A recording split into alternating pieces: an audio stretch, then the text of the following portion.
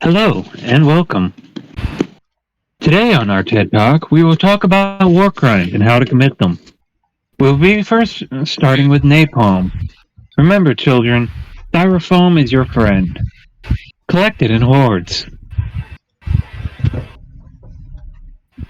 And on the topic of war crimes, About to say styrofoam gasoline. If you want extra pop, add gunpowder to it.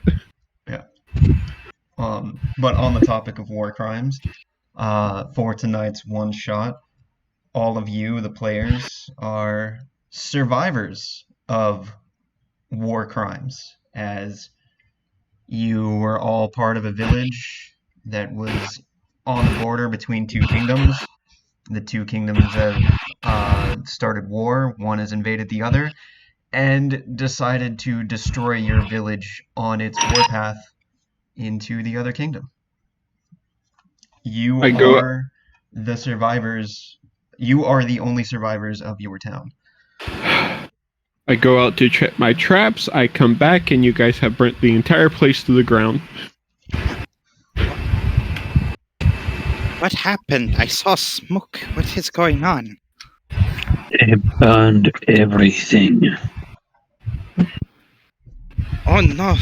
Who are there? Are you the only survivors?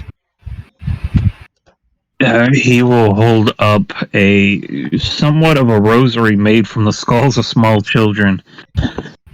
They burned everything. This can't be happening. Remus crouches down and holds onto his skull mask and starts muttering to himself. That being made, we need to find somewhere else to go then. We have.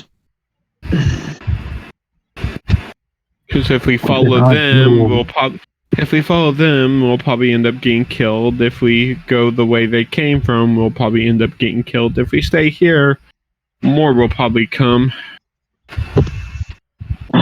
They are trespassers in unknown lands.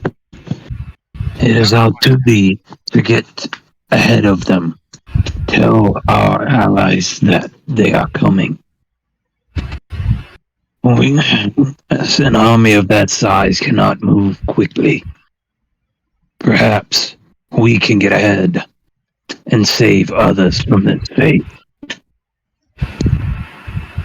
Even when a man has nothing to offer, he can still offer his life. Even so, we must go a different way.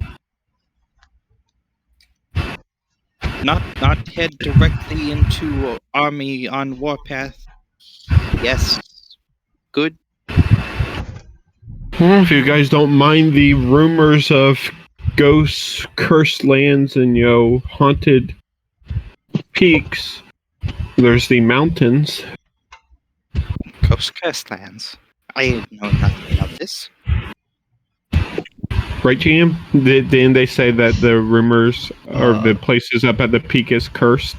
Yes. Up to the north of where your village is, there's a mountain referred to as the Shrouded Mountain, as no one really knows how tall or big the mountain is, because the halfway up it's just covered in clouds and shrouds and mist that never really seems to go away. And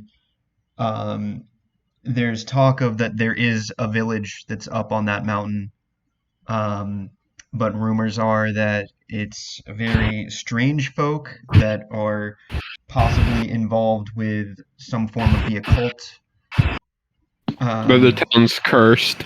Or that the town's cursed. Yes. It's like, if you guys don't mind the rumors of cult worshippers or cursed towns, the village at the top of the mountain, or the village up on the mountains, might be a way we could go. You can get messengers to go out to other settlements. Indeed, I don't mind that. No. Also, it's a safer place than here. I've never been there. One of the few excursions I make to the mountains for hunting, I never went that high.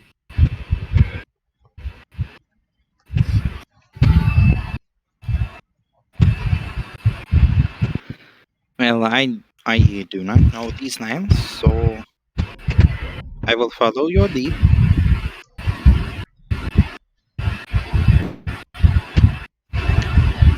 What say you, person carrying baby skulls?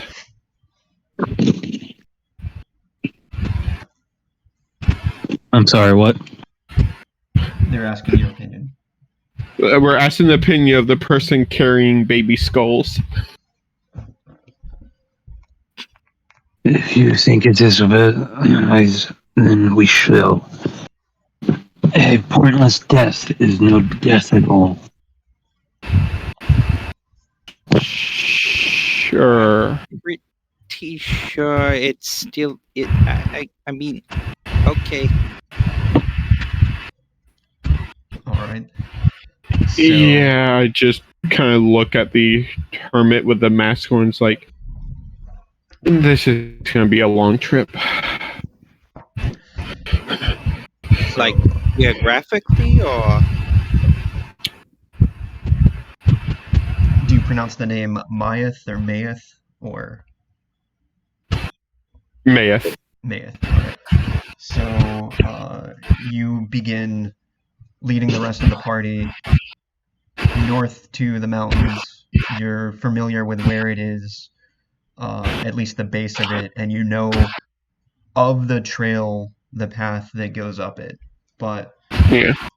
as you start leading everyone towards it, you can see where the mists start, and you can see your hike takes hours easily, and you begin to get closer and closer to the top of the mountain, to the point where now you start almost walking through the mist itself. You can see the path in front of you, but you can also see just the fog and mist creeping up along the sides of the trail. So it's light. Mountain. Everything's like lightly obscured. Yes. Yep. As we were traveling, I would introduce myself to the group as Myth felt, yeah. I'm having trouble pronouncing it now. Fuck. Maith Fern Hollow. Yeah. Yeah, my Fern Hollow. The rest of you can just refer to me as Hollow. Well, I am Remus Rakan, and that's it.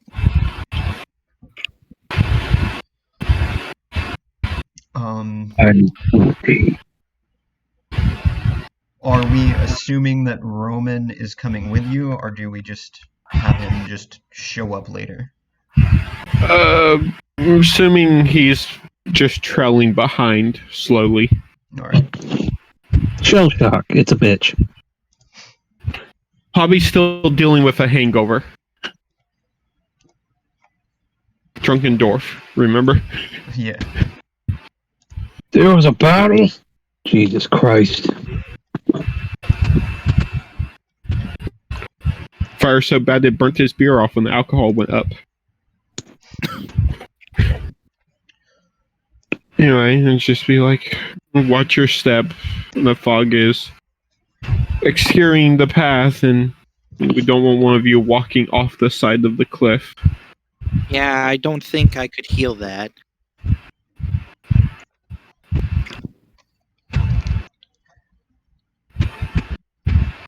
I'll just start leading them up the path slowly and carefully. Keep an eye out. All right. As you continue to progress further and further up, you notice that the path in front of you, for as much as you need to see it, you can see it. You see that there's the mist and clouds off to the side, but the path ahead looks fairly clear. But as you continue to march forward up, as you start to look behind you, it's almost like the mist is following you. You look ahead and you can still see the path clearly, but if you turn around, you can't see that far back. Very strange mist. Only come across this sometimes in Fey lands. As I said, rumors of the mountain being cursed.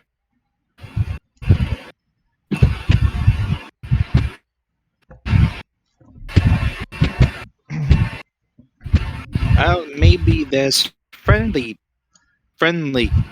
ghosts. Sure, I bet one of them will be named Casper. You do.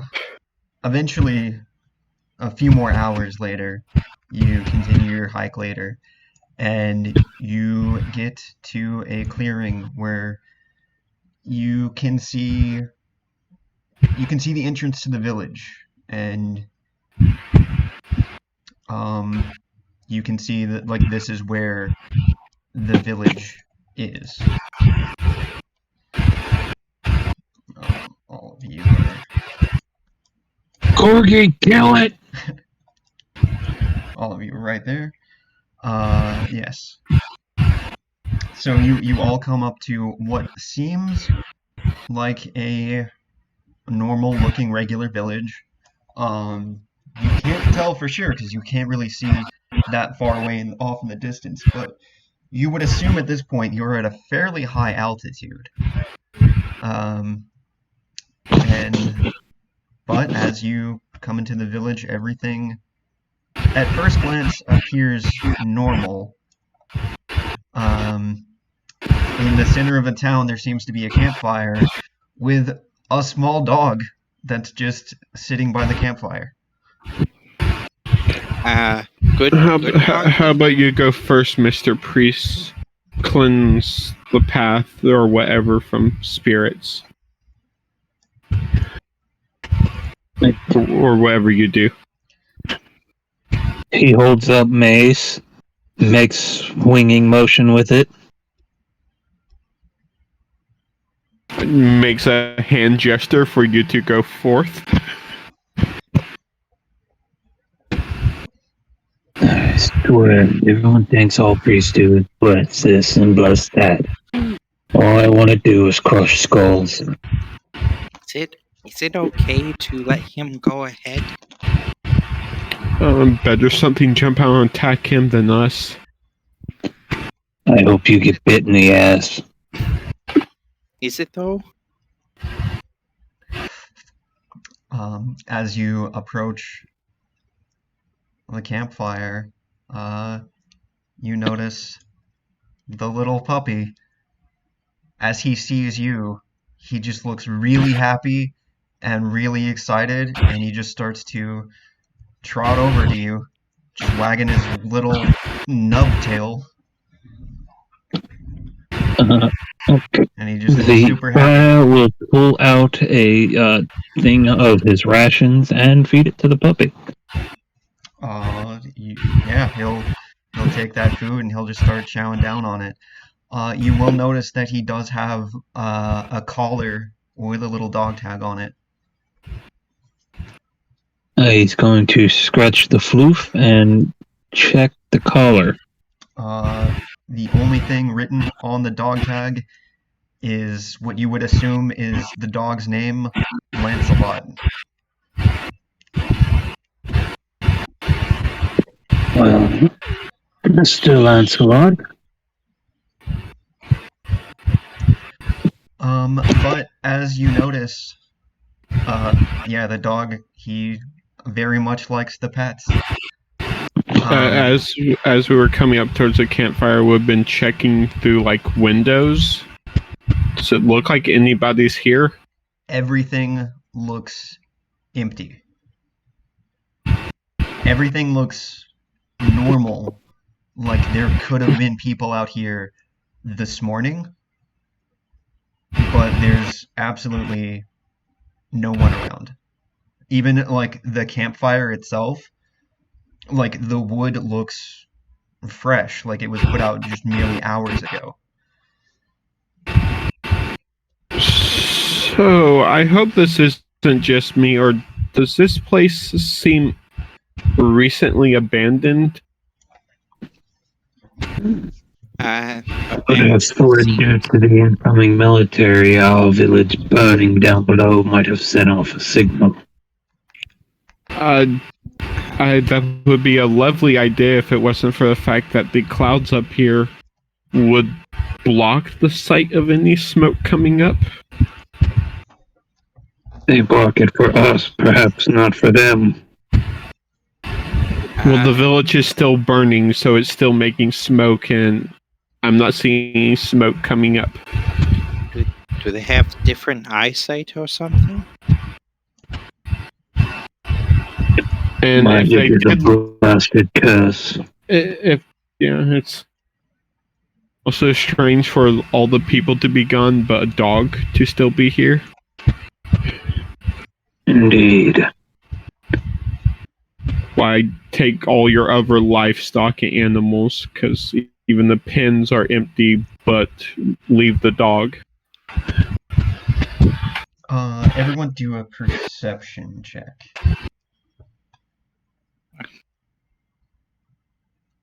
Starts. Oh, look, the ground. Shiftily. Oh boy. Hey, Remus, check out this ground. Alright, Mayeth, you're the only one who even faintly off at the distance from the other side of the town, you do hear what does sound like children crying. And it is, other than the crackling of the fire, it's the only noise, and it would be coming from that the other, pretty much straight through to the other end of town. Based on what your prayer beads are made out of, I would hesitate to mention this, but does anyone else hear kids? Remus looks up from medically examining the dog. The dog is very distracting. Take a moment and listen. Do any of you hear that on the wind? As all of you start to focus and listen off into the direction, you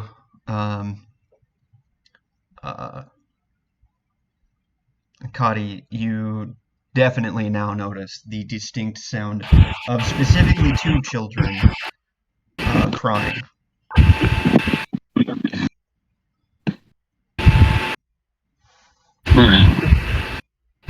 Let us go. Crying children in a desolate first place like this is not good. They might need healing. So as you approach the wall of the village, you do notice off in the distance there is a very tall building, like it seems to be very you get the sense that someone like very like regal or of nobility perhaps lives in this estate, with it being just set up the way it is and whatnot.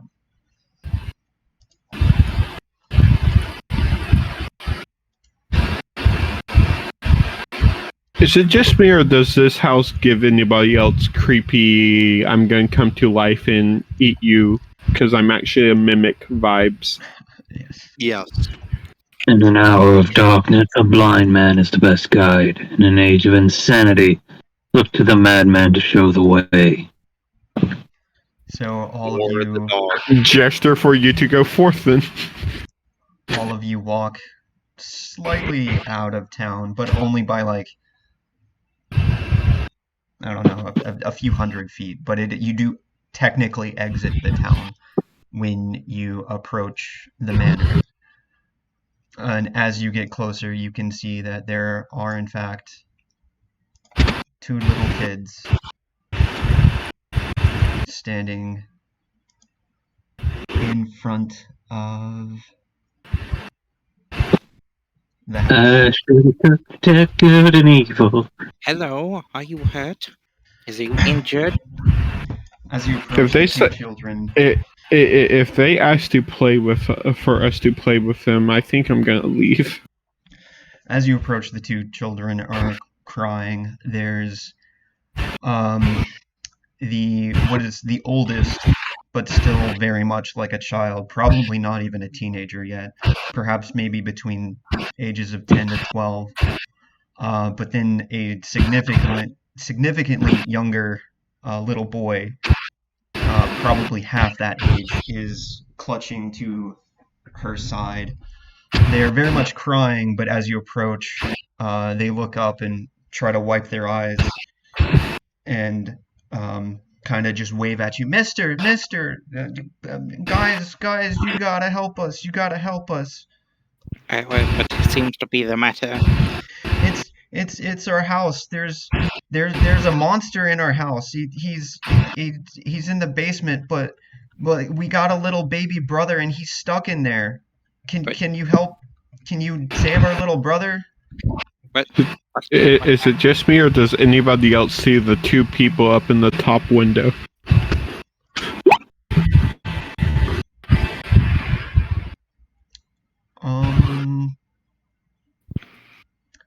Maybe, or it's just part of the design. If it's not supposed to be two people. What? It's just a shadow. You're seeing things. Or it's just a shadow. Right. What happened? What is going on? Or are you asking that to the two children? No. I want to know if it seems like they're telling the truth or not. Insight. Yes. Okay. They seemed very much afraid and very much yes, that they, or from the very at the very least, they believe what they say is true. What about your parents? What happened to them? Are they? They're the ones that keep the monster down there. Huh? But our little brother's there, and he's not safe. If I may ask, how did your little brother get down there? We don't know. It was our other mom, his mom, like, he's not supposed to go down there, but he got down there. So she wasn't doing her job right. She's not good at her job. Well, I'm gonna try to pick up. No, there. You were breaking up a lot. Could you repeat that? If child needs help, then we should help. And I'm going to attempt to kick open the door. Yeah, you can kick open the door, and Indeed, it opens. We should try to rescue your little brother. Now you should hide in case that there is another monster who comes back. Yes. Yeah. We don't want to go in the house anymore. We're gonna stay outside. Please help our brother. His name's Walter.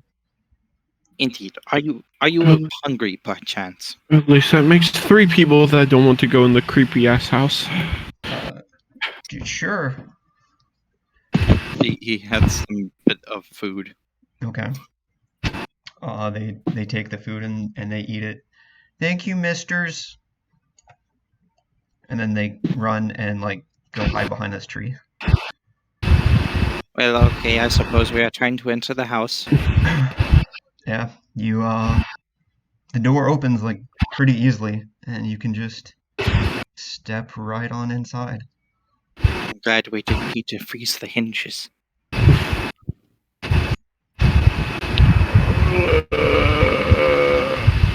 I have a bad feeling about this place. Yeah, bad feelings. Fearless Lancelot follows at your side. Good boy. dog is more brave than my character. I feel like. Alright. His weakness leaving her body. There's a difference between bravery and stupidity. The question is, are you smart enough to know the difference? How about you? It's a corgi, so no. So you enter into, well, I guess you can see the other room too. So you enter into this first like little room, but then in front of you it's really like a gate that separates this room to the next room. Just like a little like almost fence door. Huh. Remus tilts his head and stares at it blankly.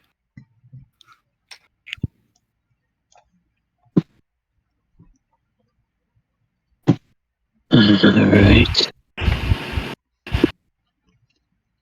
Can I know why there's a fence door in here? It's hard to tell. The ridge can be eccentric. Maybe it's some kind of decor. Remus goes up to try and inspect the fence gate to see if there's anything unusual about it. So if the fence gate is closed and like down, how did the kids get through it? You note as you look at the gate, you can see that the gate is unlocked, but it is rusty. That's just what it looks like. It does have a lock on it. It is unlocked, and it is very rusty.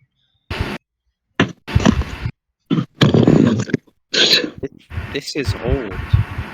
This gate, the lock on this gate is old. This is most odd.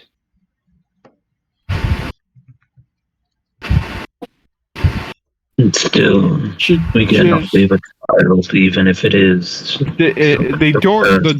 The door is still open from where he kicked it in, right? Yes. Okay. So, well, the door's still open, so if need to, we can leave.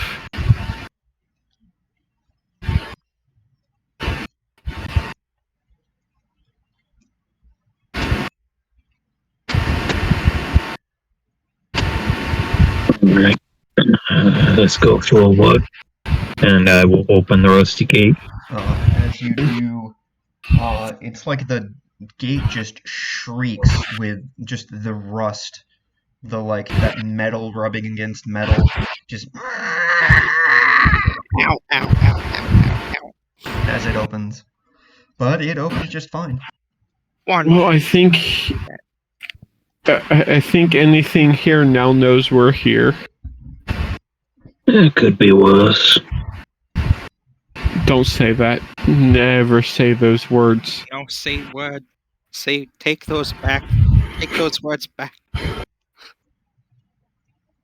All souls cry for salvation. Remember that. Remus looks around, points to himself. Microphone? As you go into the next room, you notice that there's a candle chandelier hanging from the ceiling, and all of the candles appear to be fresh, and everything is well lit. On the walls, you will notice on one wall there is a shield. It looks to be a decorative shield. You don't think it could actually be used for actual armor purposes, but the shield on it has a decorative family crest, but the family crest is normally it's like an animal, like a lion or an eagle or something, but this family crest seems to just be a windmill. And on the other wall there's a very elaborate painting of a very beautiful field, with some little small hills going off in the distance, and then a giant windmill. Interesting. I've never heard of a family that used a windmill as a crest. And then in front of you is just a regular door at the end of the hallway.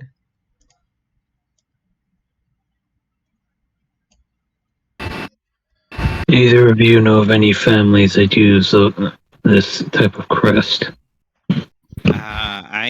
I Shrug. don't know. I'm not very knowledgeable about this side of the world. Do any of you want to do like a history thing? Can try. Could I do a check on the painting to see if I seen any landscapes that match Yes. what the painting depicts? Yes, you can. What type of role will you say that would be? Nature? Okay. Sure. Nope. Okay. Never seen a field in a windmill. And Like, got a 16 and 18 history. So with the 18 in, both of you are fairly certain there are no noble houses with windmills as their crests. You've never heard of such a thing. oh, maybe it's a newer one. I mean, I wouldn't know. I haven't. I don't. Not again. I'm not very knowledgeable around these parts, and haven't really been knowledgeable about any parts for 70 years. Well, as fun as this conversation is, I think we should just hurry to the basement, deal with whatever's in there, and leave. Indeed. We'll be gone from this cursed place before it gets worse. All right.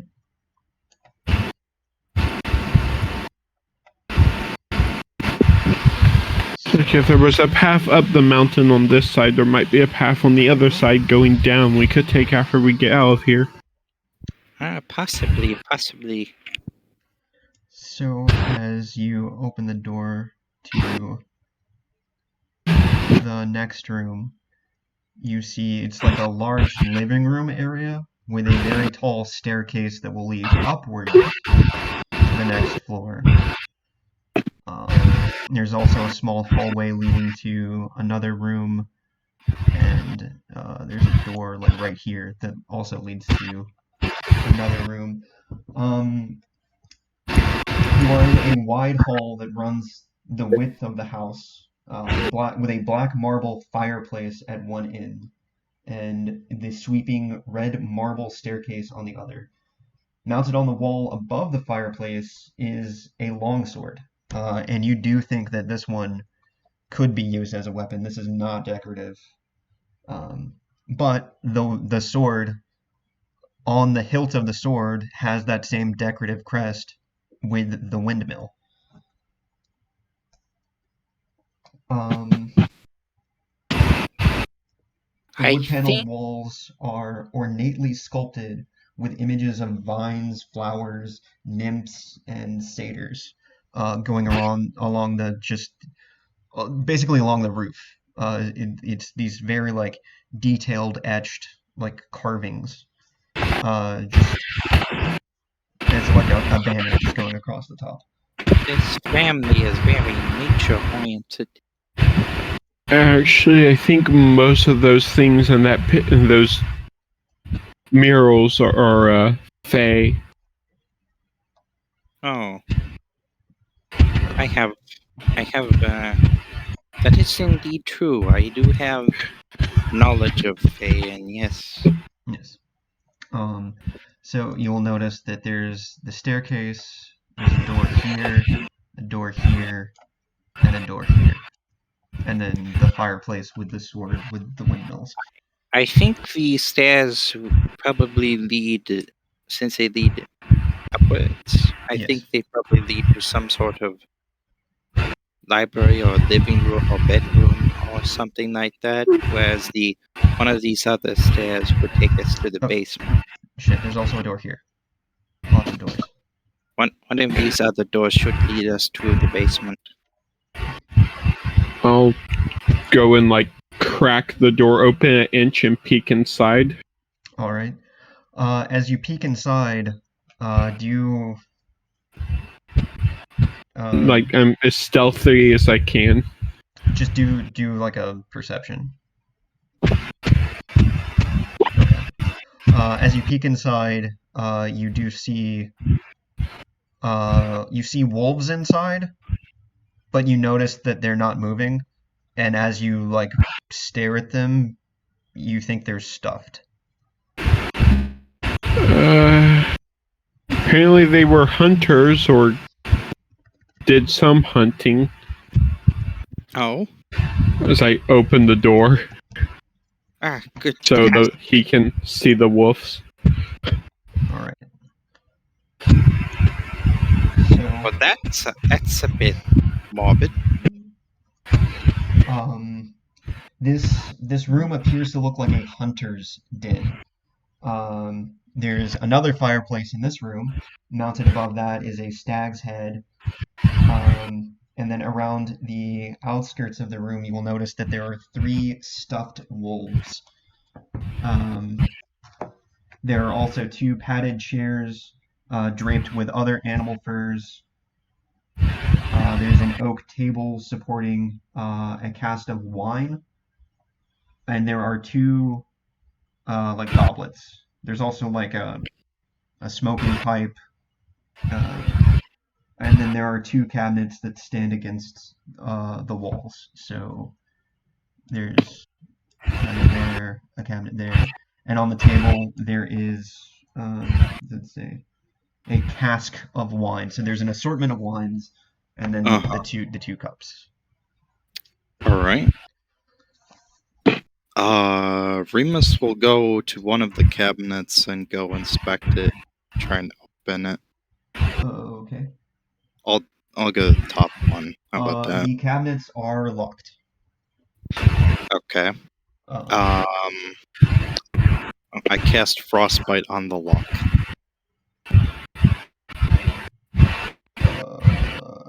Okay. To freeze it. Mm-hmm. And hopefully damage it some. Roll for damage for it. Yes, it's alright. That's 1. And a save, but I'm pretty sure cabinets can't save. Yeah. You'll. That's when you find out the cabinet was a mimic. The cabinet gets cold, and then it doesn't visibly look like you did that much to it. Do it again. It's a cantrip, so yeah. Why not? I mean, if you eventually you'll have to do it a bunch of times, but eventually it will pop open. I just hold my hand on it, and a constant beam of frost just constantly. Evens or odds? While looking at the log, or looking at this going on, I look at our cleric and it's just like, I'm gonna go check some of the other doors. Evens or odds? Evens. The last I rolled was an even number, so why not? There is a heavy crossbow, a light crossbow, and a hand crossbow, and 60 bolts. Wow.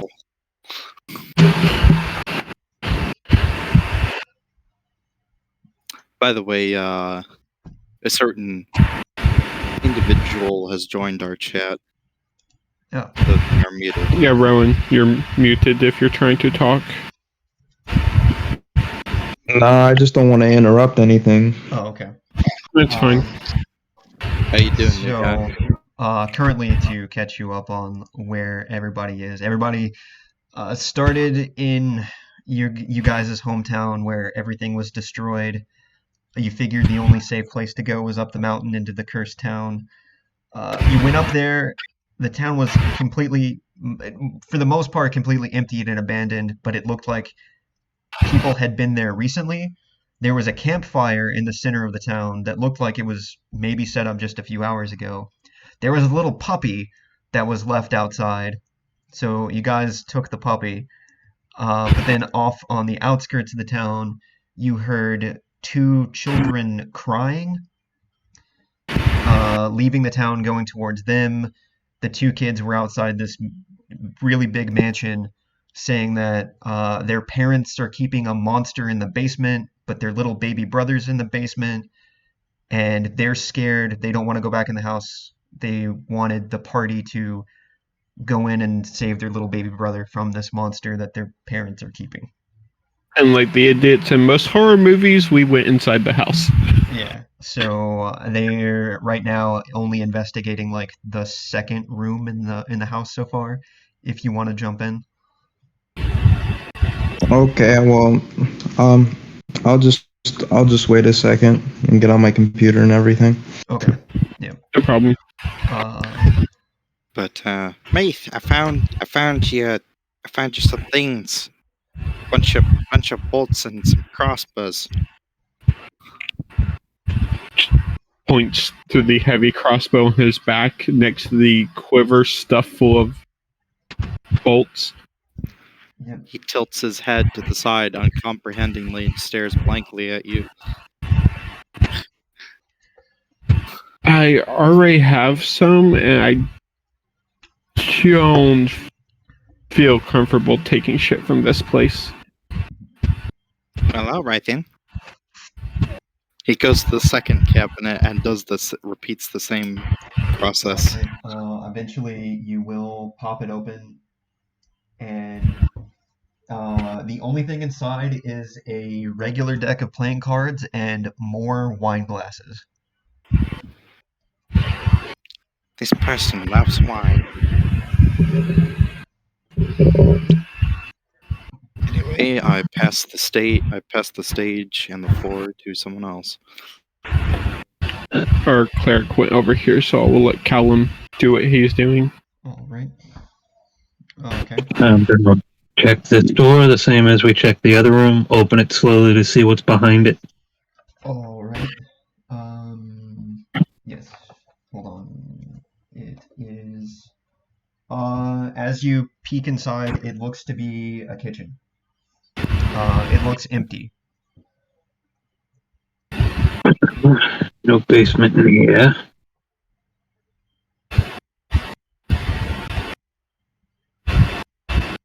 Any look over there? No, I peek in my door.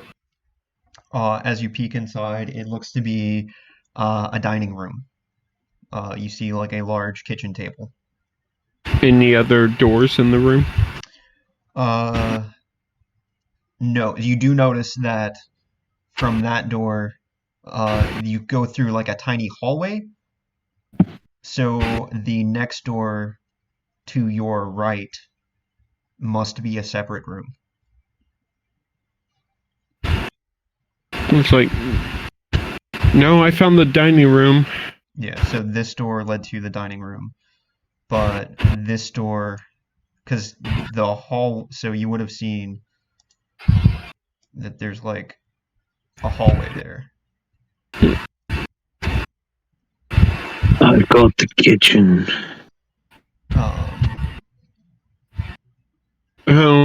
This door over here seems like it might be too small to be another room, so maybe it's a staircase going down. If it is, it'll make our time here all the quicker. Right. Open the door. As you open it, it is just a closet with cloaks. Just a bunch of black cloaks and black hats.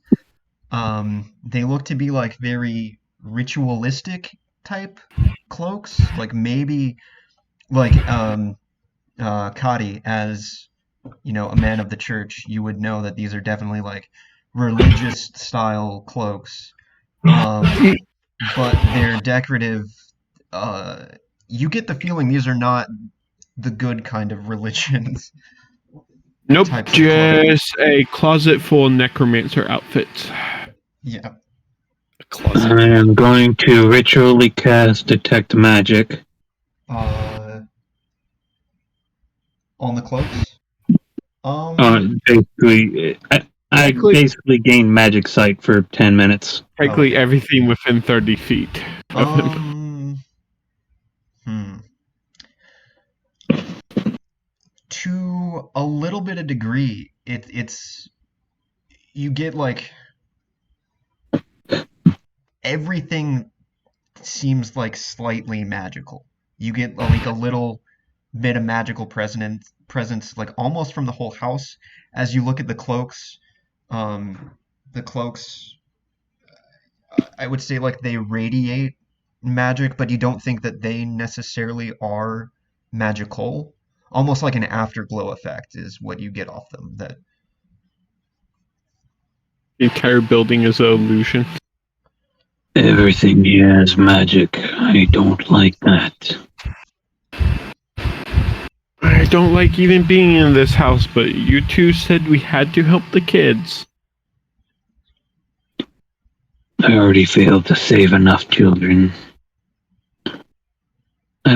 I ought not add to that. Is that why you carry around prayer beads made from children's skulls? They were the children of the church, ones left in my care. Does it make it any less creepy, dude?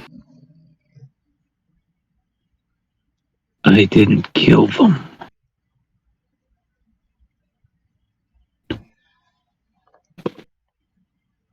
Not the question. point, but whatever.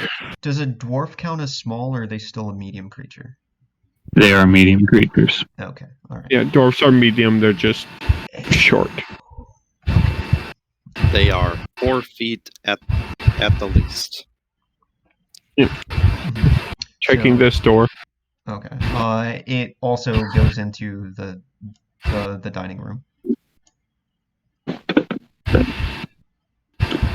Alright, I'll open the kitchen door fully.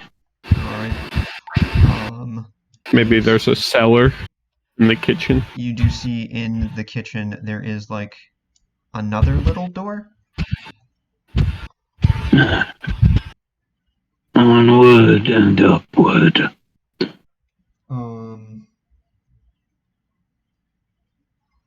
So as you open that, it's mostly a pantry.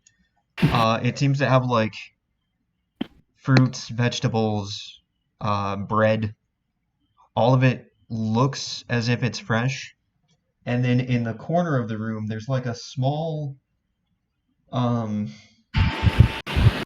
a tiny little like hatch door thing, but it's very small. A small trap door. It's just like a small like little, almost like a little like window thing. Huh.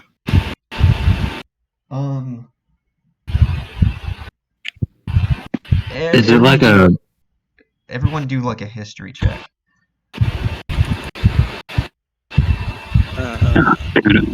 Okay. Caddy. You... Kitty, not Caddy. Kitty. Kitty. Alright.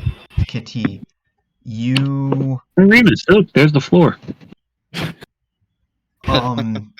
So this is like some like fancy like dumb rich people thing.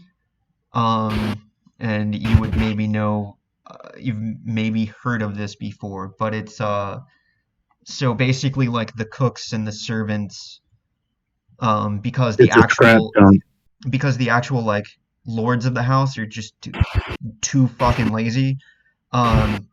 This little door thingy is like a little box.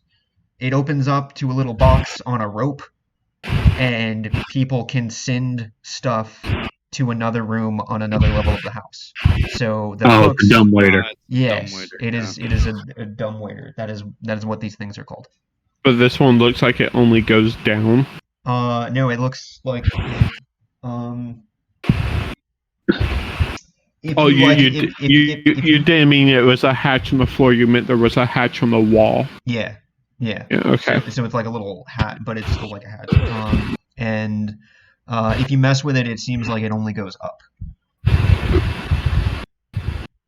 Which means we have to go up to find the basement. Huh? What? With the skull mask guy. Hey. Does it make sense?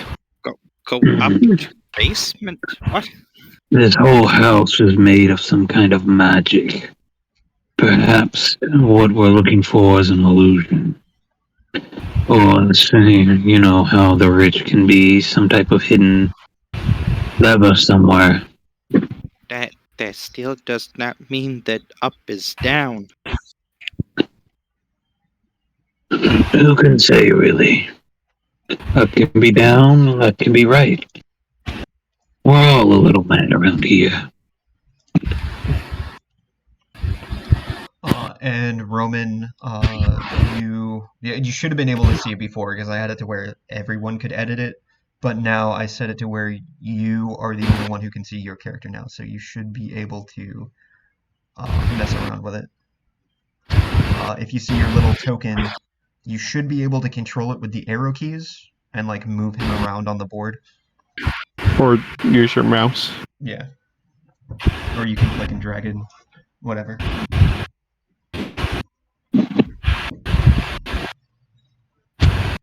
And if you have any questions, just ask us. I told them that you don't have much experience with D&D, practically none. So. Remember, there's 3 golden rules. If you either fight it, fuck it, or drink it.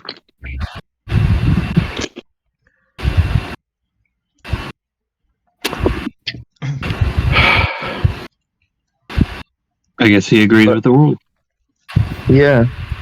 Well, I'll figure out how to use the website and everything if you can hear me.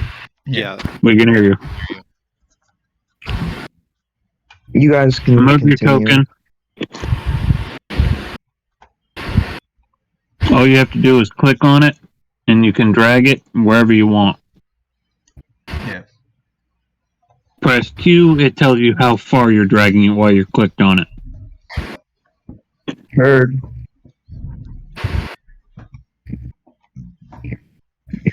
So, Right. unless there's a hidden room somewhere in this place,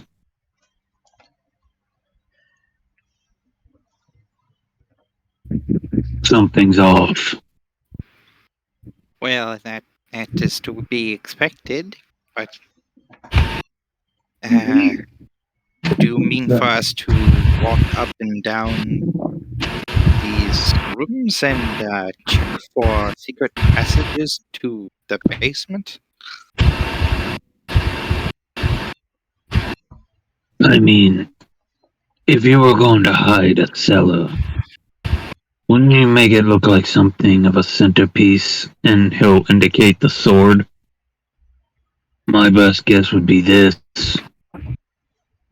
but I'm not much of a thinker.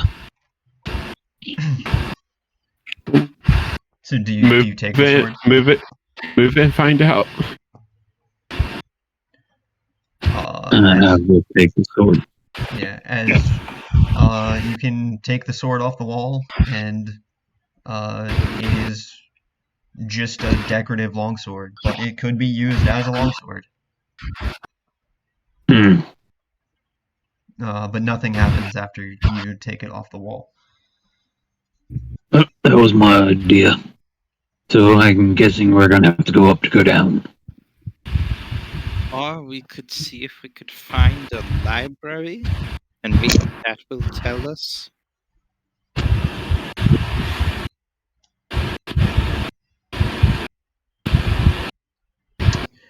Anyway.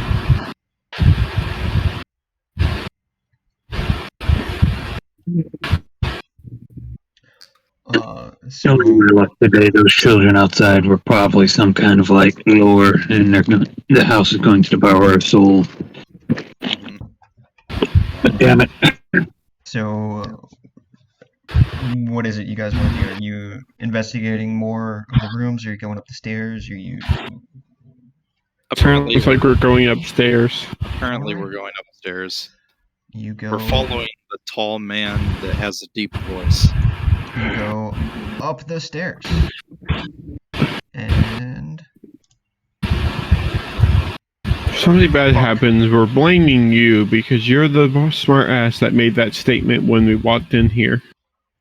as you go up to Leniency is the sign of weakness. the upper hall, again, there are lit candle lamps mounted on the walls. All of the candles seem to be new and fresh. Mounted on the walls of this elegant hall, hanging above the mantelpiece, is a wood-framed portrait, uh, and it says at the bottom, Durst family. You see a husband, a wife, and you see the two kids that you saw outside. And the husband is holding a small little baby. But if you notice in the painting, the wife has a very she's staring at the baby, like her eyes are looking at the baby, and she looks very disgruntled or very angry. It's very odd that this would be the family portrait, and it would be like hanging up like right there. But you do see the two kids you saw outside, the dad, the mom, and the little baby. Well, we already know from talking to the children that that child is not hers, but his. Interesting. I wonder. Um, Well, Also standing there are 4 suits of armor. Um, each suit clutches a spear.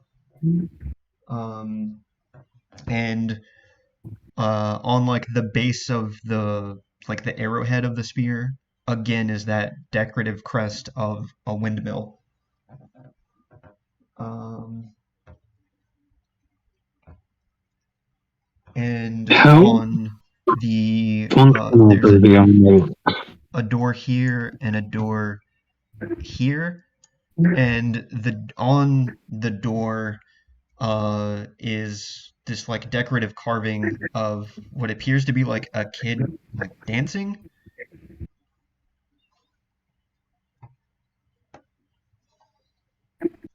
Weird.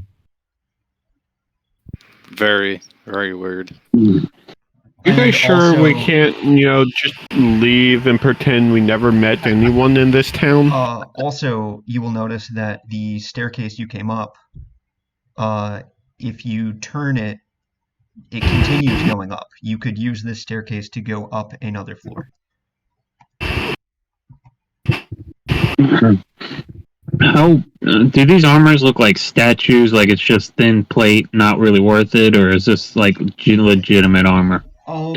Half plate. It looks like it could be serviceable. The weapons too, look serviceable as spears. And then there's also a door here. So 3 doors, rotating staircase, 4 suits of armor, half plate, spears. I guess we're checking the doors one by one. If Calic wants to try and steal some half plate, he can. Not yet.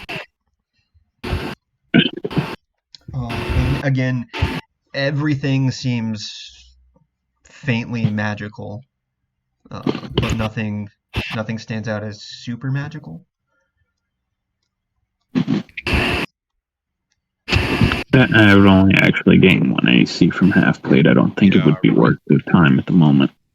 A residual aura, basically.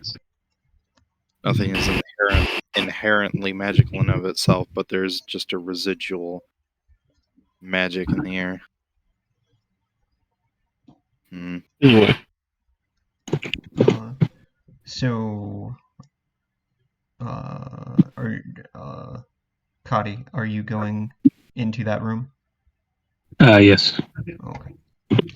As you open the door, it is. You said what? Oh no, I was looking. I would lose AC if I put on half plate. Oh shit. The room in front of you is a like office / library. Oh, you wanted your books. Yes. Find Red knowledge. red velvet drapes cover the windows of this room. An exquisite mahogany desk and matching high back chair face the entrance and the fireplace, above which hangs a framed picture of a windmill perched atop a rocky crag. So the first one was by some plains. This one is of a windmill, like off a cliff that's on a coast. Situated on the corners of the room are two overstuffed chairs, so they just have like padded cushions. Floor to ceilings bookshelves line the right hand side of the wall. And then there's a rolling ladder that you can use across the bookshelf to like go throughout it, to where you could like climb up and go through the books and whatnot, to where you can reach the books easier that are up on high. Remus picks out a book and opens it to read it to see if it's real. You do. So what do you think the chances are of them having the blueprint of the house somewhere here? Hold on. That's probably an investigation check. Let me do a thing.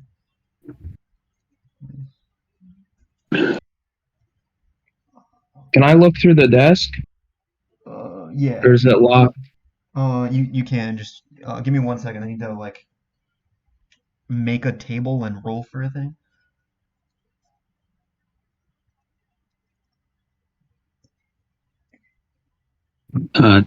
Usually when searching, you will get asked to do a type of check. In this case, it will probably be an investigation check. Yeah. If you open your sheet by double-clicking on your character icon in the third bar, under character sheet, you will see the investigation skill on the second box down on the left. You already no, that was math. Let me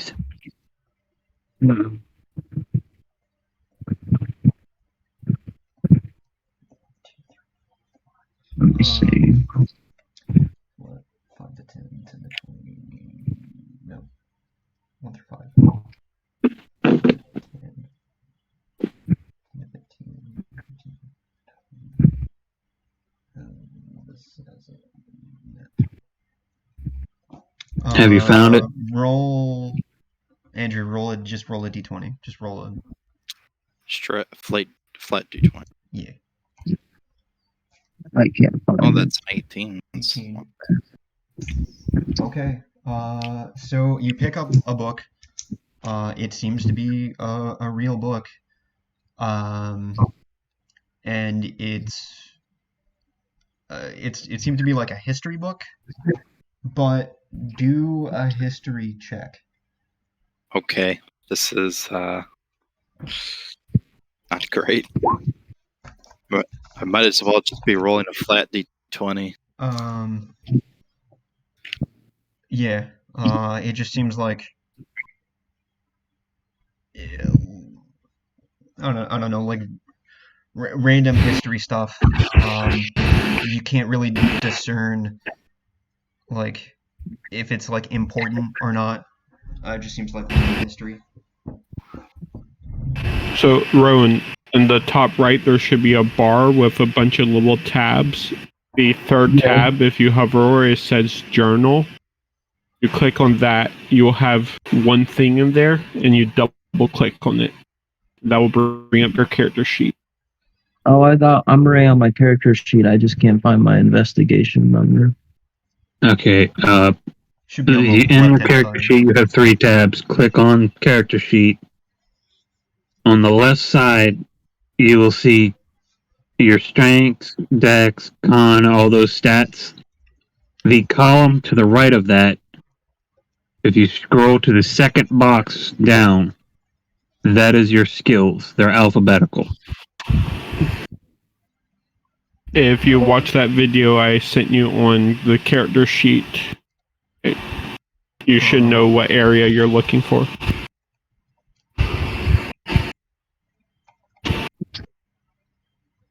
I know. Yeah. I just know what my skills are. Yeah. I'll just watch today. How about that? So I can pull up your sheet and do the button for you that it's your character rolling it. Do you want me to do that? Yeah. Sure. Okay. Boom. So that's, Yeah, if you want, you can So- just like say what you're doing, and then we we'll can do have it. Yeah. and we can have Dax do the rolls for you, just so you get the feel of how things play out. Yeah. Okay. Yeah. So the reason it shows 2 numbers, that's kind of a default that I never changed. That's for in the event that you have advantage, you get to roll the best of 2, which right now you don't. So you ignore the second one and only do the first one. It's a 9. So as you investigate the desk, the desk does have several items lying on the top of it. An oil lamp, a jar of ink, a quilled feathery pin, a tinderbox, a letter kit containing a red wax candle, 4 blank sheets of parchment, a like wooden stamp thingy to like stamp family crests on, to which it has the family crest that is windmills. I want to take the family crest Okay. and the wax. If you as you open the drawer, there is a key inside the drawer, and at the bottom, kind of like the handle part of the key is shaped like a windmill. I think I finally understand the theme of this place. Windmills. I take the key and I don't know. I give it to Remus. What? What's this? Um, Found key. yes. Yeah, free keys, Poppy. Free keys. I see. Let me check if there's anything else. And then in my turn, I just want to drink in the middle of the library. All right. Your own drink, or did you pick up one of the drinks that they have? My own drink. I just want to drink a whole bottle of alcohol. I gave you brewer tools, so you most likely have a bunch of alcohol that you made yourself. Probably moonshine. And as you look around the rest of the library, there are bookshelves that hold hundreds of tomes covering topics of history, warfare, alchemy. There are also several shelves containing first edition collected works of poetry and fiction. Alright. Remus tries to find either a blueprint for the house or a history book detailing the family history specific. Okay. Do another investigation check.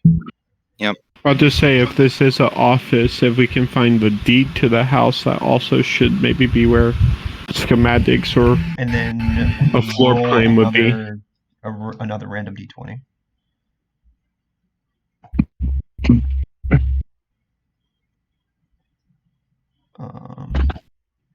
Alright, 9 and 11, just ignore that.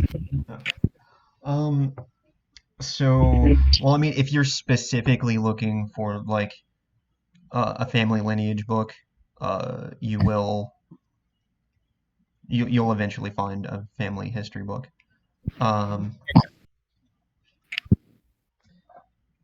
So yeah, you'll find like it'll have like the decorative windmill crest on the book, and it kind of talks about um, the family lineage, and it goes through. If you flip through it, you'll even see the most recent entries towards the end of the book, being about the kids and stuff and the family here.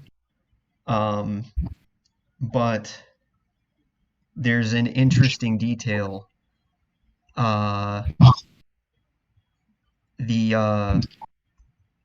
the years don't quite match as you look at the current family, because they're all human, but they'd all have to be like over 100 years old.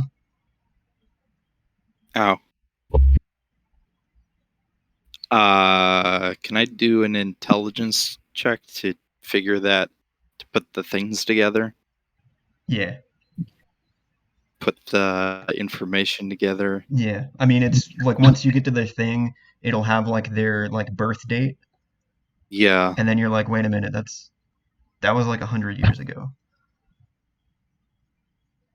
13. Yeah. So, and like those two kids were definitely not like 100 years old. Yep. Hold on, let me do one. Wait. So, just throw out a random perception check as well, and I'll give you advantage on this one because you've been like digging around the books for a while. Oh boy. All right. Yeah, you got that history book you were looking for. I don't like the sound of that. But hey, how you doing, buddy? Hi guys. What's up? Hey. On your way We back joined from the- the concert. Yeah, we're about to fuck up a McDonald's. Your That voice, poor bathroom. your voice sounds shot where you're screaming that much. Yes, they What were. was- Slipknot. I Yeah. mean, that's what you do. Don't even have to ask that. Of course. It was Slipknot and Meshuggah. My voice is gone. 2 more days of the concert left. But no, we just checked. We figured we could check in and see how the one shot's going. It's fine. We're in a house. We're in a house trying to help out 2 kids that are over 100 years old. So clearly Yeah. ghosts. Oh wait, hi new person. Yeah, Careful, she bites. Roman, that's Woofy and Sam. Sam and Woofy, this is Roman. Nice to meet you. We also have Dino in the building too. He can He got go. rocked. He can go be a coat rack. Yeah, as he deserves. Fucking Yeah, Dino bloody got coat rack. fucking. Dino got fucking rocked today. Higgity went into the pit. He went into Lamb of God's pit. Oh, you dumb fuck.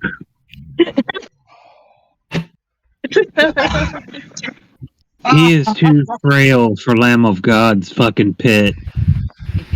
It was a religious experience, I promise you. You know what? 10 out of 10 would die again. So Callum's playing a war cleric. He went to the pit of the war clerics.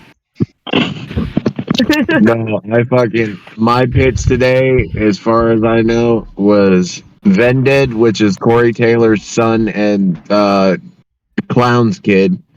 Then In Flames, then Meshuggah, then Slipknot. Can I do? Give us 1 second. Yeah, just I mean, there's no menu or nothing. I'm sorry, we closed already. It's like we just take care of you. You know what you need. All right, give me about.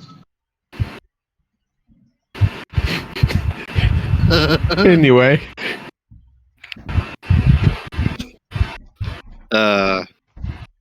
Gotta love these phone calls, man. Yeah.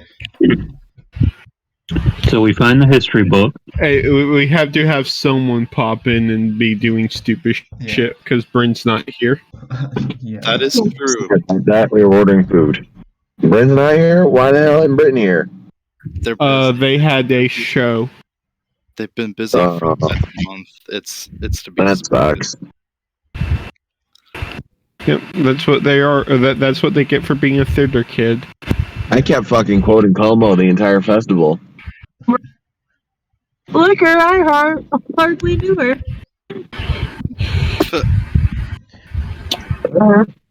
Still, the most famous thing we ever got from Como was definitely tongue. Oh, most definitely. There was definitely tongue. Most definitely There tongue. was I've already said that this weekend too. I'm sorry, Roman. You probably have you have no context for what we're laughing about. Oh, I can't wait to go back to the Misfits. But we've got Alice Cooper, Body Count, Kiss, and I believe Papa Roach is on Sunday. I think Papa You Roach is went on to Alice Cooper? Shit, No, he- Poppy. Tomorrow. Sunday. Bro, that's gonna be a good fucking concert. I'm telling you, he's a fucking good performer. Like, Yeah, About to say, he goes all out on that once. He stage. changes If- his outfit for every single song. If you can get up Yeah, in the I front, know. He's fucking insane. if you can get up to the front row, you might be able to catch a bat when Kiss. Oh yeah, gets on. we caught in this moment too, and fucking the lead singer changed her outfit for every song. I know, I love her so much. But no, his name is Sheffy Ash. Google Louder Than Life 2022. That's the festival we're currently at. I'm about to say, apparently they're so loud it's taking your life. Right? Listen, Slipknot. Not fucking no. You guys are in Slipknot Louisville? plays. Oh my god, Louisville's fucking great. They have some good ass restaurants over in Louisville. Oh, Big visiting. We're only visiting from Florida. I'm in Florida right now. Fuck that shit. Yeah, because don't you work with Vernon? For now, he's What? actually leaving soon. Ah, Do you know where Come you're on, going man. yet? Come on, man. I'm going back to Georgia, ATL. That's where I'm from. I'm not there Yeah. anymore, but Fuck that's your where I'm traffic. that traffic is a. I'll drag you back home. Aren't It you looks like a 88? fucking Renaissance rock concert, bro. The fucking damn. Holy shit, that's huge. Yeah, I know. Hmm. What are you looking at? I'm looking at the fucking crowd, Poppy. How the fuck do you even get to the front row? You Here's can't your nail. assume. It's called crowd surfing. We get you out, and you have to go all the way to the back. Yeah. Yeah. Once you're at the only time you ever get to stay in the spot as a crowd surfer is if someone drops you. And at that point you earned it because it is nothing but fucking gravel and rock. Did you guys have a fucking mosh pit, bro? We will drop your There's ass. always mosh About to pits. say, if you can't shroud curse, then you just go find the biggest, fattest person there and just roll him down the hill. I had a fucking All right, fat Alex, you guy, gotta bro. keep rolling, buddy. Just Bro, treat We'll it get like Dad to go with you.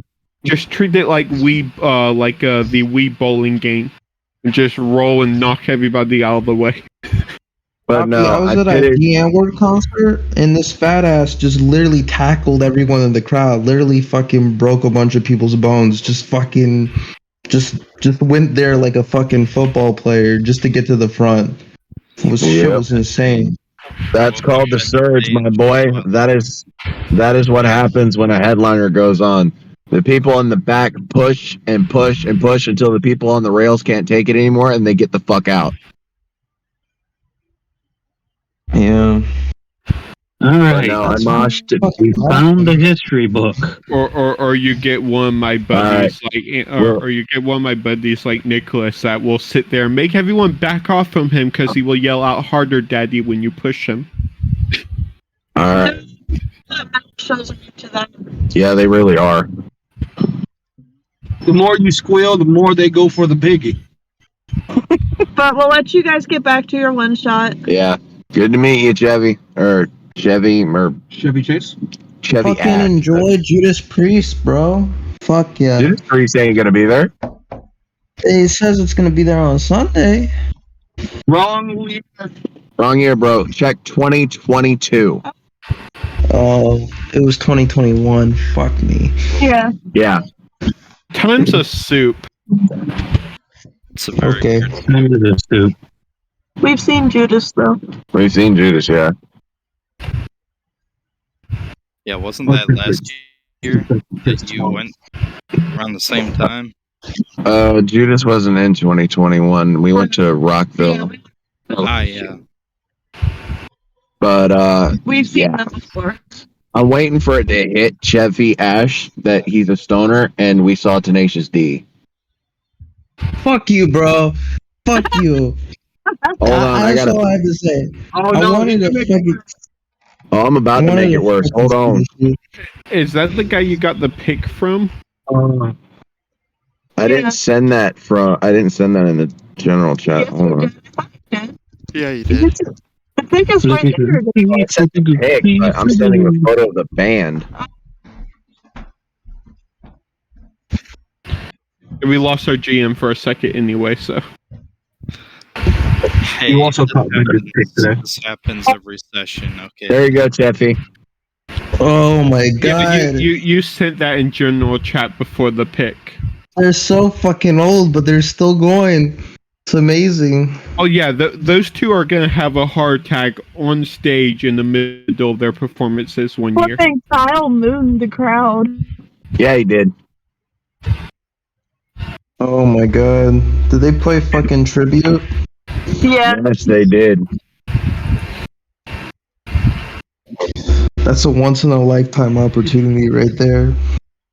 Especially That's considering why soon that I don't give a fuck. Bring me the horizon. Ollie will come back to DWP. And guess what? I will be there. Really? Because that you'll find your own way. Oh, I believe our lizard man will walk 10,000 miles just to go see that. He won't walk 10,000 miles. He will unconsciously appear 10,000 miles away at the coat rack. Crawl on his belly 10,000 miles. He will learn Goku's instant transmission just to be there. Yeah. But no, we've got Kiss, we've got Alice Cooper, we've got Body Count. Let me see who else we got planned for tomorrow. We go to 11. Let Daniel know not to hijack a plane. You got Rob Zombie. I'm not seeing Rob Zombie. We've seen Rob Zombie.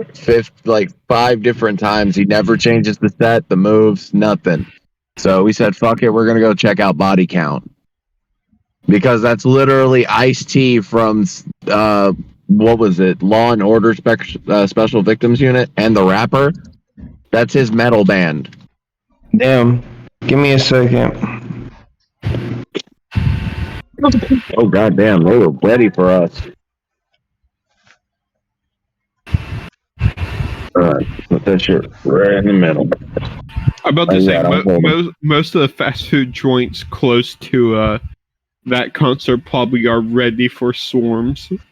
I mean, we just hit this bitch up for 15 double cheeseburgers and 4 large sweet teas. Yesterday we hit White Castle for 50 sliders. And yeah, we hit White Castle yesterday for 50 sliders.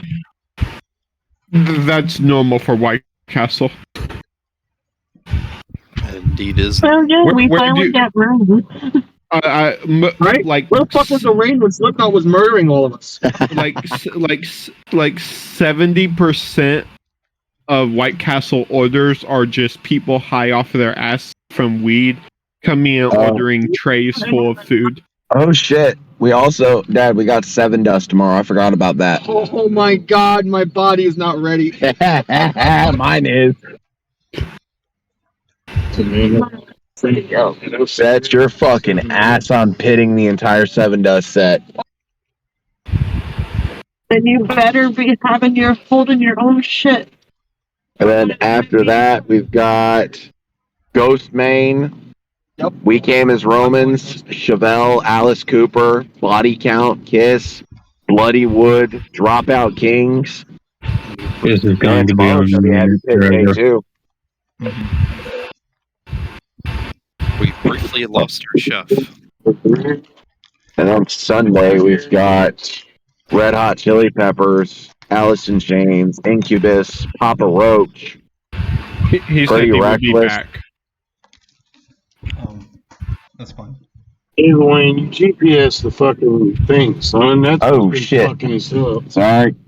I don't even know where the fuck Where do I go? you GPS the wrong thing? Sorry. GPS the parking lot over here. That's why we've been going the wrong way. Yeah. Sorry. Well, I that's thought I because did you the right gave thing. you knew that was gonna happen when you gave a guy a map. Oh, no, I got it. Thanks. I don't even know. The problem I is got they it, gave I got the it. wrong guy the map. Sorry. They gave Sam the map. Of course, he was gonna get lost. Fuck you. So we found Yes, the the history book. Sam has the directional sense of that's not gonna Zorro. happen for like a minute. Yeah, Alright, we'll catch you guys later. I gotta help with navigation. that's fucked up. Oh no, they have Zorro navigating.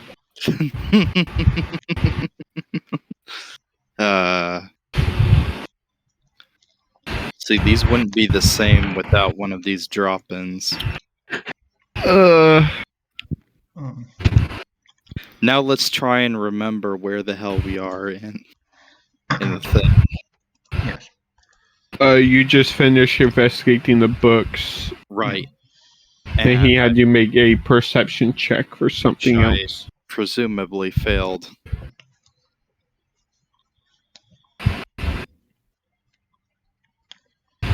So you found a history book. Neat. And put together that some things are not very good. Not looking good. Does that mean we can leave? Guys, I think this is bad. Those 2 children we met outside there, they're not alive, or at least I think they aren't. Most likely spirits from whatever killed them. Given everything, I'm guessing this place might be trapped in a perpetual curse. No shit. You know, a breasted gate. All the other freaky shit we have seen so far.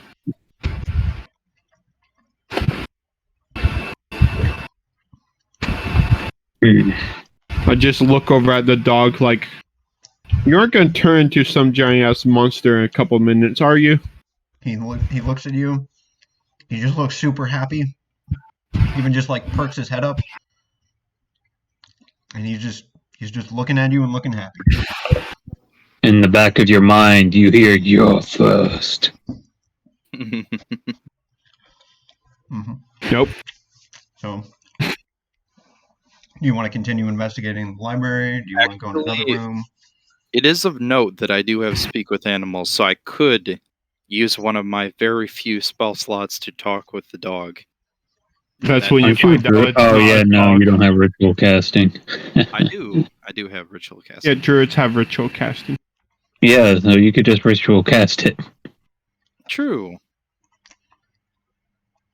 It will take us a while, but I could take the time to ritual Peek in this door. ritual cast it. Yeah. Hold on. What is that room? That is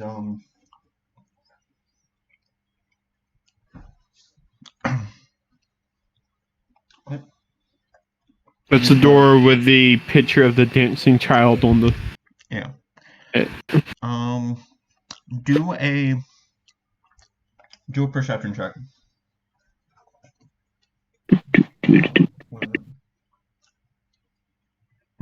God damn it! I'd really like the little above a 2. All right. Well, Math, you got it. As you just get close to like investigate, as you get closer to just the door itself, you notice it's like the artwork on the door is very like intricate because at first glance it's a door with a kid dancing, but as you like really look at it, the kind of design on like the outer part of the door, it's not really like a design, it's like it's little drawings of like bats and birds and shit, and the kid doesn't look happy. The kid looks like it's in a panic, and it doesn't look like the kid's dancing. It looks like the kid is like panicking from being attacked by these like birds and bats and shit on the door itself. Hey, go 5 foot step back, and it's like, yeah, I'm not gonna be the one opening that door. Zeal is its own excuse. I open the door. All right, you open the door, and it is the conservatory. Big scary door.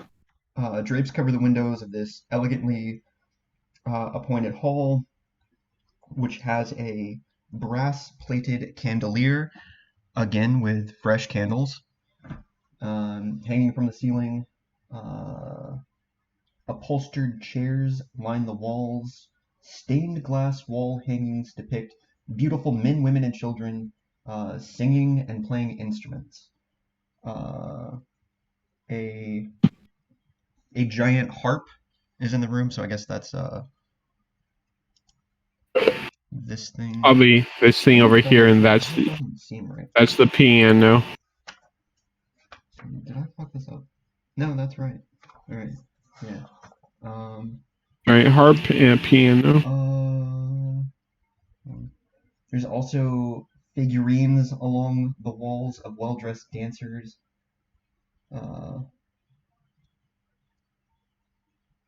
But if you get really close to the figurines of the dancers, it's not like from afar they look like little like mannequin figurines in like a pretty dancer dress. But as you get close to it, it's a skeleton in the dancer dress. And that's basically all that's in this room. Other than that, it's pretty empty. Well, this is. There's like a fireplace. As you notice like there's a lot of fireplaces. Like every room seems to have a fireplace. But the outside the house didn't look like it had that many chimneys. Yeah, it really had like the one big one. But all of these rooms seem to have like a fireplace. I'll come back. Fireplaces are weird.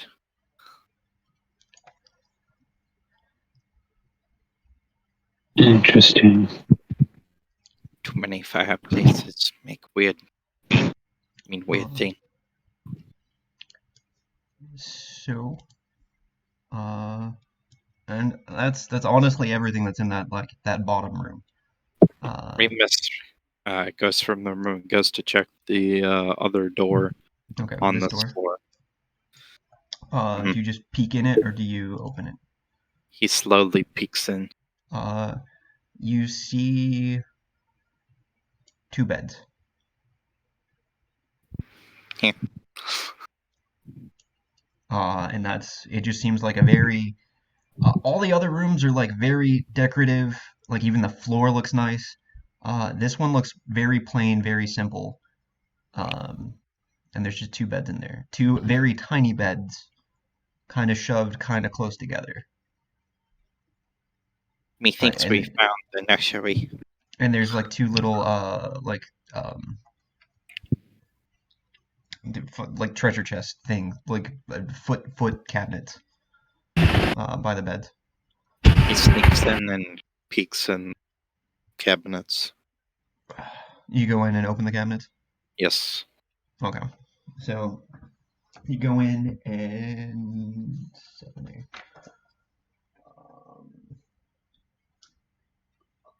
it's two beds that are stuffed with like straw and hay that's used to stuff the beds. If you open up the foot lockers, the only things that are in it are like very simple, very plain clothes. You get the idea that this is like the servants' quarters, and these are the servants' clothes. You see, there's one servant's thing for like a man to wear, and then another one is like the maid's dress. But it's very simple and very plain. Oh, servants. But there's also within the room, there's like a little closet door immediately to the left. He goes into the closet. The closet door is actually this is where the dumb waiter leads to. Oh. So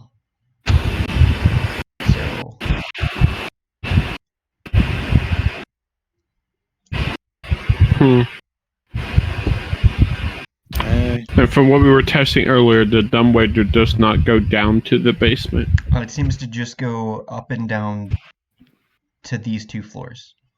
Well, hold on, let me see.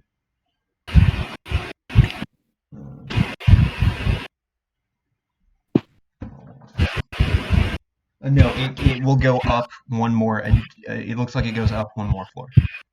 Like this is like a middle floor that it stops on. Well, there goes the idea of putting the dog in it and lowering it down to the basement. Well, it looks like we're going to have to go up another set of stairs to get to the basement. Right. Hey, boy. Does it make any fucking sense? Is that what you do? You go up the stairs? We go up the stairs to get to the basement according to the priest. Yep. And then question. Has it been 10 minutes? Probably, yeah, by this point, searching these rooms and... Yeah, probably. So... Pause for a second.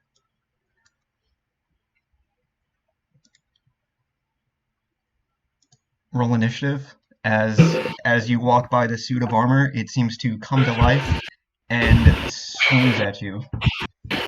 Swings him? Let me do its first attack and see if it hits. What's your AC? 18. 18. Okay. No, it will swing and a miss. Oh wait, it can attack twice. Damn, Also that's miss. If you open up the turn tracker. Turn clock. Turn order. Damn, that's a high initiative. Armor. Add it in. Fuck. No. Plus 2 is 14. And it appears to be like you can see inside the helmet and like into the chest plate. This is just like a living suit of armor. There's no one wearing it.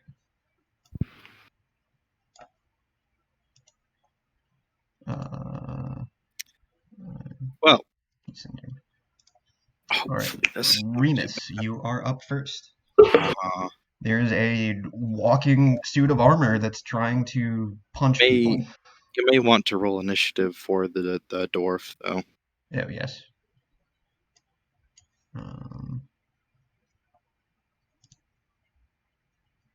Roman. Character sheet. I can't see my initiative. Welcome back, Sheffy. All right. Are you Are you clicking on when you open the character sheet? Are you clicking on the character sheet tab Yeah, after but you? it's still counting it as my rolls, even though I'm clicking from his sheet. So, but I just ham jammed it in there. Remus, you are. I do a Huh? What, Roman? Oh, I just was wondering, could I take one of my basically fucking beer bottles and put some cloth in it and set that shit on fire with my tinder box and just call it a fucking day? Please don't burn your house down with us in it. It would like count as an attack, and it would do an amount of damage, but it's not going to be like in like an automatic you win. But it would count as an attack. Can I do that as an attack? Yes. Yes. Saying yes. Yeah, when it gets to your turn. Yeah. It's not necessarily. Because now that we're in combat, we go turn by turn. Okay. Based off of the initiative rolls in the corner. It's not necessarily going to do much to the suit of armor, but it is possible, and I love it. Yeah, it's an awesome idea. That is. It's fun. It's fun. It's just that it's a suit of metal, and it's probably not going to do much to a suit of metal. But it's a great idea. Especially if the war cleric is right next to the armor. Why do you keep wanting to kill my characters? Like, as a player, why do you keep wanting to kill my characters? I don't want to, but I just think it's hilarious if it happens. Anyway, for my turn real quick, I'm going to cast Frostbite on the suit of armor. He has to make a con save. And not all your characters, only some of them. Your last character, I saved his life.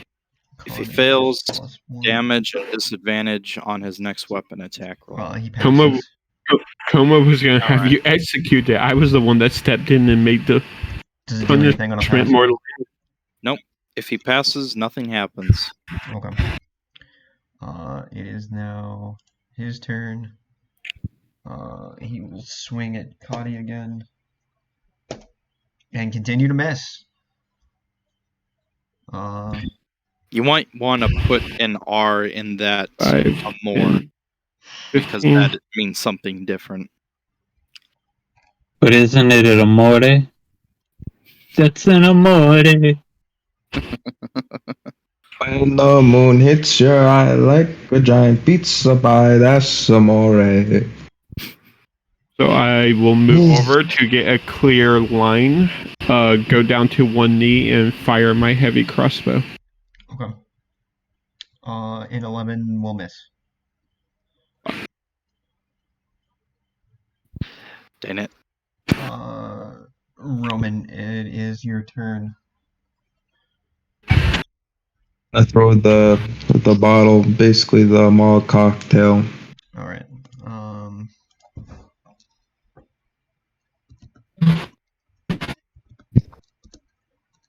I would say that would probably be an improvised weapon that would do like a D4 fire damage.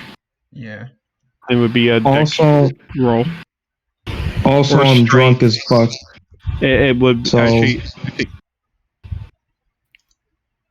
I think improvised weapons are strength, so it would be a strength. Hey, I like the that. attack roll. As an action, you can throw a Molotov cocktail up to 60 feet away. Each creature within 20 feet of the exploding cocktail must make a DC 15 dexterity saving throw, or take 1d10 fire damage. And then Nice. So everyone. Yeah. So everyone now has to make a DC 15 dex save. Nice. I Damn. still think this is a great idea, actually. The suit of armor fails. Thank you. Oh, damn. Oh, that's a shame. So, What's the DC? a 15. 15. I think we're all gonna fail it. I passed. So, what is it? it said a 1d10 fire damage. So I'll roll. Oh, so if it rolls really good, you can kill some of the party members. 6. Everyone who Ow. failed takes 6. That hurts. Ow! I'm now halfway dead. I shall heal you. Don't worry.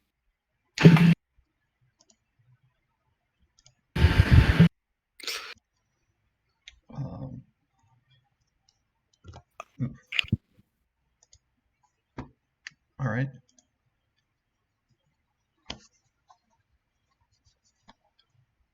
For war clerics go. Yep. By the blessed hammer, I smack thee.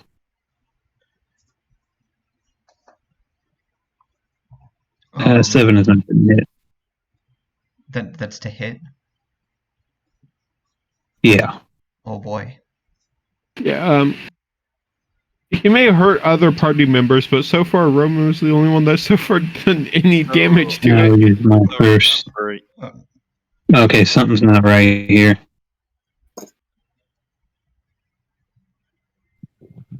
Did it? Is it? No, it's just rolling. Yeah, you Two. rolled yeah. No, rolled a 3 twice. Yeah. Ouch. Remus. My damage is wrong though. I gotta fix that. Well, I kind of have to heal them. Mm-hmm. But we just need this thing to be taken down. I technically can do fine without healing. I'm low, but I'm a ranged fighter, so. Okay, here's what I'm gonna do. Yep, I'm just rolling shit bang. I'm going to attempt to cast Frostbite on the armor once again. He will super fail. Okay, so disadvantage on his next weapon attack and 4 cold damage. And then I'm going to cast Healing Word on... And you said 4 cold damage? Yes. Okay. And I'm going to cast Healing Word on Maith. So 1d4 plus Spellcaster modifier. So that's 6. That's nice. You get 6 back. Yep. I'm back up to full. And Yeah. I'm going to move back to here. And the armor will continue to... Well, you're not the only one rolling like shit. Because that armor can't hit shit either. He even had disadvantage on that, and he still... Go set back. Yeah. Fire again. That hits. Yeah, 21 will hit. Yeah, 12 piercing. Ooh. And it's a +1, so it's magical. Yeah, that's... I don't... Hold on. Because that brings up a good question. No, he doesn't necessarily have resistances. He has type immunities, but no one's done those yet. So Okay. 12. Alright.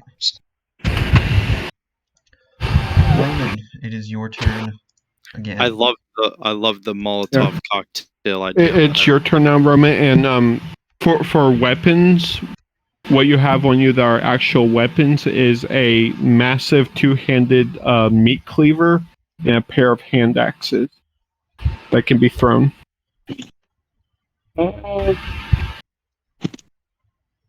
Okay, well. Or you can think of something else. But please, not another cocktail. I don't think we can handle another one.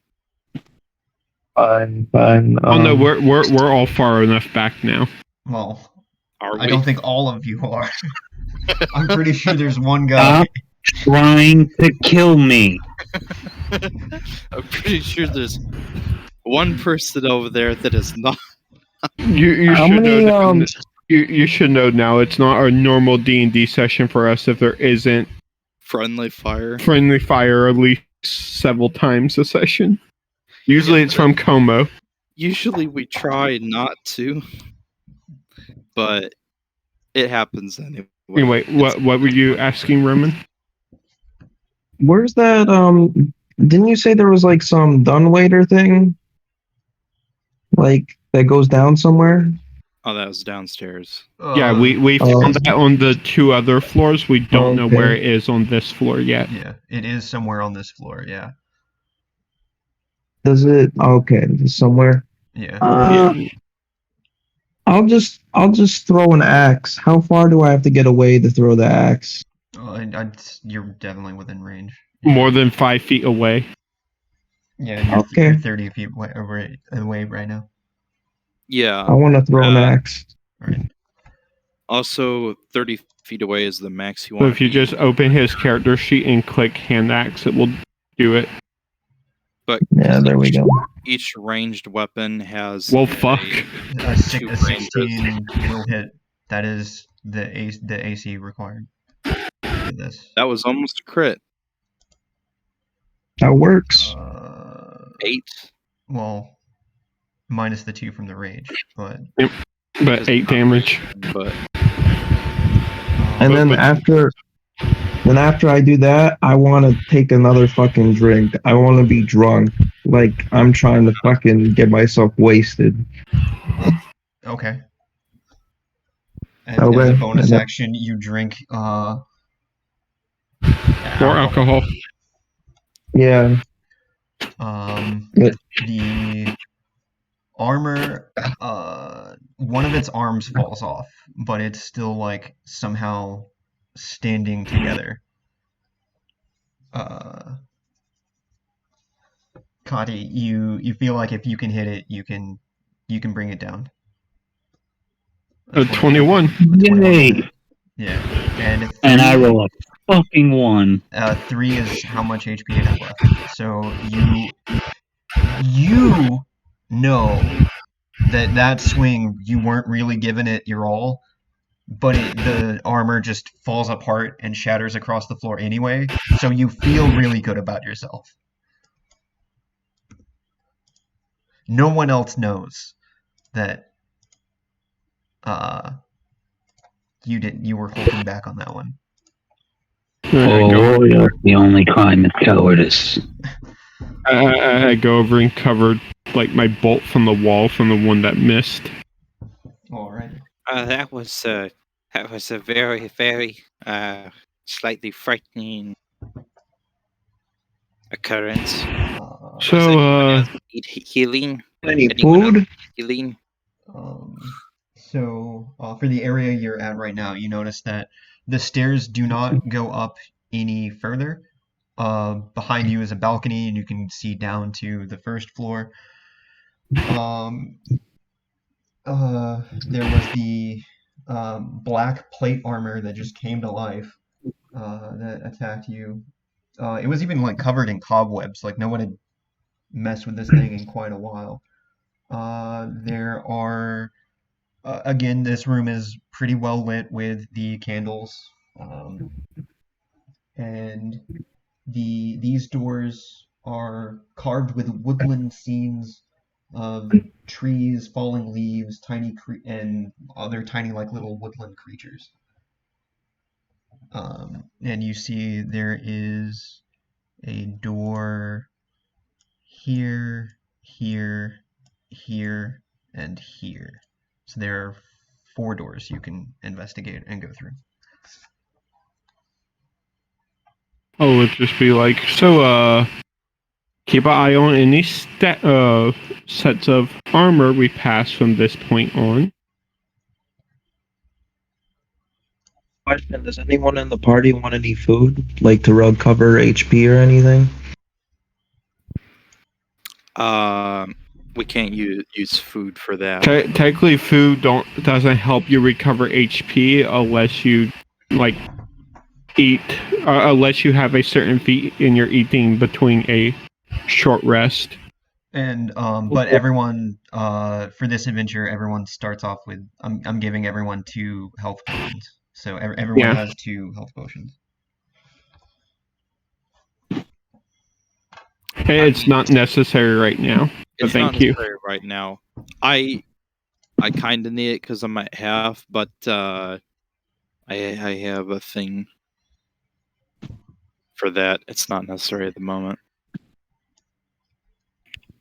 All right.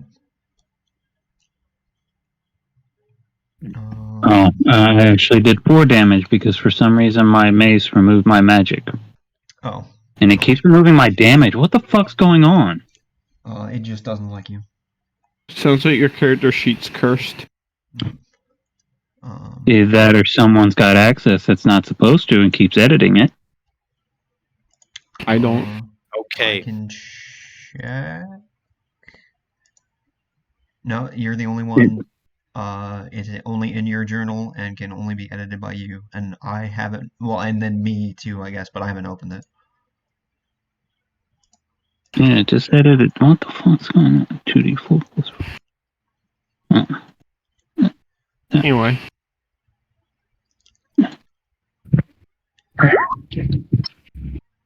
Okay, it's fixed again. There. Yeah, every time I open my sheet, it removes my fucking damage dice and my modifiers from my mace, and it's only the mace. Weird. It might be a Roll20 thing just bugging out because I was having some problems working on Rowan's character where it kept duplicating his weapons. Though also, if the mace is connected to something in your inventory, it could be messing with it somehow. Yeah.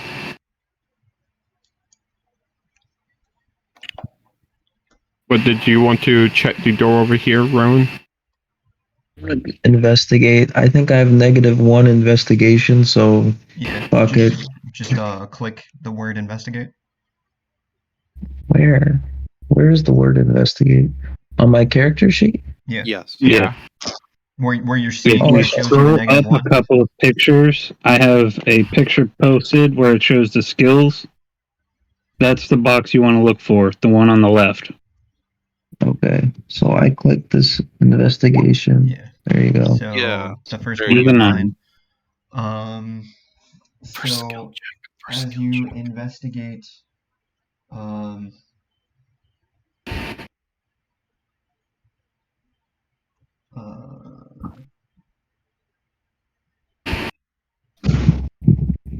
so as you investigate and like as you get close just to the door itself with the decorative painting of like the trees and the woodlands creatures,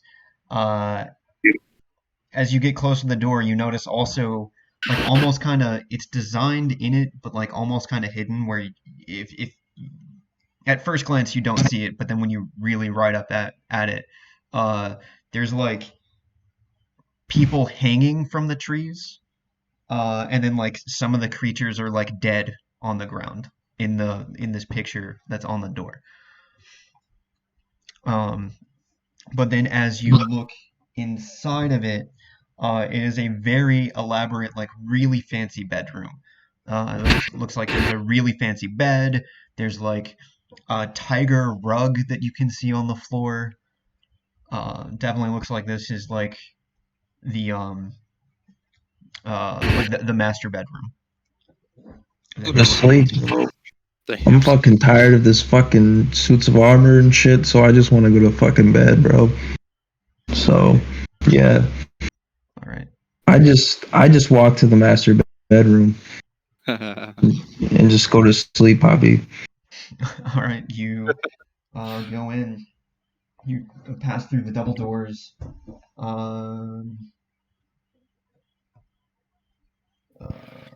They have some very weird So on the mantle, there's like a little window up by the bed that has this like stained glass mural of windmills. The dusty cobweb-filled master bedroom has burgundy drapes covering the windows, open only to reveal the stained glass mural of the windmill. Included, there's four like posts on the bed for bedposts.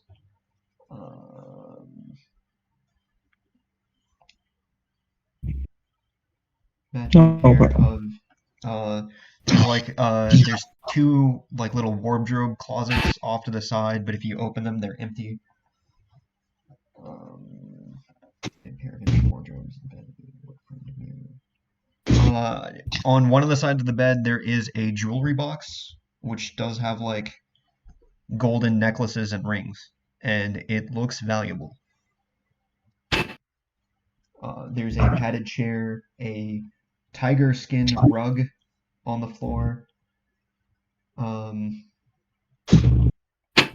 Then there's also a painting of the husband and the wife. In this picture, it's just them two together, and on this one, they look happier. With the names Gustav and Elizabeth Durst.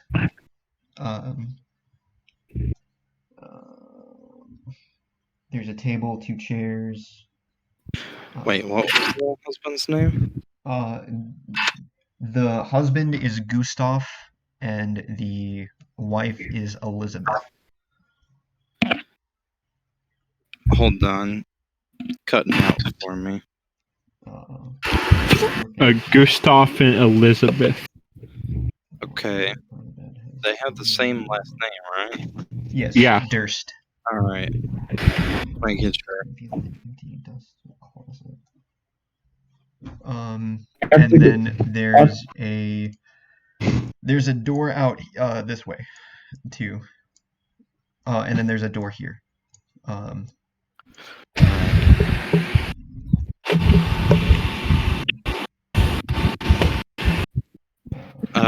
He's go, guys. Remus It was nice playing with you. I have a man about to break into my house, so I'll talk to you guys later. Okay. Alright. Motherfucker, don't break the glass! You fucking idiot! You're drunk! Have a great night, everyone. Alright, you too. I think that was his roommate. Probably. But I thought he was being serious. I was like, call the cops? Get a gun? No, that's Rowan. He says outrageous shit like that daily. Yeah, I could tell by the tone of voice. Yeah, Remus, you just open. It's an empty closet. There's nothing in it. Huh. Yeah, considering his personality, you wouldn't know that he's Jewish. And then there's a door there. Yeah, I opened this one. So you open the door to that is not reveal. I'm clicking reveal. There we go. The yellow one. It's a balcony that leads outside. Does the outside look normal? If normal is complete mist and fog, then yes. You can't see anything. It is just mist and fog.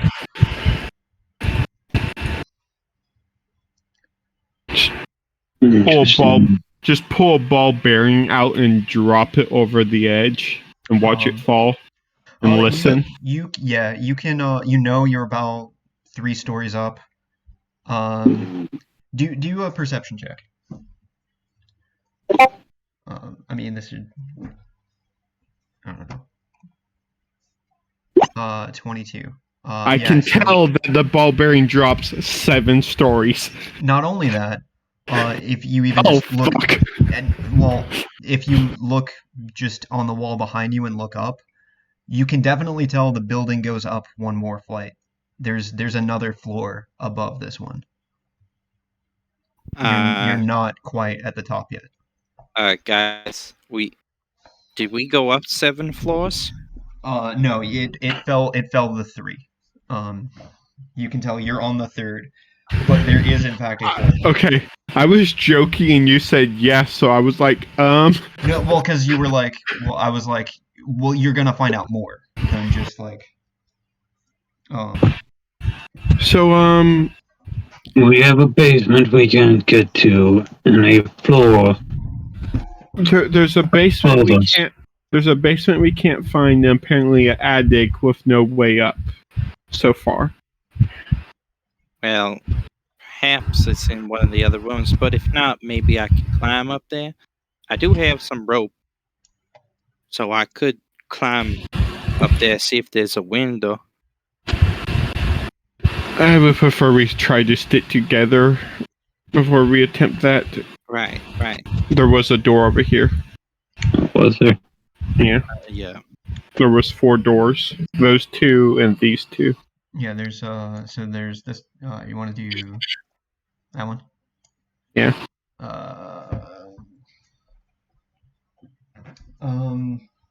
As you it looks like it is a like why is it's showing hide. It's every time I click reveal it's clicking hide again. It's a like a bathtub washroom. This room is not lit. There's no candles in it. This dark room contains a wooden tub with clawed feet, a small iron stove. Kind of weird, like there's a stove in the bathroom. Like a lot of rooms have fireplaces, and now the bathroom has a stove. To just be, or does this place seem like they were really worried about the cold? Every room has something in it that heats the room. And like the bathtub has like a faucet, but if you try to turn the faucet on, the water doesn't work. Wait, this place has plumbing? Yeah, it has plumbing. Perhaps whatever was in the basement, so to speak, didn't like the warmth.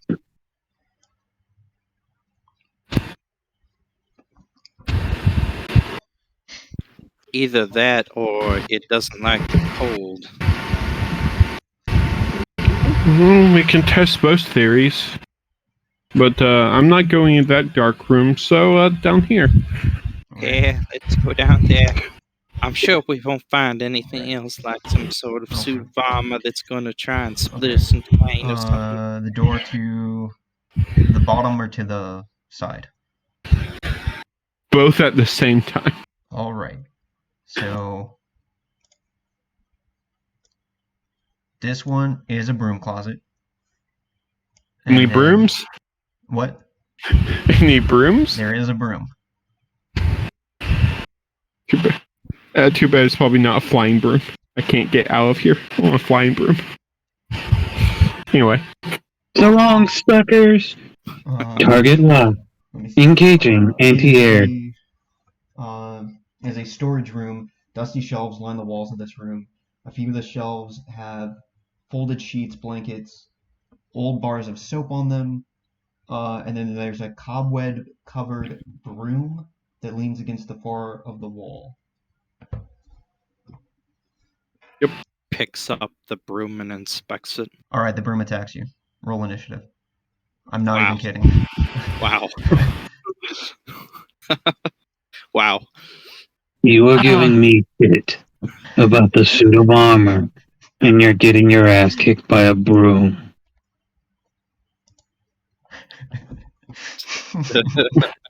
Andrew, move your token in there since you were the one messing with the broom. Yep. I'm standing outside the room looking over at the other door, and we just hear him start yelling. Yeah. You got this, buddy! Smack, smack, smack! God. All right. It's your turn, and you notice that this broom just starts like floating and looks angry, and it's like shaking and Help! I'm being attacked. I'm being repressed. Just put my head down. It's like, fuck. Move over.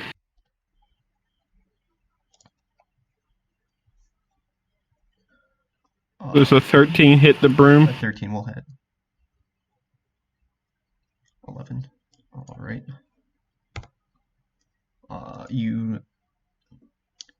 You'll break off a chunk of it, but it's still like magically alive and moving around. And I will like tap my sword on my shield to like grab the broom's attention, like maybe make it focus on me. All right.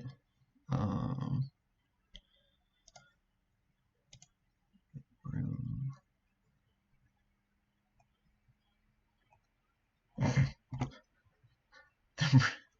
The broom has multi-attack.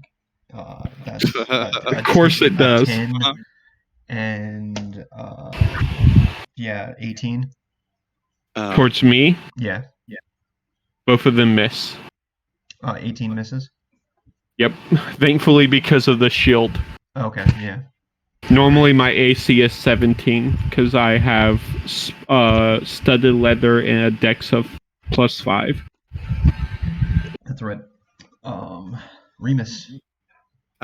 He shouts shillelagh and slaps him with his staff. A 22 will hit it. You beat the And you beat 7 you is beat the magic number. you beat the wooden stick with another wooden stick. Yeah, he picks it up with both hands and just smacks it. Shillelagh! And thank you. The living broom is now a dead broom. I will put my shield back on my back, sheath my short sword, and it's like, stop touching things in a haunted house. Duly noted. I do love that happened. As he says this, I'm still walking into the room I already opened, ignoring them getting their ass kicked by a broom. This is when you find out that you walked into that room and there were 7 sets of animated armor. No, for this character, I'm doing my best to channel the inner Bryn. I feel Jar Jar. That was a Jar Jar Binks moment. It is another bedroom, but it's not as nice. But it's like kind of nice. Like a guest bedroom. Dust and cobwebs shout an elegantly appointed bedroom. You do notice that there are 2 doors that lead to different rooms.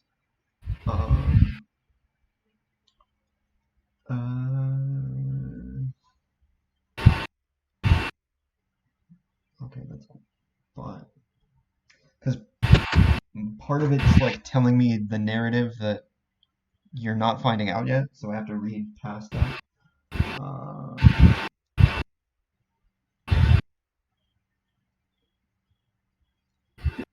The bedroom contains a large bed, 2 end tables, and a wardrobe containing maid's clothes. Mounted on the wall next to the wardrobe is a full-length mirror with an ornate frame carved to look like ivy and berries. Well, apparently we found the mistress's room. I'm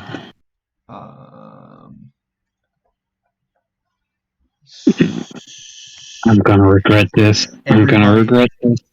Everybody do a perception check in here. You finally rolled fucking decent on perception. Cool. Because there's a secret door right here. I imagine we all see it because the door's actually left ajar, like slightly open. It's like so obvious it's not even secret.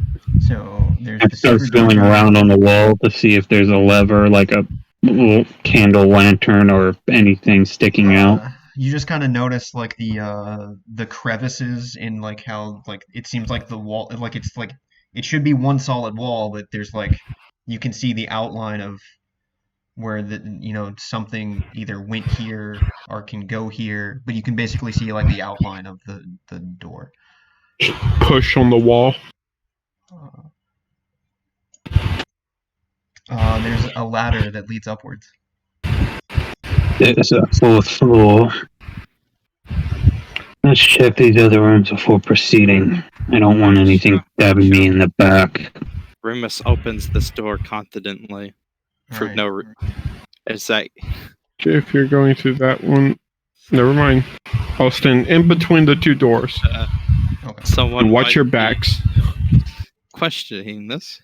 As you open the door to the room, the only thing that's in it is a baby's crib against the wall. It's not And at all. and you will notice that in the crib there is like blankets, and there's like a bundle in the blankets. Don't fuck with it. Just horror movie sense just tingled like, nope. Nope, this is Dead Space all over again. So Remus stands in the middle of the room staring at the crib. A finger twitched here and there. What they're doing. I can't hear you. So Remus just stands in the middle of the room with his finger twitching, blankly staring at the crib. Okay. Nothing in the room moves. Yeah, he's just blankly staring. They can Is that a door there? Yes. Okay, so there's door leading out of that room to the next room.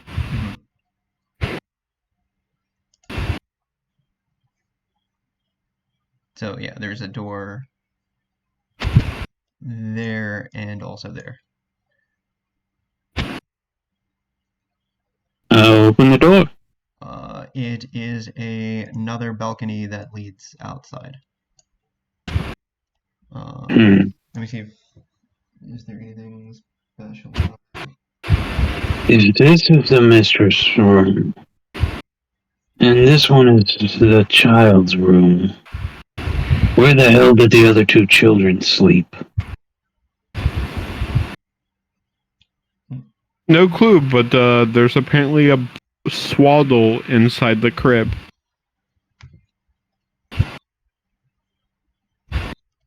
I said the younger child's in the basement. So the swaddle might just be a blanket, but I'm not going to take that chance. And I cautiously approach the crib and look into it. You can tell it is a like it appears as if something is bundled in the blanket. God damn it. I will look into the bundle. Alright. You will pick up the bundle of the blanket. You will unbundle the blanket. And Stay 25 feet away. It's just more blanket. But it seems as if this blanket has been bundled together intentionally to deceive someone, but like the blanket was bundled to just look like a bundle.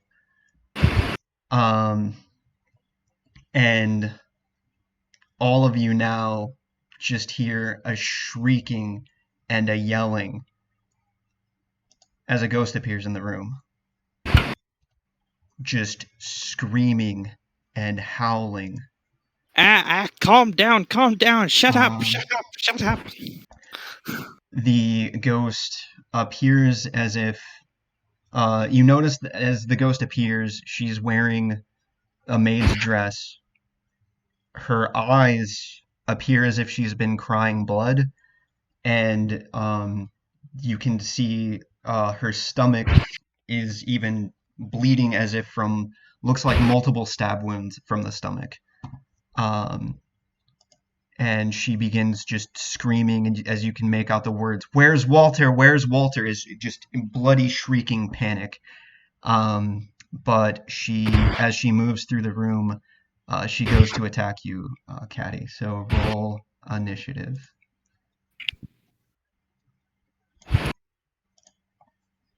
Just like basement.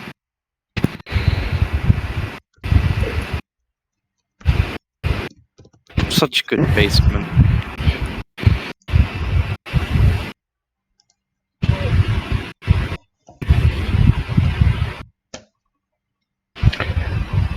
Also, I think I know what we're playing now. All right.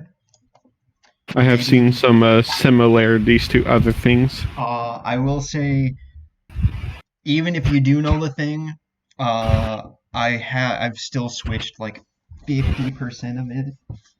Oh yeah, I know the basis of it. Okay. The story will probably be different. Considering you just now kind of recognized it, I'd say it is pretty different. Hold on. No, I had some ideas. I just wasn't solidly confirmed on anything. All right. This is yeah. All right. So I'll have the ghost go last. Cody. There's a angry, screaming ghost. That has appeared and looks like it's going to attack you specifically.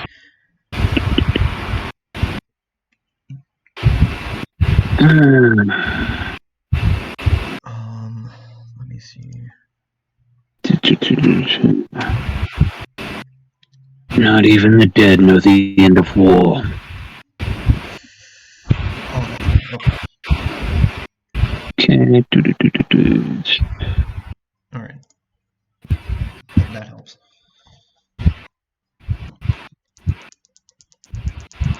I'm going to actually Sacred Flame a cantrip.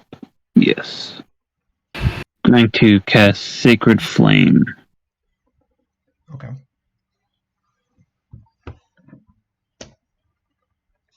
Fail. So it takes 3 radiant. 3 radiant. Be gone, spirit. May your rest be eternal.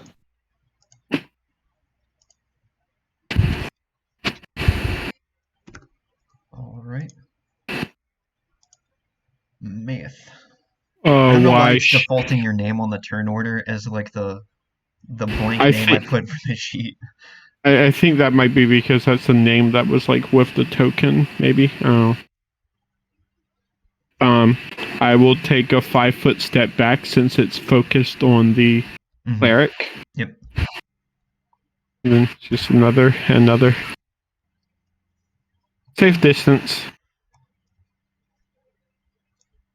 I'm pretty sure 17 hits. Yes, a 17 will hit. For 9 piercing, magical.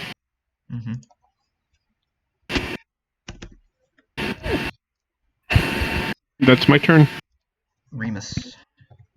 Okay, I'm going to use Shillelagh, and Remus is going to try and slap the back of her and be like, shut up, bad maid. 24 will hit. 8, alright.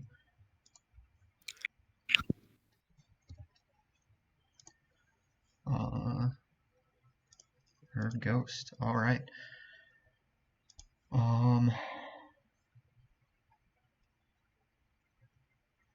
So, Cody, that's gonna be 19. That hits. Alright.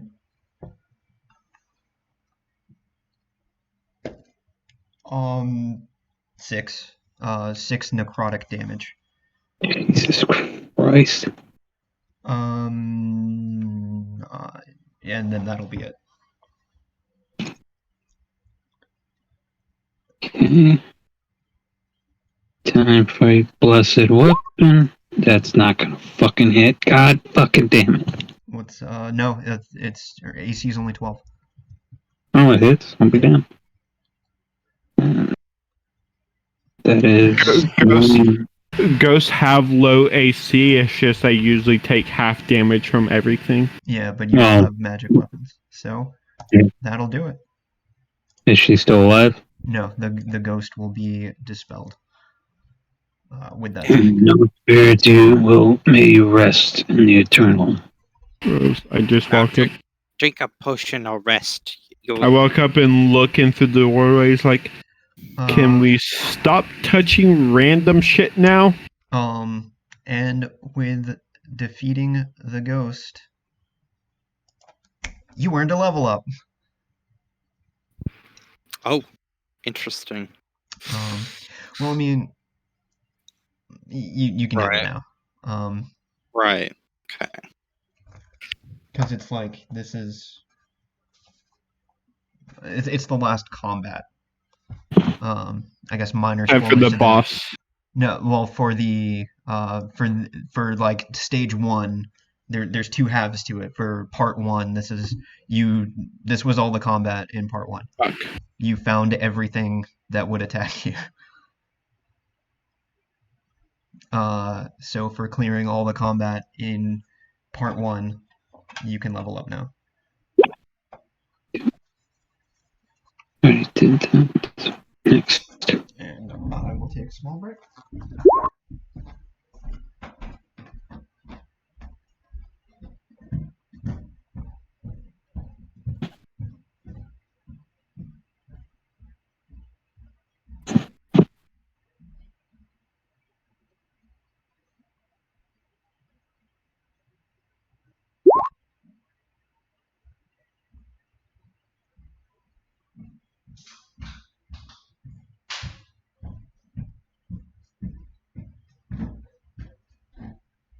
I'm taking fucking detect good and evil. That's a good choice to make. That's a very wise choice. And now our druid gets his circle. Very interesting that you suddenly learn the circle of dreams in a fucking haunted house. Yeah. Well, I am the Circle of Dreams druid. With all the Fae, like theme, Fae undead theme shit that we have seen. You get the Circle of the Moon, or Circle of the Dreams, that's like a Fae based. Actually, I'm considering Circle of the Stars now, though. I'm considering it. Both very Fae based. Yep. Yeah. Circle of Stars also might help because it will give you a ranged attack option that does radiant damage as a bonus action. I think I will go Circle of the Stars because it's. And I think you're able to switch out which one of these constellations you're using like every round, right? Yeah. Whenever you okay, hold on. Let me read this. Form lasts for 10 minutes. Whenever you assume your starry form, choose which of the following constellations glimmers on your body. Yeah, so it's kind of like you choose which one at the start, and then you have that for the whole thing. Yeah, what I was thinking of was one of the improvements, I think. It is, yeah. It is actually very good. I will do that one.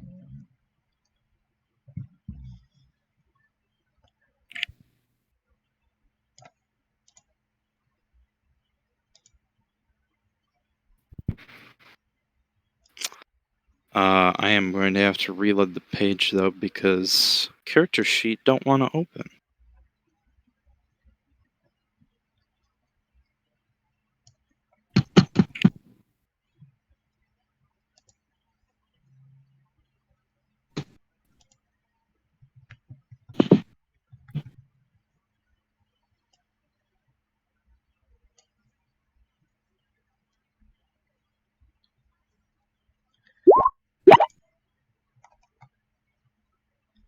Yeah, no. Average.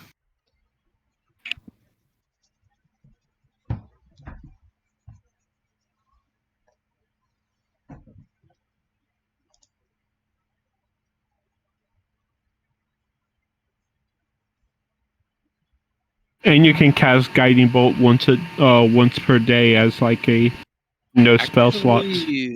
Actually, I can cast Guiding Bolt. Yeah. a number of times equal to my proficiency bonus. With no without spell expending slots. that spell. Yeah. So I can cast it twice without expending spell slots right now. That You is get actually, and you get guidance as a cantrip. the more that I read about Circle of Stars, the more I think it might actually be the best circle. No, I think it's Wildfire. It's the best circle. It's definitely not, but Honestly, nothing can really beat Moon overall for like combat ability. That's because everyone does the exact same fucking build with Moon Druid. They basically take every healing spell, drop fucking Unicorn, and sit there in the back, basically meta healing the whole party out fucking healing most monsters. Moon doesn't get Unicorn. That's Shepherd.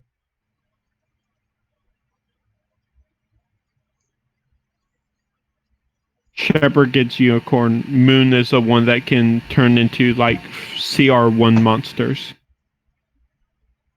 And heal as heal when or like get to heal like as a bonus action by expending spell slots.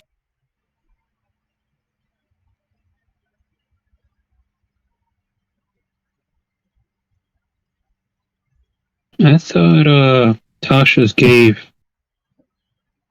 the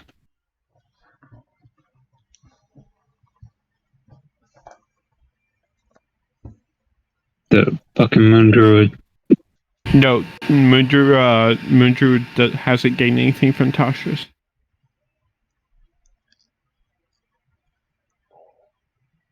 Tasha's just added the Shepherd Druid, which is what Wolfie's character was.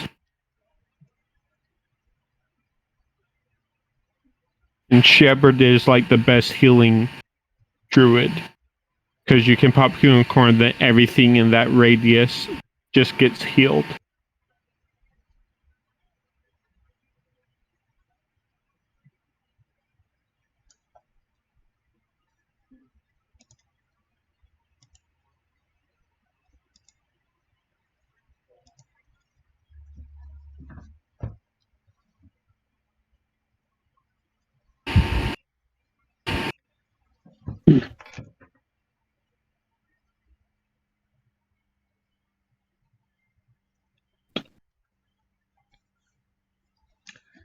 Oh, I think that comes in handy.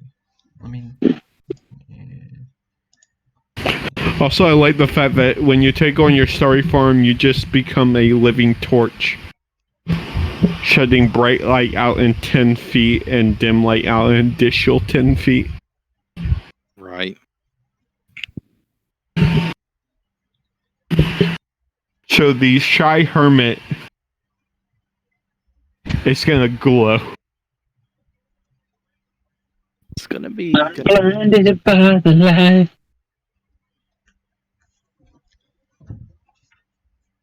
No, I saved that for when the Artificer flashbangs the boogeyman underneath his bed. You've seen Just that? in case. Oh, God.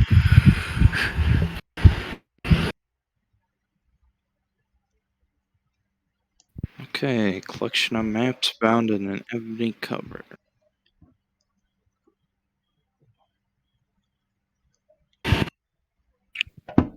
Yep, my level is easy. I got Action Surge. Which technically I can't even use with the crossbow because of the reload property. I get my channel divinity, my divine domain feature, and harness divine power. can you action surge throw a hand axe? I can Action Surge do any other attack, but the reload property basically states no matter how many attacks you have, you only get one attack. Unless you have something that bypasses reload. Yeah, because he's got to take crossbow expert. Yeah. Because it's still an action to reload with reloading properly. Nope, it's not even an action. If you actually go read the mechanics behind it, you just only get one attack. Yeah, that's why Crossbow Expert basically out. For some reason in 5th edition, they made it to the pistols. Well, they do have the repeating crossbow now, so they did kind of fix it. Yeah, there's just not a heavy version of the repeating crossbow. Yeah. If there was a heavy repeating crossbow, I would be using that. Yeah, I don't use those rules for loading. To me, loading is just an action. Yeah, I know. But a lot of people use the old rules for loading, but I was just going off of what the book says. But either way, action surging just to reload is pointless. If you're going by real life, then yes, I understand because crossbows do actually take a while to load. You need a lot of strength for it, but it's a game, so there's a degree of reality that can be tossed. But to say, we already tossed many degrees of reality. I have no idea what you're talking about. I talk to the God of War and Blood quite often. I was more talking about how a Molotov cocktail got thrown, all of us got caught in it, and the building's not on fire yet. I love that. Magic. I love it. It's great. I do like that was his first choice. I want to throw a Molotov cocktail at my friends. Oh, that's literally just Rowan. That is a choice. A choice which I loved. It was we have had many conversations, and throughout all those conversations, I have learned his alignment in real life is just straight chaotic. But he's a damn good cook.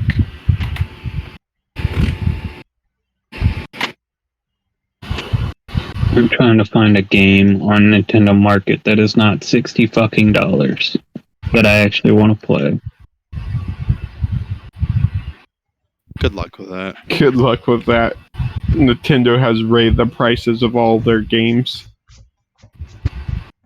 Heck, I heard the new Mario coming out. The new Mario game they're working on is going to come out costing $120.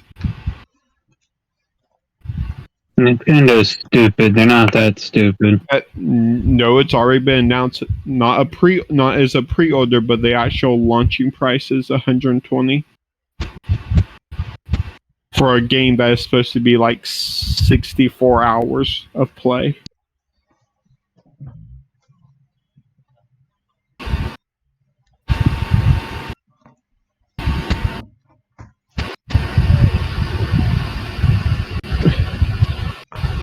Nintendo will keep doing this shit because they know that the people that like their games will keep buying their shit.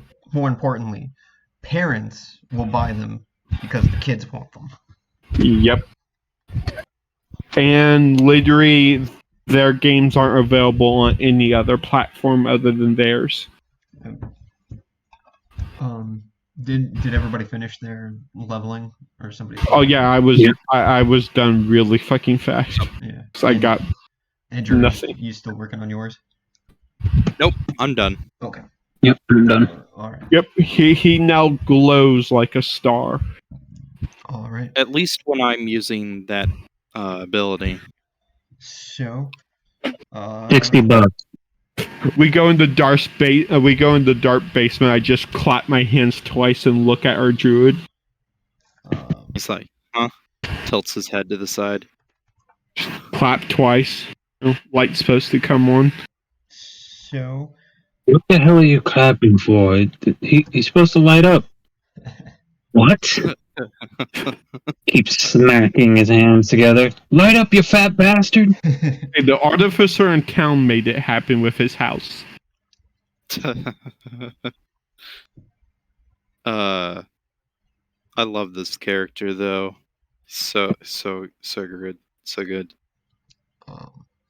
So, where's it you guys want to go now?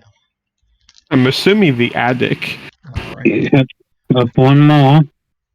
So you guys go into the secret room, up the little staircase, and then you come to a door that is in front of you. And the door has a lock on it, and the lock on it has the ornate crest of the windmill.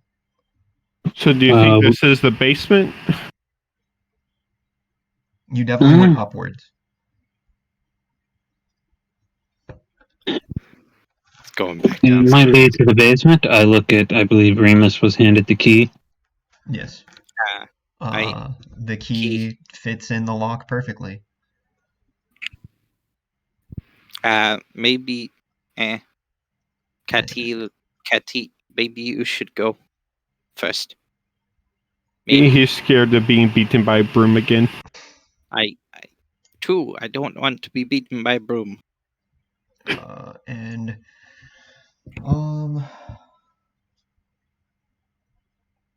Yeah, you just kind of open into, it's kind of like a hallway room.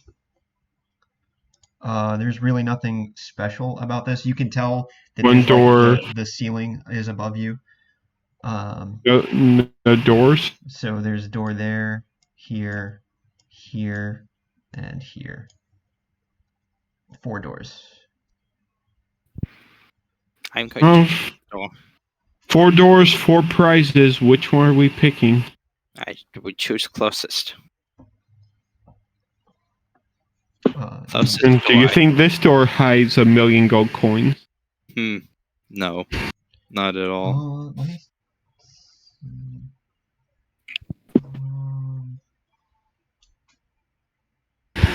I think the door in front of you, it might be locked. Hold on. Oh, wait. What the fuck?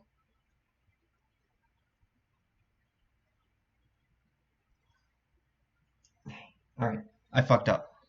So the first door you went through did not have the lock on it. Even though it describes it as the first thing for the room you just entered, the lock is actually on this door in front of you now. So the first door you went through did not have a lock on it. The lock is actually in front of this door. Yeah, we can just say both doors had locks and that both locks open from the same key. Yeah. So this one as well has that lock on it. And when you open it, it is a children's room. You will notice in the center of the room, there's like just a box full of stuffed animals. And in the corner of the room, there's a dollhouse, but the dollhouse is a replica of this house you're in right now. This is very creepy. And why would they be locked inside? Why would they have the children locked in an attic through the mistress's room? And the windows to this room are bricked up.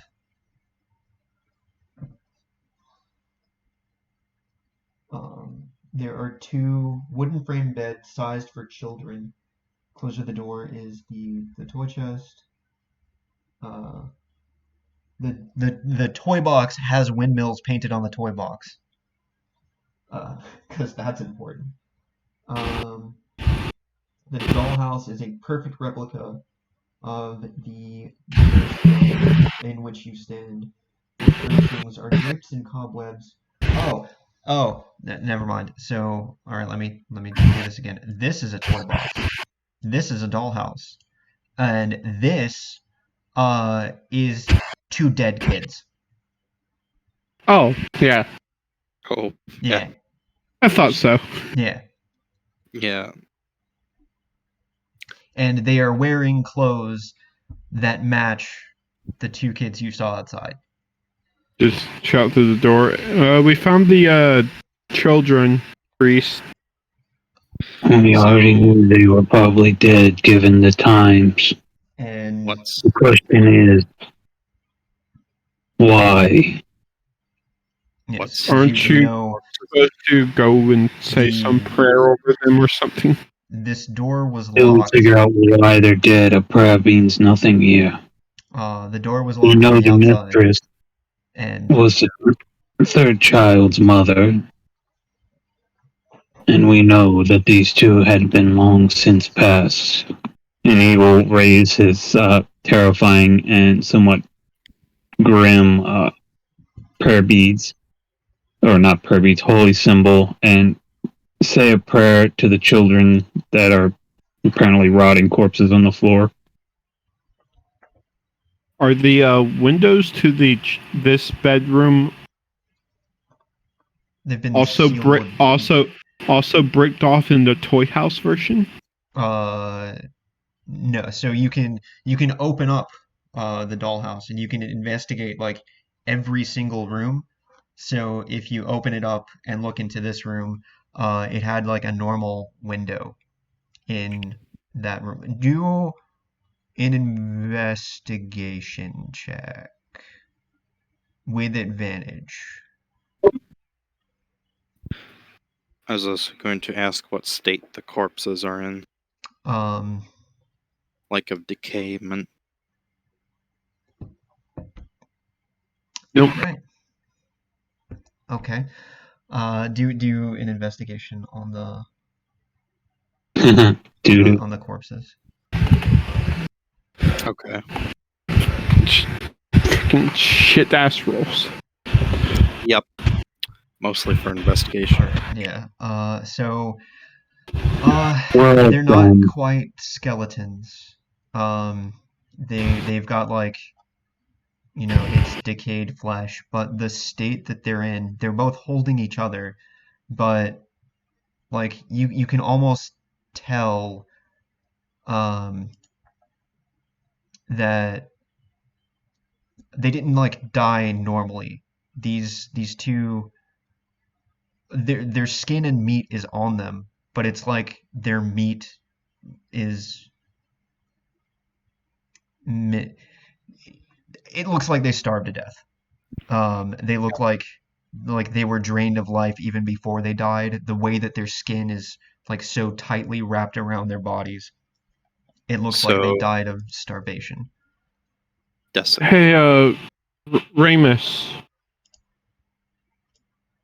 Yeah. And this house seems to be a replica of the house we're in. Do you think you can help me see if we can maybe find a way to the basement? Yeah. If it's built the exact same, it gives us clues. I can try and look, yes. And then you see me take off out the door as I am looking at you asking this. and as all of this is happening, two ghosts appear in the room. But they don't seem panicky. They're not like yelling or screaming. They're not trying to attack you. But these ghosts look like the two children you saw outside. Hello. Hold on.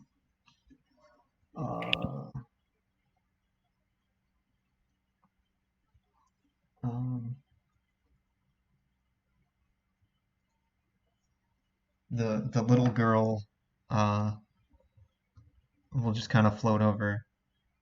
Hello, mister. Hello. The little boy will hold on. Objects. I need to make sure. He will go behind the girl, but they will both like kind of approach you.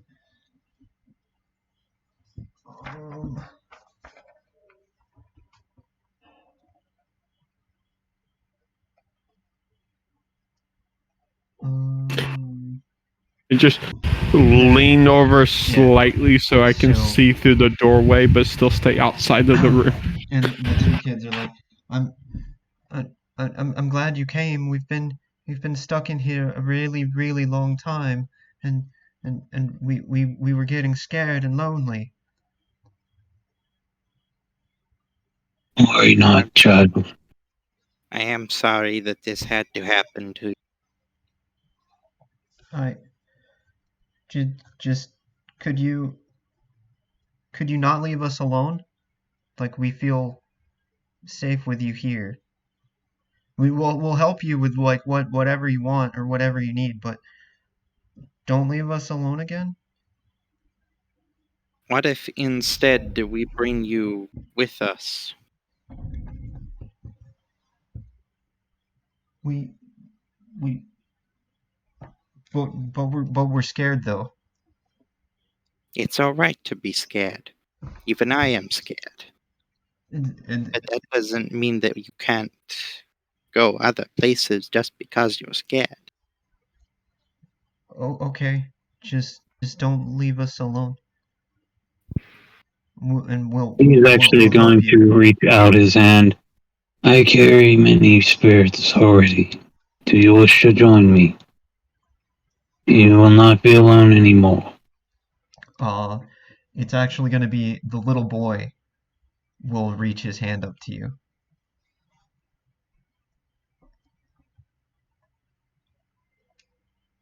He will take the little boy's hand.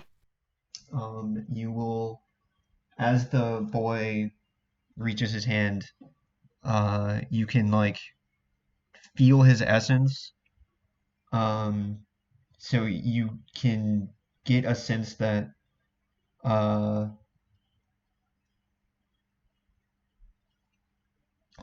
you get a sense this ghost is like everything else in this house has like been like clearly like evil or malicious, but from the contact of the ghosts like reaching out to your hand, these two just radiate, like you can feel their alignment and their lawful good. Um, um, do what do you need? How can we help you? We must break this curse, young one. How can we find the basement? There's there's secrets all in the house, but Daddy, he made the dollhouse the same way as the house. I don't I'm not really smart, but I know if there's a thing you need, if you just look through the dollhouse, you'll find it. There's a few secrets and hidden rooms, even our room is hidden. How to get up here? Like mommy and daddy wanted to like keep us like away from like their friends and stuff. They don't want us to like meet them or like talk to them or I don't know. Whatever they do, they think we're not grown up enough to do it yet. So they hide us up here. But Daddy made sure that all the um all the secrets to the house, the dollhouse can show it.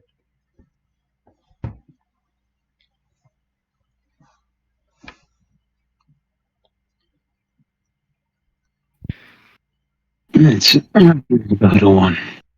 Rest now. And he will actually say a legitimate prayer of the dead. So, I may be completely wrong about this, but does it seem like their parents were keeping them up here to keep them safe? So they wouldn't be sacrificed by the cult members that they clearly were friends of? Indeed. Cotty, no one was talking to you. Cotty, How real rude quick. of you to interrupt my future wife. Do a religion check with advantage. And Okay. guidance.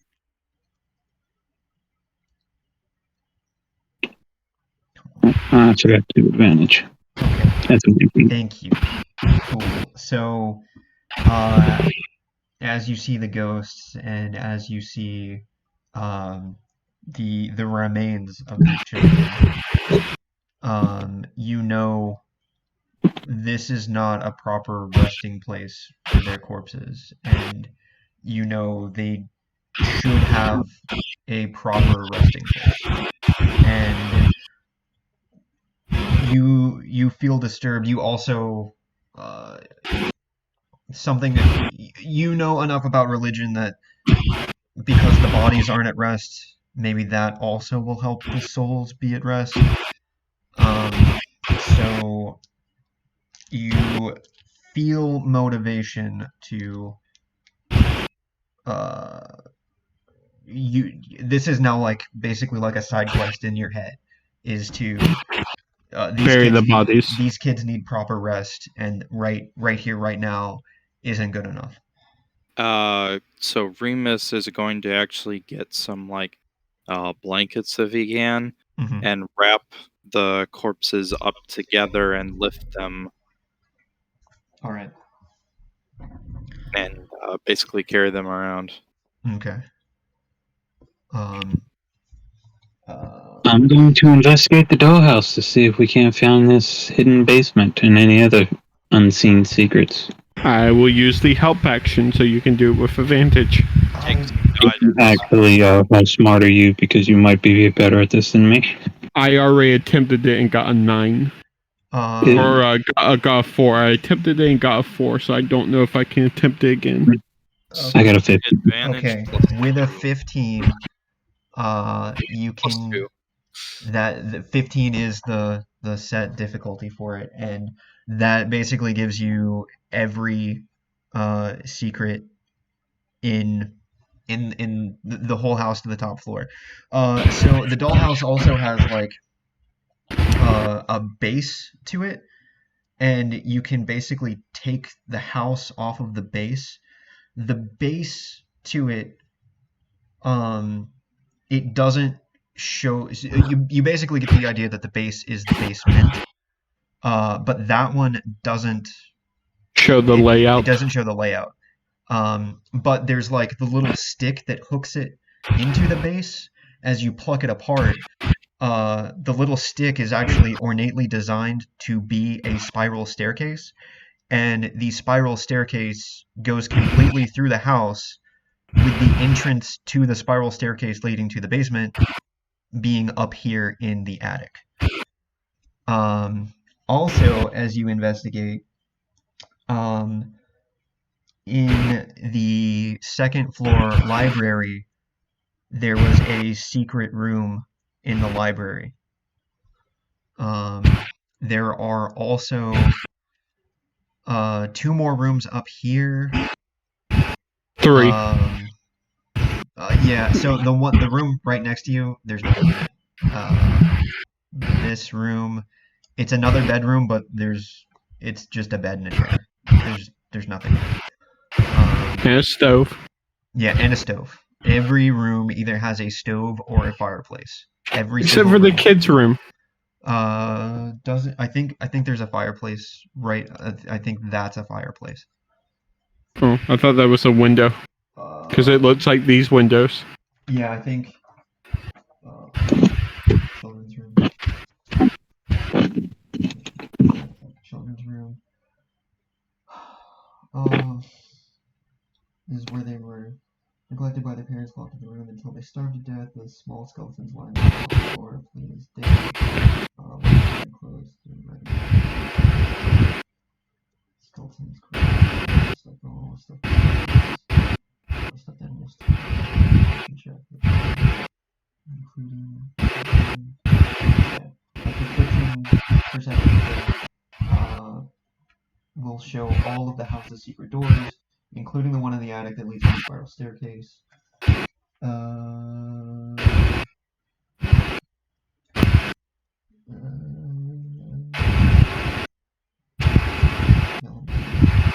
Yeah, based off of that and like the look of the room, I think their room doesn't have a chimney or a stove. Yeah, so that would be the only one that pretty much doesn't.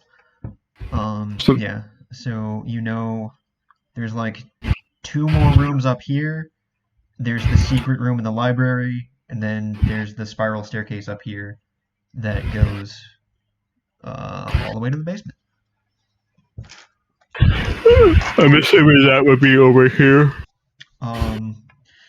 Yeah, it's so the entrance to it is going to be from within this room over here. I just meant you could kind of see the edge of it. I didn't want to say. Yeah. I showed like half of it for a second in literally the first floor, and I went back and covered it back up because it's there on every floor. Yeah, I had the feeling. Yeah. All right, so let's just check the other two rooms real quick, and then we'll head on down.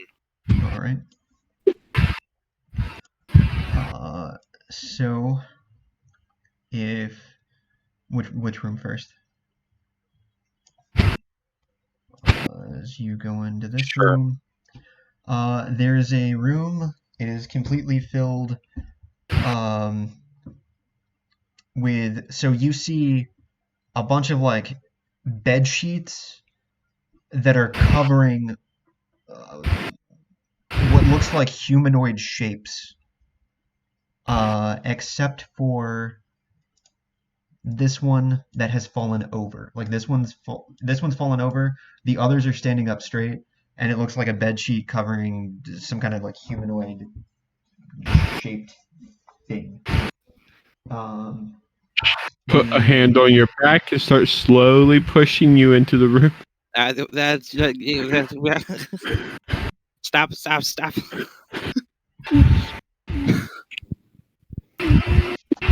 I don't like bed sheets. Go remove the bed sheet then. He removes a bed sheet. From one of the ones standing up. The one right next to me. It is a mannequin. Yeah. See, no big deal. Yep. Wearing plain clothes.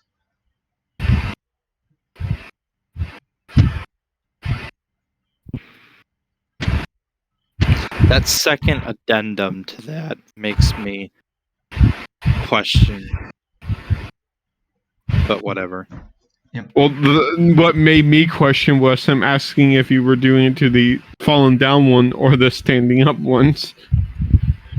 Yeah, I checked the fallen down one too. The fallen down one is not a mannequin. It's a dead body of a woman in a maid's dress who looked like she was crying blood and had stabbed multiple times. Multiple stab wounds in the stomach. Makes sense. I think we found the mistress. Yep. Yeah. And the maid. If you didn't disturb the cradle, touching the dead body here would have summoned her ghost as well. But you already took care of her.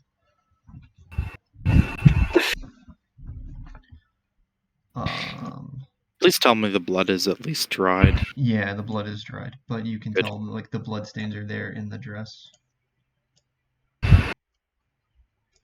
And then this is another room. 17 is this is just a spare bedroom. Yeah, there's like nothing in it. Okay. There's a smiling doll in a yellow dress sitting in a wooden box. That's it. I am shutting the door and breaking the handle so the door can never be opened again. Okay. And then leaving. All right. I don't fuck with dolls. All right. Yeah. No. Yeah. It's just a plain normal doll. So, Anyway, I look for the secret door. Do you want to? Fuck you, Annabelle. Do you want to head down to straight to the basement, or do you want to? We should investigate the library. That room might hold more clues.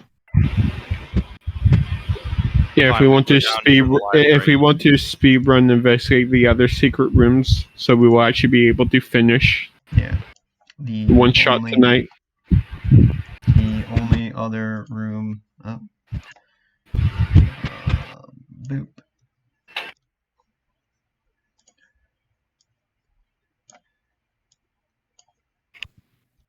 probably over here.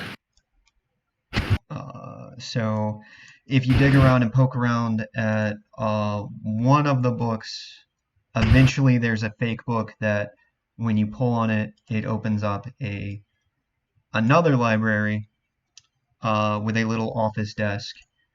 And There's probably a lot of books of a darker nature. yes, this is like it's all cult shit. This secret room contains bookshelves packed with tombs describing fiend-summoning rituals and necromantic rituals of a cult called the Priests of Ozzibus. The rituals are actually bogus if you read them and investigate them. Like, it says something like if you like sacrifice like 10 cats, that like you get a stone that like makes you grant a wish, and anyone who knows anything about magic is like that doesn't work. But like these books have like bullshit rituals like that. There's a heavy Find enough bullshit, eventually you'll find a stone. There's a heavy wooden chest with crawled iron feet that stands against the south wall. The lid is half closed.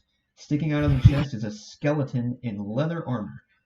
Close inspection reveals that this skeleton belongs to a human who died of so this treasure chest was trapped and had poison darts, but this dude that is in it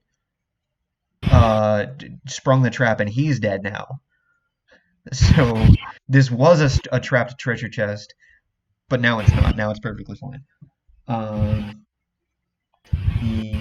So there's 3 darts if you want it. And clutched in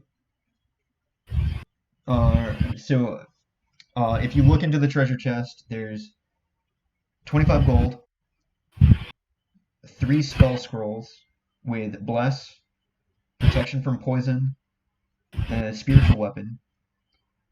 There is the deed to this house and a deed to a windmill.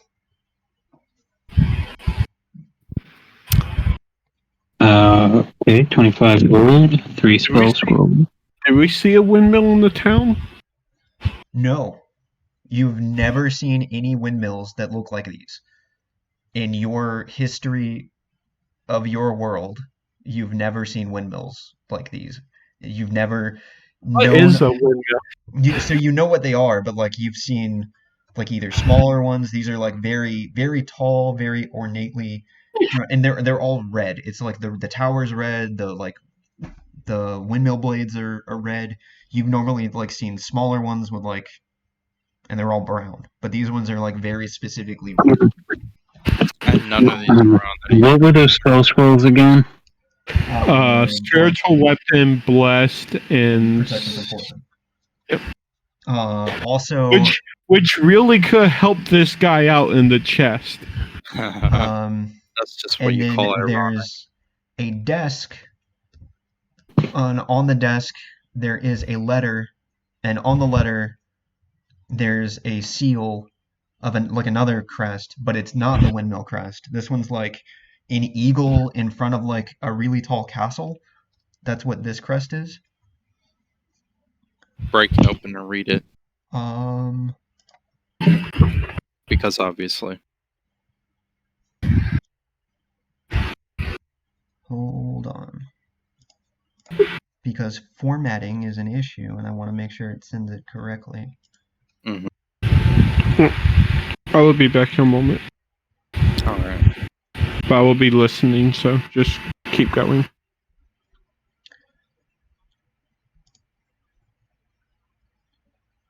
General.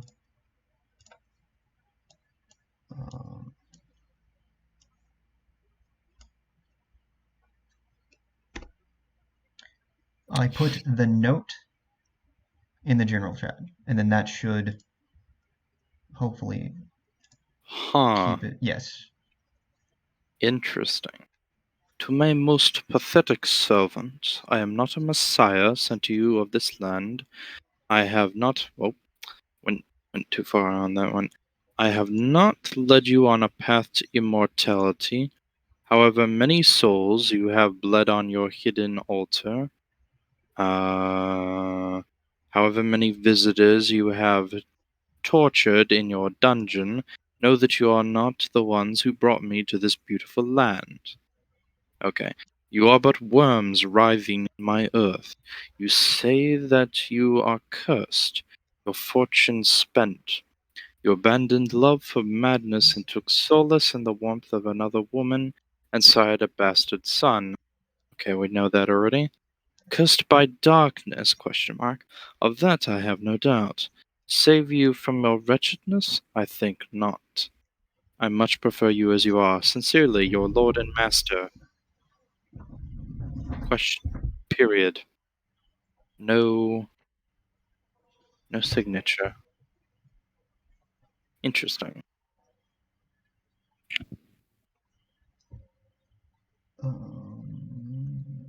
Yeah.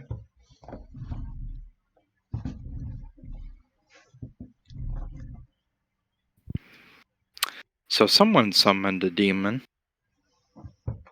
Or worse.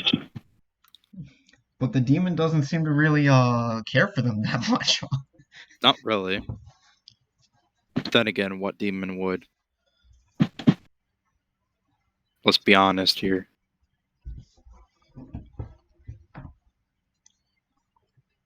Yep. The question is, from the sounds of this, the father didn't kill the child. And based on evidence, it would be surmisable that it was probably the wife.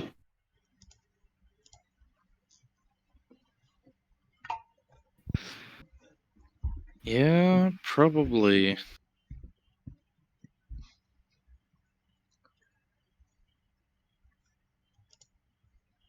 Most pathetic servant, so that means he has less pathetic servants. I mean, from the looks of it, this man couldn't even take care of his children. Or his town. And, well, our now house. Or his wife. Couldn't take care of her either.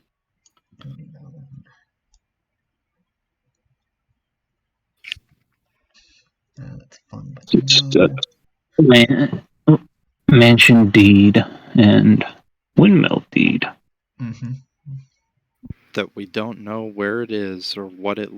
We know what it looks like, but we don't know where it is, or even if it's real. Real or not, it says we own it. Turns out the windmill is the demon. It's home. That'd be funny. It was the windmill all along. Alright. I guess we've been playing, the inevitable long enough.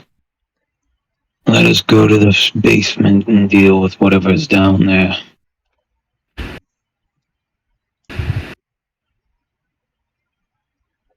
So, you make your way back up to the attic. You go through the secret room.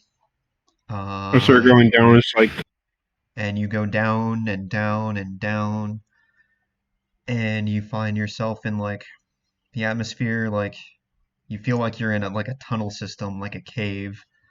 The ground is just dirt, but the walls have like support beams all the way through it. You see that there's a few twists and turns that you could go through. So you have a few options. Is Lancelot still around? Is the what? Is Lancelot still Oh around? yes, Lancelot is still just trotting along, following you. we looking lost the happy. door. We lost the door. Kept the dog. Yeah. I'm okay with this. Well, he said he wanted to go to sleep on in the master bedroom. He's probably going to get molested by a demon in his sleep. Do we want to ritual cast Speak with Animals with Lancelot? I shrug. It's like, maybe at least we can find out if he's actually real or just another figment of this place. Okay, I take a minute to ritual cast Speak with Animals on Lancelot. All right. What does Oh boy, he say oh to boy, him? oh boy, oh boy, people, people, people. Be my friend. Squirrel. I would laugh if his first words are like, "Feed me your soul." It's like, the dog was the demon all along. Your soul. You joke, but anyway. Hello. I also joke about the broom, and we saw Hello? what happened with that. Who's a good boy? Is it me? Yes, yes it is. Yeah. Hello, Lancelot. How are you doing? I'm doing great. I love you guys. Oh, we love you too.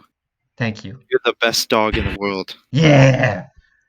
Do you want to follow us for the rest of your life? Yeah. Good. Okay. Do you know anything about the people that lived in this mansion? No.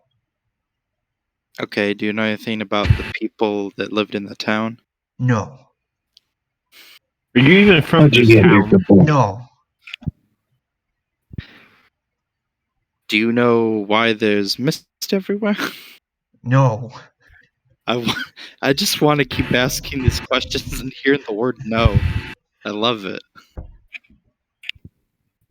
Come on, think up more questions you couldn't possibly know the answer to.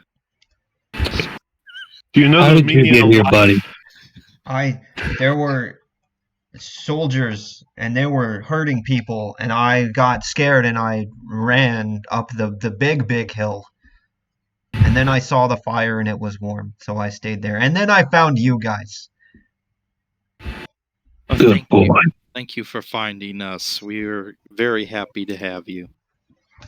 I'm happy to have you too. Fuck, now I have to go, at level 3, I have to go Cavalier and make Lancelot my companion. Yeah. So basically, like the same soldiers that destroyed your town Mhm. basically did the same thing. Lancelot was just running away from the soldiers. Stay close, Lancelot. There might be creatures around. Okay. I dropped the spell. Okay. I love that. It's great. Anyway, Best part about the session so far. which way are we going, up or down? We can go up. Okay. Like there, or maybe, yeah, up there. Gonna let Calican lead, because he's the hardier of us. Left or right? Left. Always go left. All right.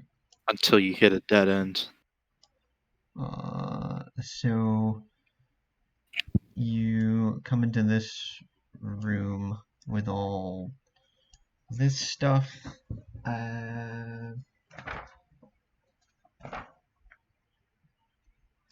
This is the.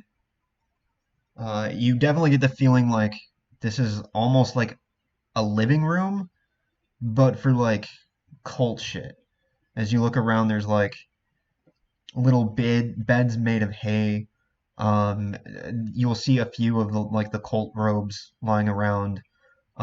There's like rotting food on the table. You just get the feeling like this is the area where the cultists just kind of hung out, and like maybe some of them like even slept or something like down here.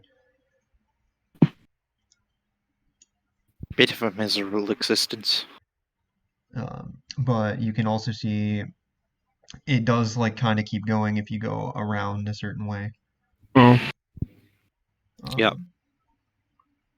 I'm seeing like here and maybe a little bit down there. No, I that think that down there is just so yeah, that's yeah. just a wall. I move over close to this edge and like use a still mirror to look around the corner.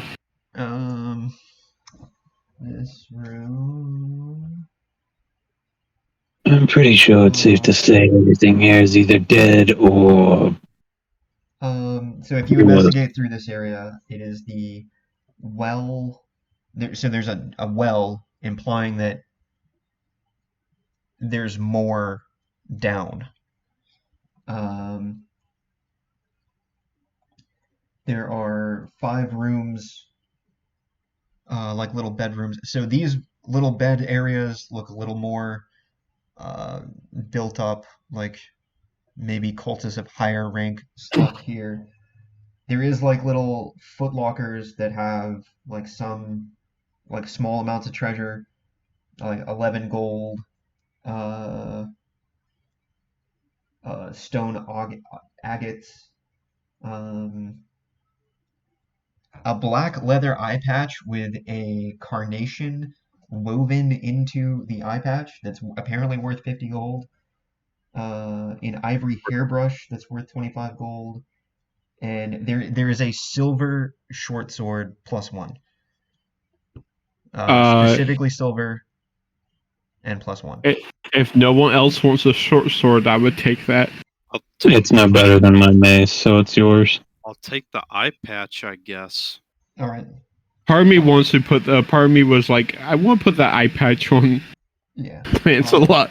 Yes, you had the same idea. I was like, I kind of want to put the eye patch on Lancelot. All right. Be like His first hey, piece of adventuring gear.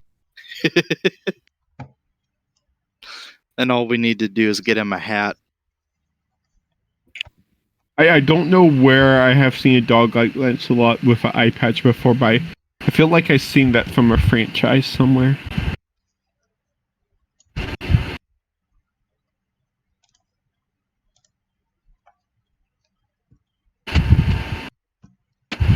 Anyway. But as you go through, it's pretty much just a bunch of gold, that eye patch, and the silver +1 short sword that's in there, and then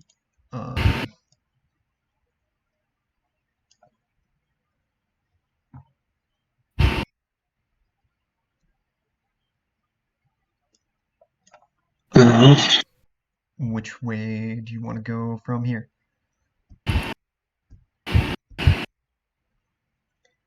Up, I guess. And then make the first right or the second right? Top peek around the first. All right.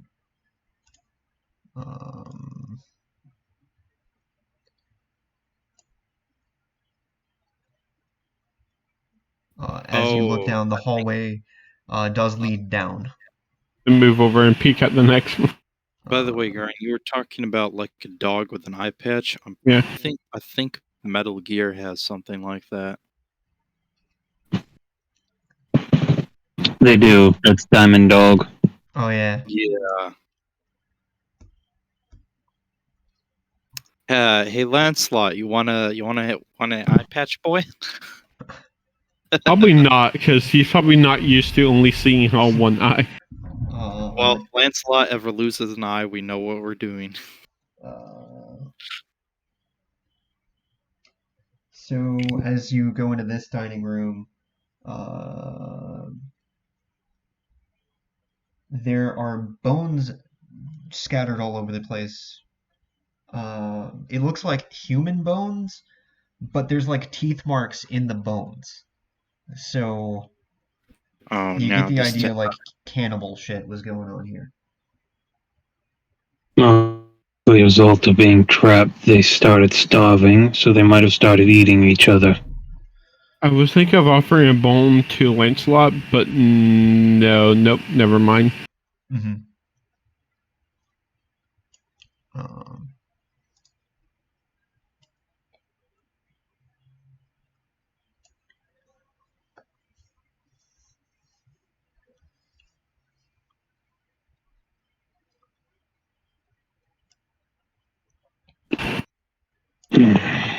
As soon as you come into... I'm not. Yeah, I'm creeping around the corners and looking around them. Then you will see...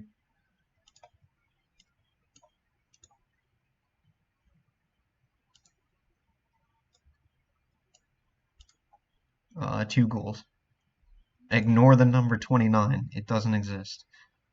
Yeah, I just lean back around the wall and like give hand motions of 2 around the corner. They look kind of like zombies, but beefier than regular zombies.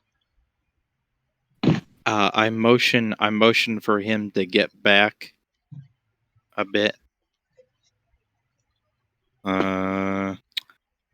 And then I'm going to peek around the corner and throw one of my innate guiding bolts at this one.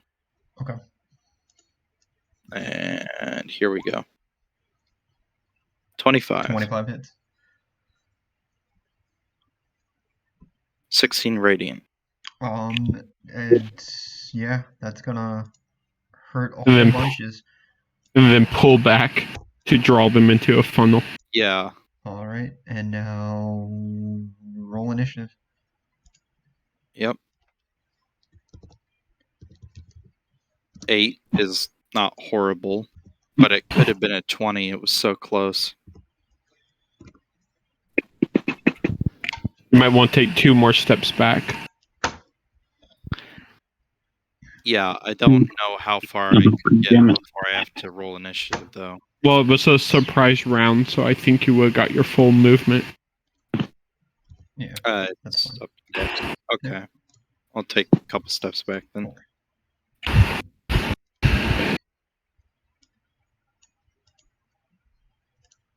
Ascending. All right.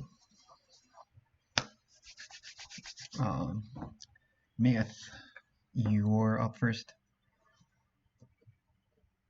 Move over here and just ready a action to shoot the first guy that comes around this corner. All right. Continue. I will ready a sacred flame for the same thing. Okay. Remus. I will cast bonus action Shillelagh and can. Ready to swing for the kneecaps. Don't suppose I can see him from there. It's a bit. I would say you can. Okay, Like then maybe a tiny bit. I will use an action to cast Frostbite on him then.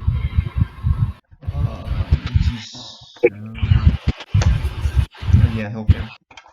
Okay, For 2 damage and disadvantage on his next attack. Okay. And so ends my turn. Well, I step back a couple, then end my turn. He'll get there.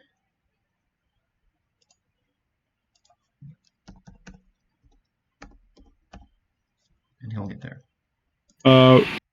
Wait. What was that? Oh, wrong one. Okay. There's the right one. Yeah, okay, yeah, 15 will hit. With the crossbow. And then a 12 will kill that first one. So I shoot the first one. The second one comes around the corner and gets fire to the face. DC's 15, fail.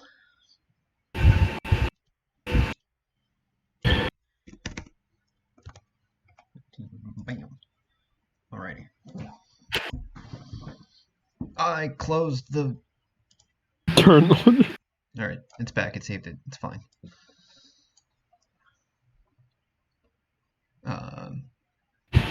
And so Remus? No, it was a ghoul's go still. That was just a surprise round. I held my. Unless that's how. Is that how far that one could move? Yeah, that's just how far he can move. Oh. Yeah, because he had to round the corner. Okay. I'll step forward and yeah. So if that was all the surprise, then it's the regular actions. Right. Again. Climb up on the table.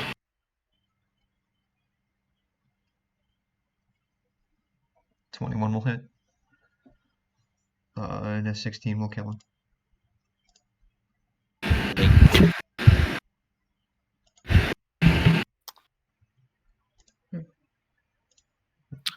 Wait, are they bleeding? Just my They're undead, so I'm assuming not. Yeah, no. well, they're not also really. ghouls. Yeah. It depends on the DM and Is it what kind of important kid that they are. bleed? Whether or not they bleed. See, the way that I'm doing this is whether his bloodlust takes over, I'm rolling control checks. Okay. I'm assuming if they do, self-control. I'm assuming if they do, it's not like nice smelling blood. It's probably very old and rancid, Yeah. which will probably make you want to throw up, not want to make you eat.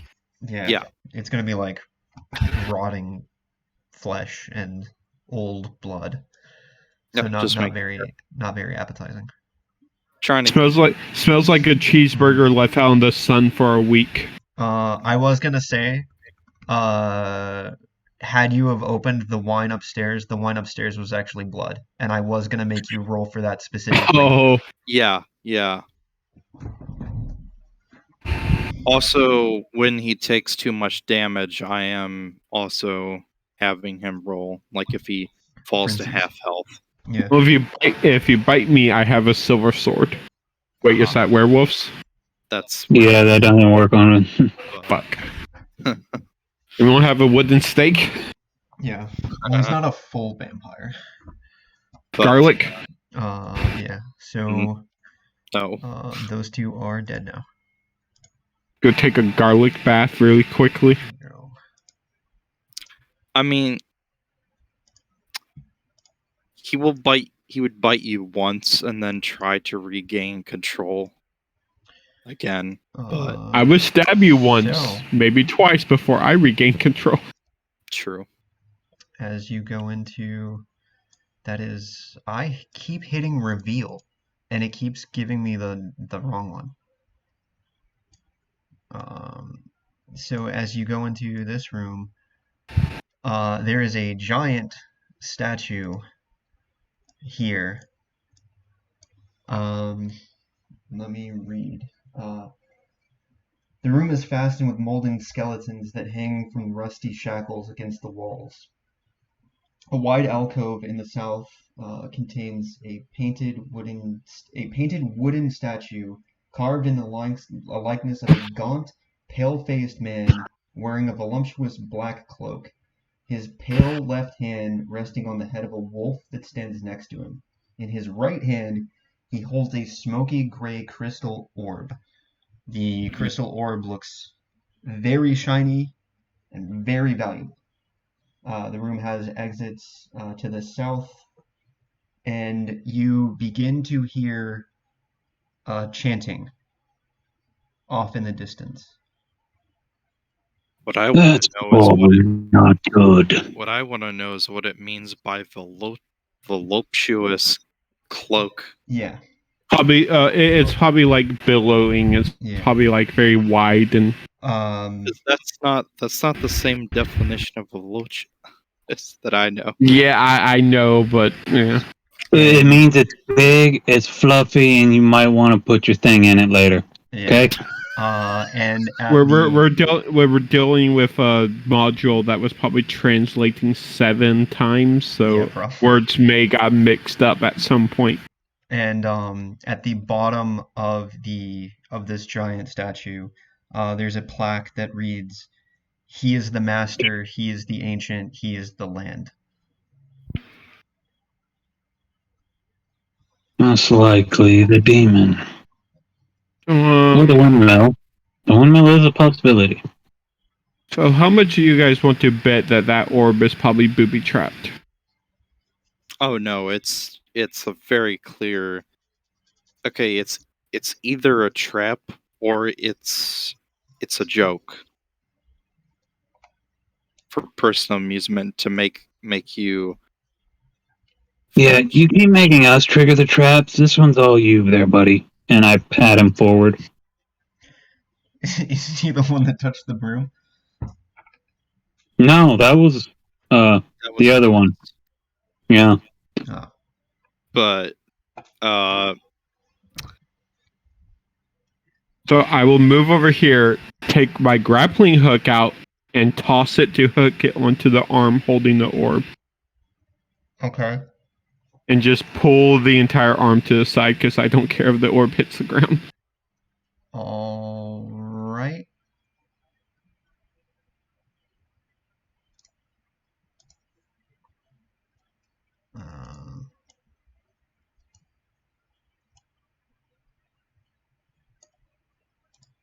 That's just wood. It can't be that tough to pull.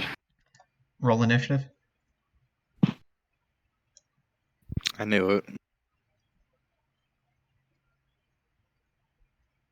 These are some slightly freaky ones too. They look like living shadows, like shadows with form. Oh, fuck. These are the ones that permanently reduce your maximum HP.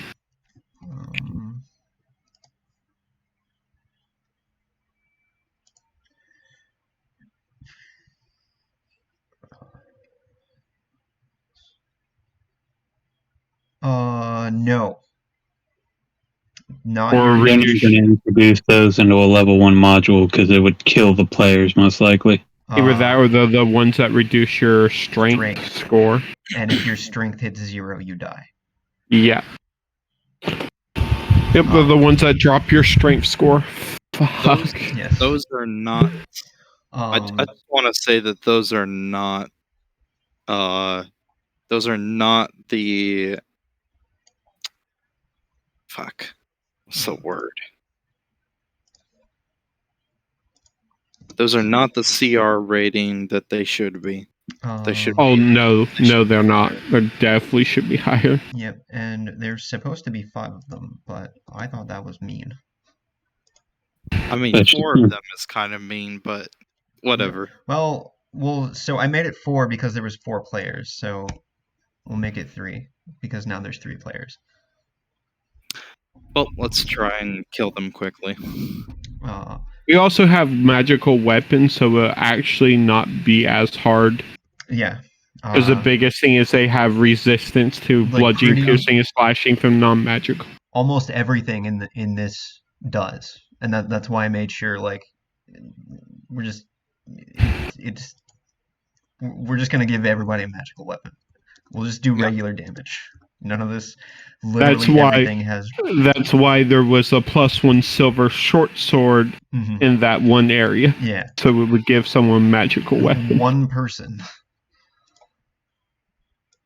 You know, screw the other 6 or 7 players this is supposed to have. Well, they assume if you have a well-balanced party, you have 2 to 3 spellcasters that already can bypass it.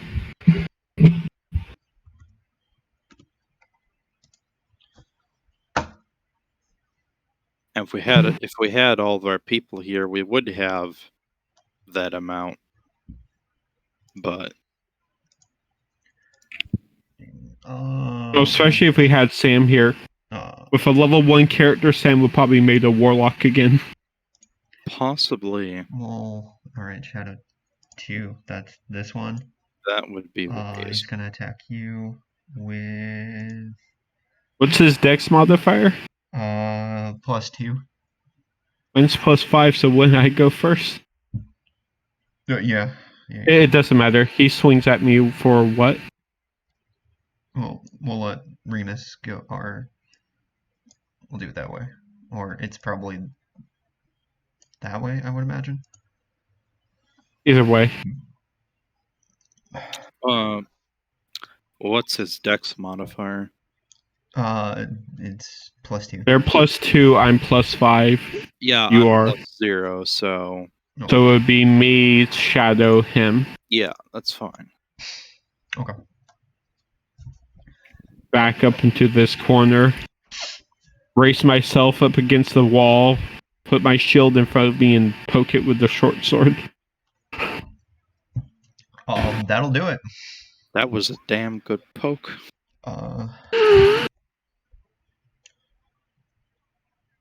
Is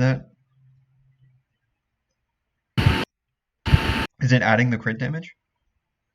I think so. Yeah, the second D6 was just a 1. Yeah. Oh, that's So it was 1d6 plus my 5 strength plus 1 from it being magic, so 10. Mm-hmm. And then the second d6 was a 1. Okay. Then. So I poke it for 11, and now it swings at me. Quick reminder, or quick note to everyone, my character only has 8 strength. So these things can kill me very easily. So, yeah.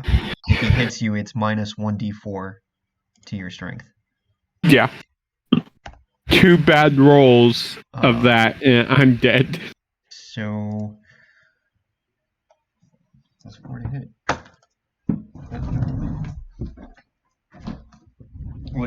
But your AC is like 19, right? Yeah, because I have the shield out now. 18. 14 plus 4. Good thing I braced myself up against the wall. Yeah, so he will, yeah, they only get the 1 attack. Yeah, if they have multi-attack, it would be 2. Yeah. And, yeah. This room was supposed to have 5. For a full party of 6 that they build most of these encounters for, 5 would be fine. Because they would expect you to have 2 to 3 spellcasters in your group and to take a short rest before you come down here. So a lot of your characters would get their spell slots back. Remus, what you gonna do? I'm gonna use my other guiding bolt use for the day on the one in front here. Okay. 15. 15 will hit. And that will be 9 radiant. Okay.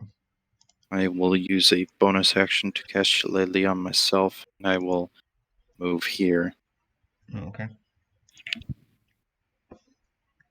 Kati. Norse.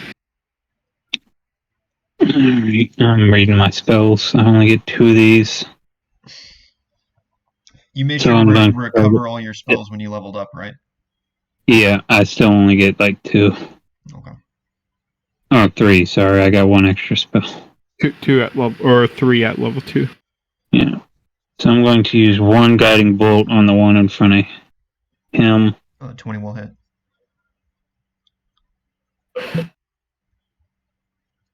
That is 18 radiant. Okay. That, Damn, boy. Plus the 11 from my sword. Yeah. That one's, he goes poof.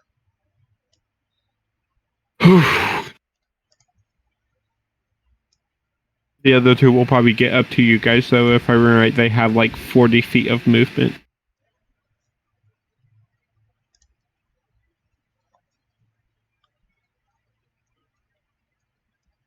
Why would they need to get up to us when they have a nice juicy target free in the room? Because you guys are casting radiant shit at them, which will make them upset. Shadow 2 goes away. 1.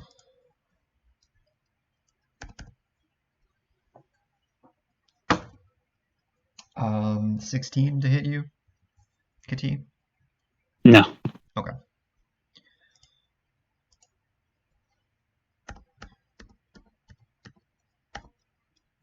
Yeah, Either way, we were all out of range for that one.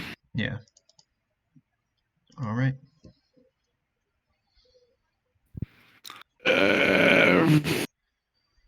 Rubber nug. Huh. 1, 2, That would work. 4, 5.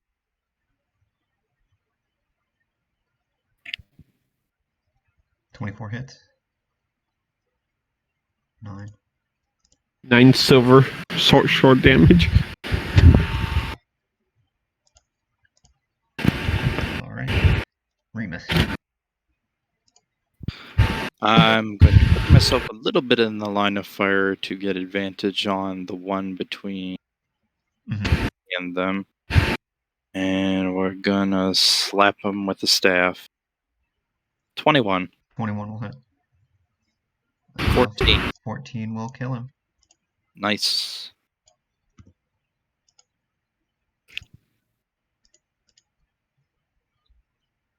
Kati.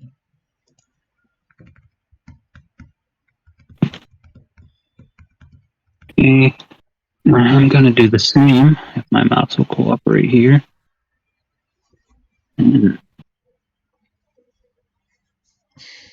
And blessed be thy name.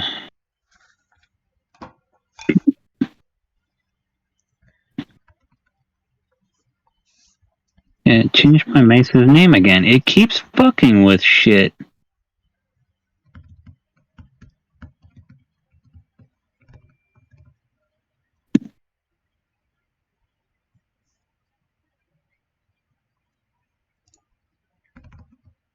"21 hits. And a 7 will... that'll kill it. He had 6 HP left.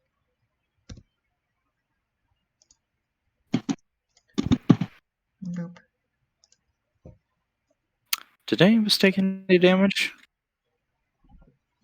If not, that was textbook. Yeah. No, I think we all made all that one clear. Yep. Very good, very good. No, yes, Because, like, if it gets to hit you, there's no saving throw against the strength score reduction. It just, Nope, it just Yep. happens. if it gets to hit you, it gets to reduce your strength.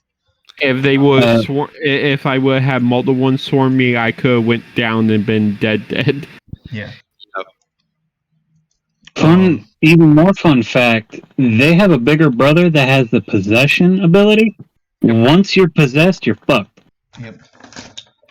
There's no other saving throw. So I've wiped an entire party. now, but you got that As a jewel that's player. worth 250 gold. Yep, the black orb goes into my backpack. Yep. That's it. That's all it does. It's just worth a lot of gold. Worth it.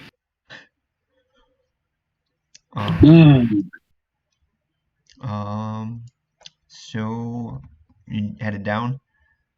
Yeah, we're hearing chanting from that way, right? Yeah. The chanting started when cultists you are alive, so the chanting Yeah. even more ominous. Yeah. So this door is supposed to be a mimic. We're just gonna hand wave that for now. We would just let the priest gone first, and he would have kicked it in. Yeah. Door grows teeth. You really want to do this door? Teeth retract. I'm sorry, sir. You're right.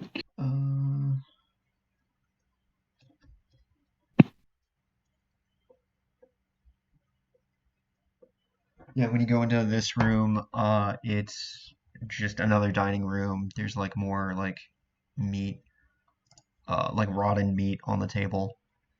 And as you go and peek around this corner, you see it's a bedroom. However, right here,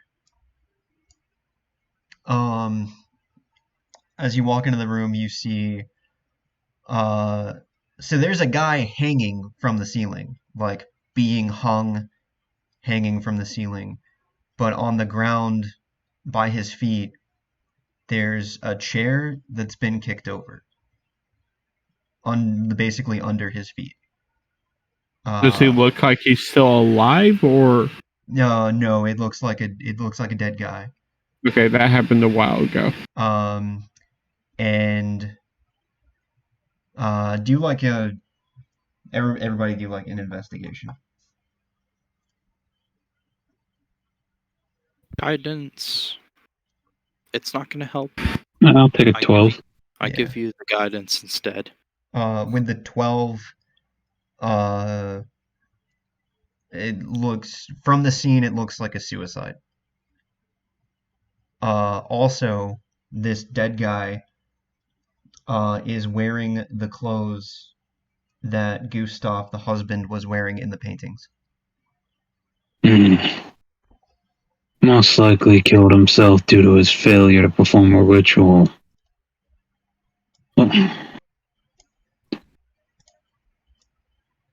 Pity.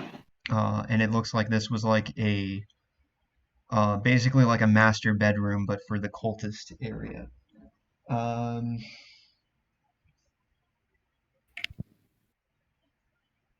There's a treasure chest with 4 potions of healing, a chain shirt, a flask of alchemist's fire, a bullseye lantern, a set of thieves' tools,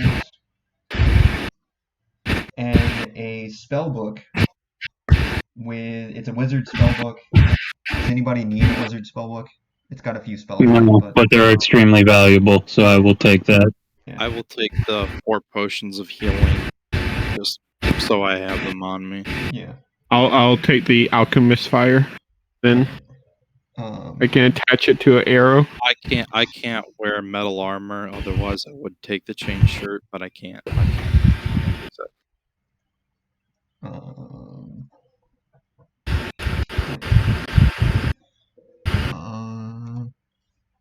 And that.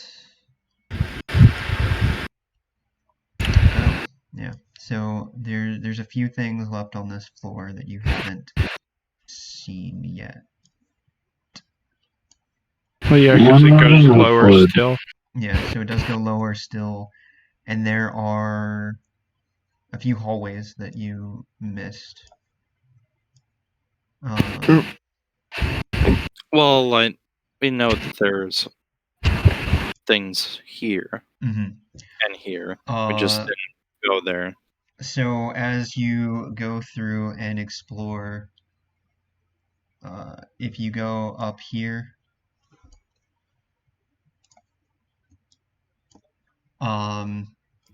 we'll start with this one. So it looks like it's supposed to be like a tomb. So it's like a room, and then you open it up and there's a coffin in there, but it's an empty coffin. And on the doorway, there was a name, but it's been scratched out.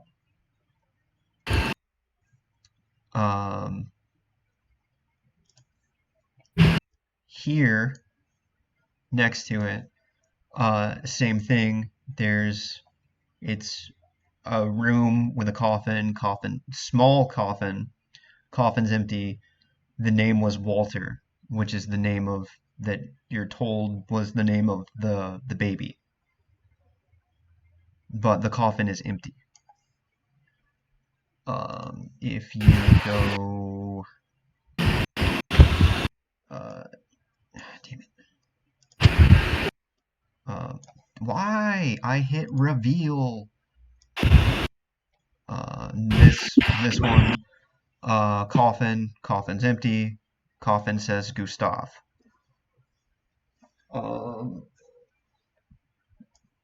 This one, same thing. Coffin. Well, this one it's supposed to be when you open it, it's like a swarm of insects, but they only have like 12 HP. You squash the insects when they pop out and scare you.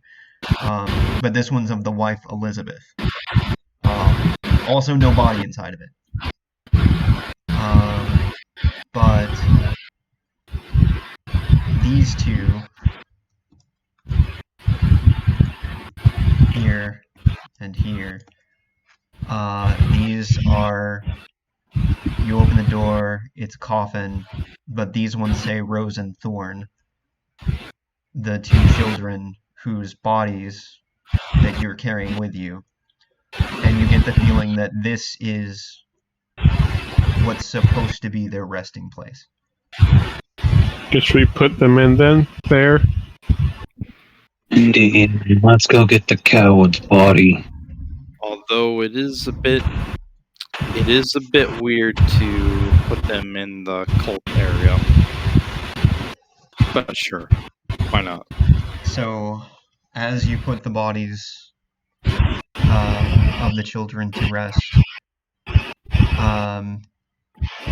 you hear their voices, and as their ghosts appear beside you, and they say thank you, and then their ghosts start facing upwards, and their ghosts fade away and disappear. I guess we did the same with the body of the father that was hanging. Put them in his. Yeah. And for properly putting the souls of the children to rest, all of you get 1d6 inspiration dice. What?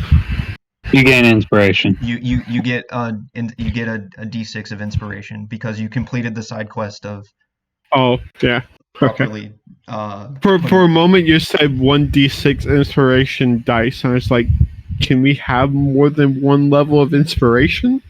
I don't see why not. Like if you earn it multiple times, why not? Let it stack or build up.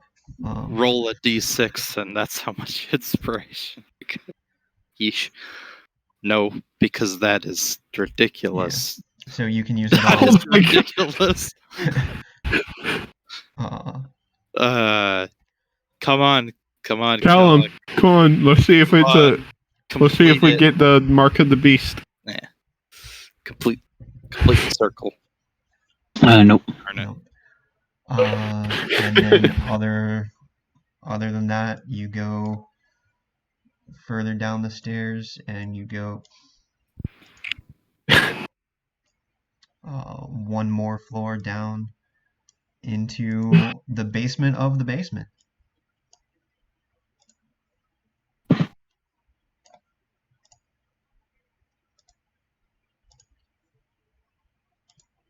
And Yo, dog, I heard you like basements, so we put a basement in your basement's basement. Yeah. And this basement will have its own basement. And as you come down here, that chanting that you were hearing, it's getting louder now. And now you can make out the words of the chanting being, "He is the master, he is the ancient, he is the land." And it's just that over and over and over again. And it sounds like there's multiple people down here. Or it sounds like multiple voices down here. And this room is like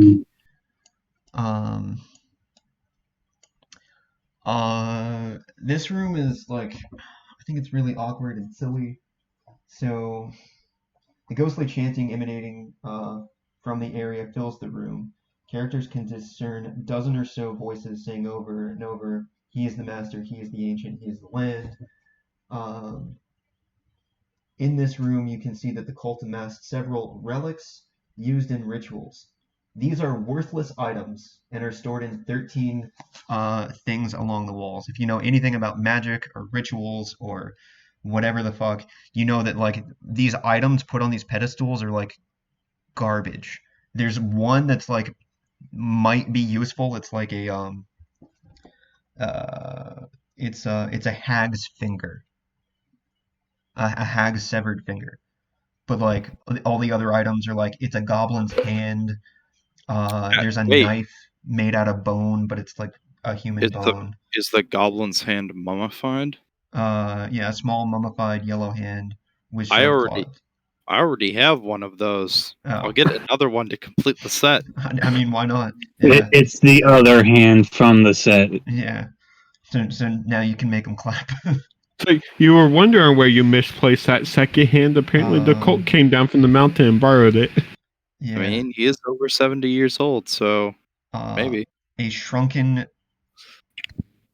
Oh, you're only 70 years old? My character's 233. Well, that's because my character is the reincarnation of an ancient vampire without the memories associated. Anyway. Terrible. You're both terrible people. So there's two hallways you can go down. One that looks like it leads to another hallway, but one that leads to a gate that kind of steps down into like you can see through the gate, and you can see like leads into like a pool of some sort. You can see water in it. The gate looks like it can be lifted, but it looks like it's super, super heavy. But you can attempt to lift the gate. You can attempt to lift the gate if you want to. Why not? He Or you could goes just over. go, or you could go the other way. He tries to lift the gate for no reason. All right. I will help. Your strength's probably higher than mine. Oh my god, my Oh, natural 20. Hold Does on. a natural 20 do it?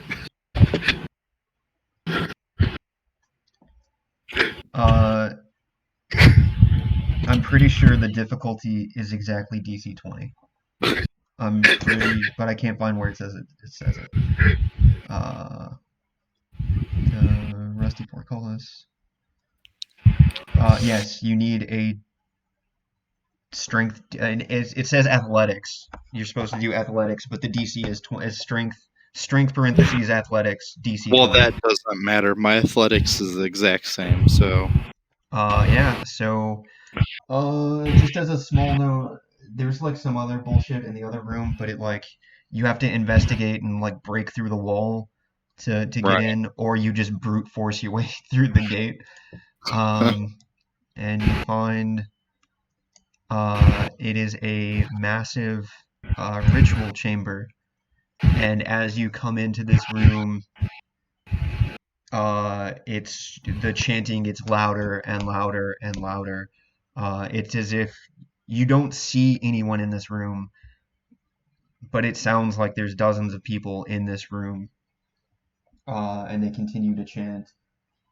He is the master, he is the ancient, he is of the land, over and over and over. If you notice Take cover behind the pole. At the wall over here, how it's busted open, as you walk into the room, it smells terrible, and off in that corner is just like a massive pile of like dead bodies that are just like rotting, but they're all there, just like all on top of each other. It looks disgusting and repulsive and horrible. And then Burn in it. in the Burn it with center fire. in the center of the room is some sort of like ritualistic altar.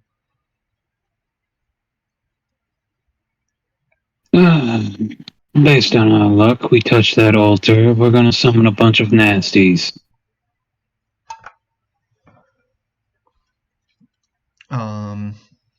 Take cover behind the pillar. Load my crossbow. Like I did the last one.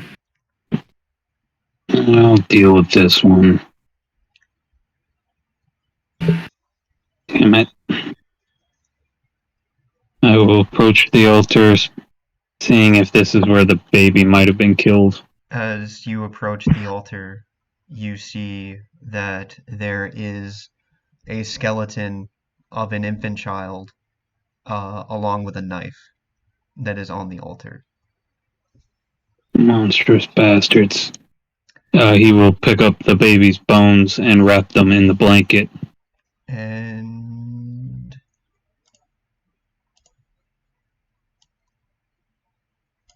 the chanting stops. But the room is now filled with ghosts, with this one particular being the one basically on the steps of the altar. Looks like the woman in the painting, the wife, Elizabeth Durst.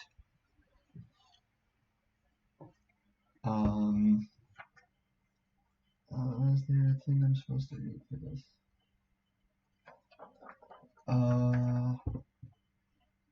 The cult used to perform rituals in this sunken room. The chanting heard throughout the dungeon, but then it stops. The chanting mysteriously stops.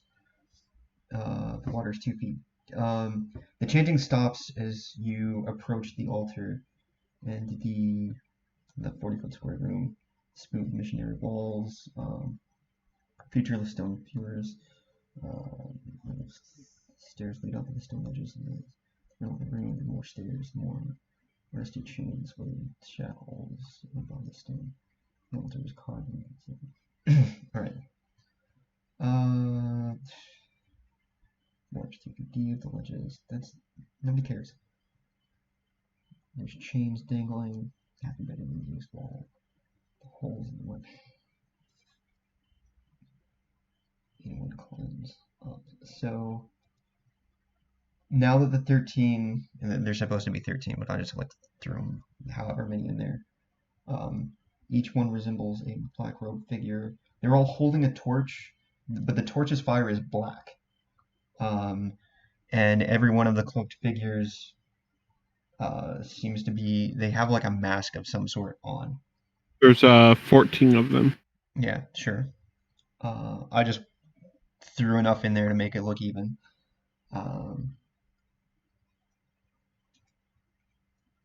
But now all of the ones on the edge start chanting low and softly, "One must die, one must die, one must die." And the ghost of Elizabeth will approach you slowly and calmly, Kati. I have my crossbow trained on her the entire time. Okay. She approaches you. For the master to be appeased, one must die. How about no?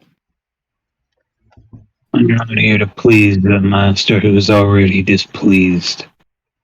The failure of his servants.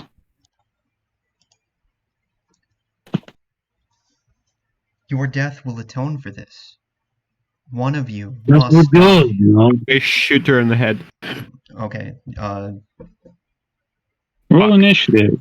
I'm Yeah. about to get raped. Is that your? Well, technically, I miss. Yeah. So, So well, I'll say the bolt just goes like straight through her, and her ghost just like wibbles. But now.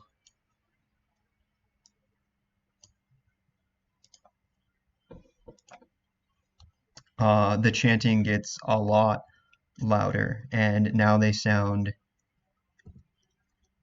angry, but they're still chanting, "One must die, one must die, one must die." But down at the bottom, that like mass of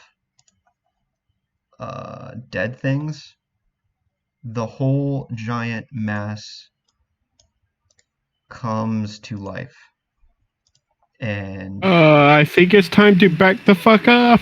starts crawling forward.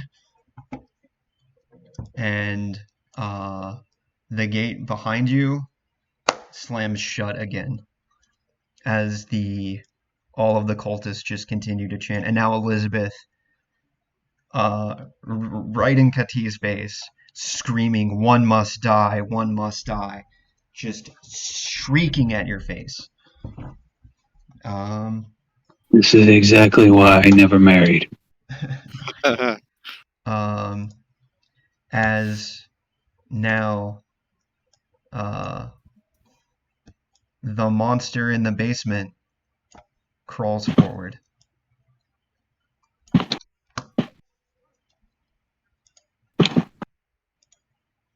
All right, Remus. I will give you the insight that since that first bolt shot through Elizabeth's ghost, it did it in such a way that you think you can't hurt these. The cultists and her are not physically here. Yeah, exactly. They're manifestations. We only have to worry about the big ass thing. Alright. Luckily, it's far enough away that we can pile some damage onto it as it's trying to move closer to us. Okay, that's 30 feet. I can be back one more. Yeah, All right. just keep it at your maximum range for as long as possible. I'm going to use my bonus action to use my wild shape to activate my starry form, and I'm going to choose Archer.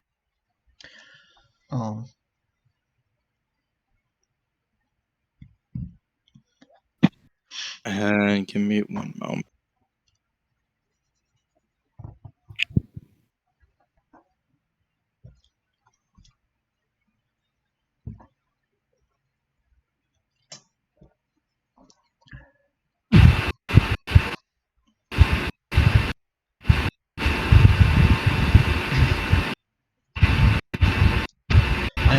I know that none of you would have ever done it, but the whole reason you were given Lancelot is you could have sacrificed Lancelot to the altar and it would have counted. Fuck no. Yeah, no. Yeah, I knew that like none of you were ever gonna do that, but like that's why Lancelot exists. We would have sacrificed the dwarf before we would have did that. Right. What's up, cowboy? Speaking of the sacrifice, Yep. What's going on? They're currently in the final fight against the What are giant, the horrible monster in the basement. What are they doing? They were actually talking about sacrificing you for a second. No, we said we would sacrifice your character before we sacrifice the dog. Okay, do you know what? Do it, Bobby. This is a great idea. I'm drunk as fuck right now, for real, Bobby. Sacrifice my body, light it on fire, use some magic voodoo shit, and make it work. Anyway, I'm going to cast Guiding Bolts at the creature. 14. You need a 15 to hit. I'll use the inspiration. That's a good thing. You'll definitely hit with the Whatever it inspiration. is. Yeah, you just need as long as it's a 1, you'll get it. And because of that, I can also throw the luminous arrow, but it fails. It misses. Okay. 8 radiant. Okay. And then I move back 10 feet. I think I can move back.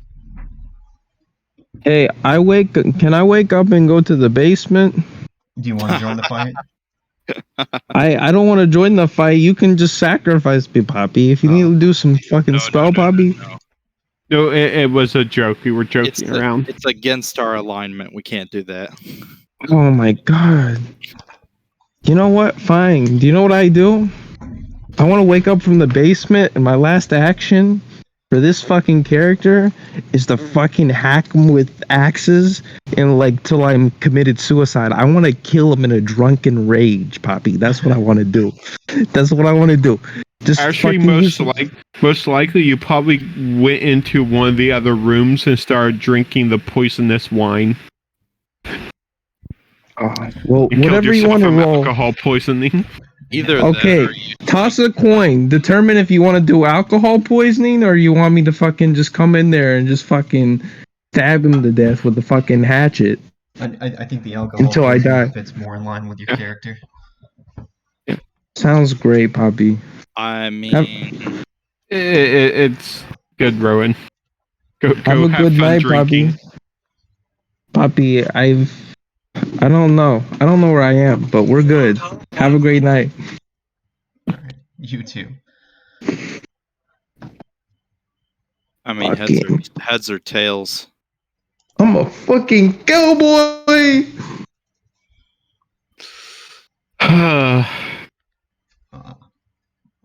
Maya, it's your turn now.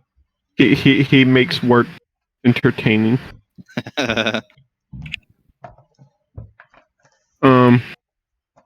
I would attach the Alchemist of Fire to an arrow before we came down here, so I would be firing that at it. There's a 17 hit. Yeah. AC is 15. 14 piercing damage, 1d4 fire damage, so 4 fire damage.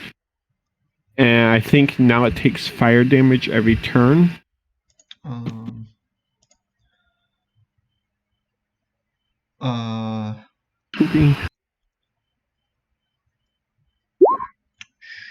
Okay. How much fire damage? It's only a D4. A D4 at the start of each turn until it puts itself out. Okay. Which is a action DC 10 dexterity check. You are in about 2 feet of water, and it's crawling through the water. Also, as the fire hits it... I set the top of it on fire, so... As the fire hits it, just from the way it reacts to the fire, you don't think fire hurts this as much as it should. Fuck. Oh well. Um, 14 magical piercing damage should still hurt it. yeah. That's my go. Boop. Kati. There's a ghost lady yelling in your face, and there's a giant, just mass of a bunch of like dead people all stuck together, like crawling towards you. What do you want to do? Remember, you have a spell scroll that might be useful, so we can keep it at range for a while. A certain spiritual weapon spell scroll. Yep, but that's an action to use, and I want to try and hurt this thing first. So, I'm going to use my Channel Divinity, Guided Strike, which will allow me to add a +10 to this. Now watch me roll fucking nat 20. Oh, 31 will hit. It's a 30-20. It's beyond a 30-20, it's a 31. 21, but yeah. No, because he added 10 to it. Oh, yeah. 14 radiant. And I've got one spell slot left. Oh, I'm going the wrong way.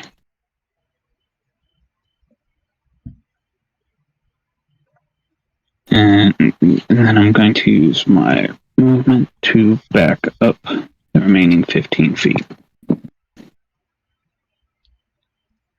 Hope this thing is an Olympic sprinter.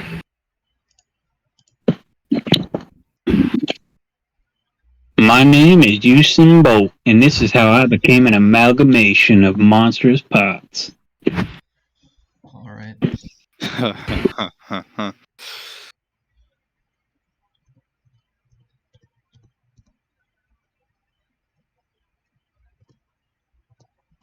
And that's as far as it can go.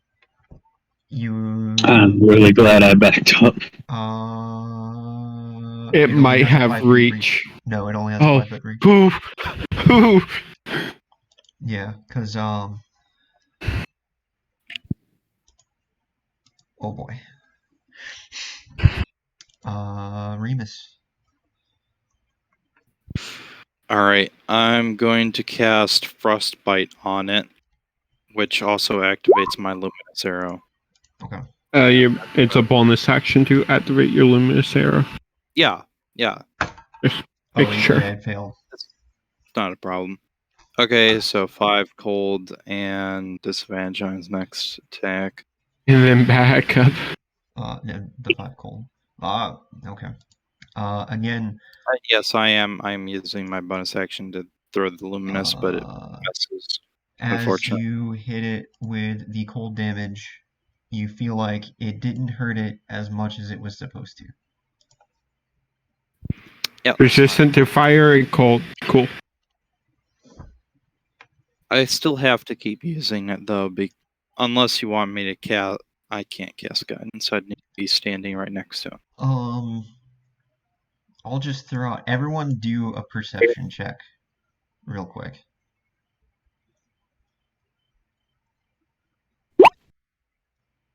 Kati, you get just a something in your head is like, the fire doesn't hurt it that much, cold doesn't hurt it that much, but you know what you should definitely not do?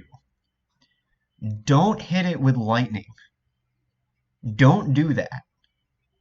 Well, of course not. It's already in the water. This fucking thing's a flesh golem. Yeah. Just don't hit it with lightning.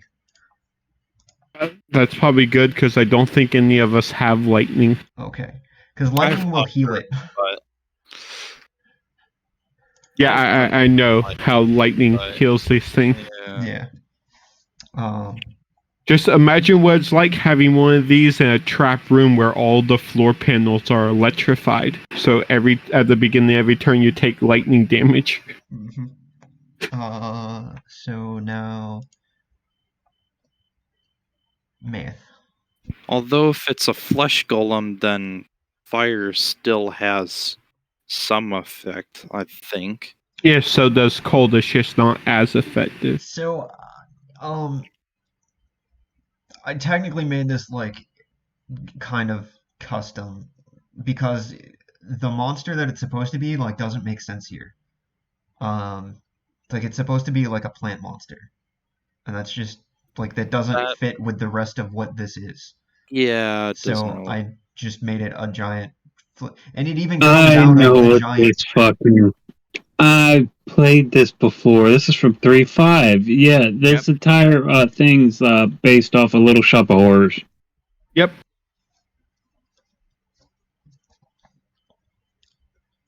Yeah. I'm So a nerd. it's a giant. I remember it. I remember it because my dad and my uncle ran me through this back in 3.5. I played it when it was in 3.5.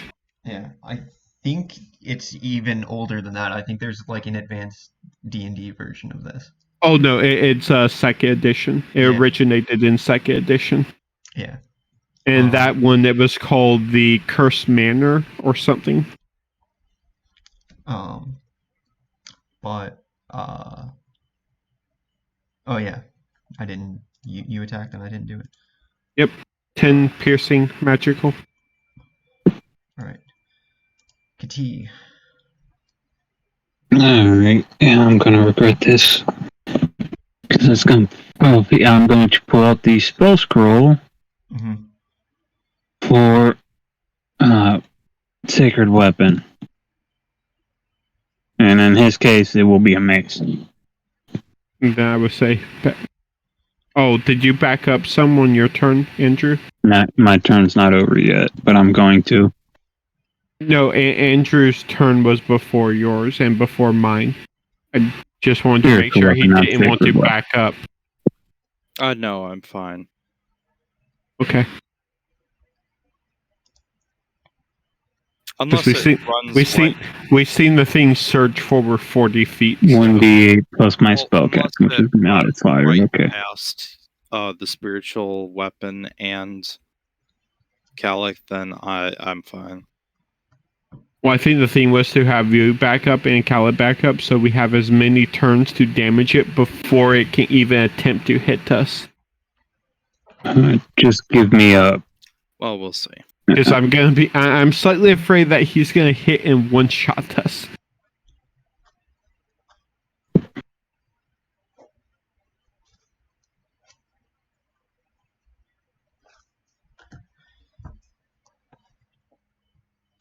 Yeah, it'll work.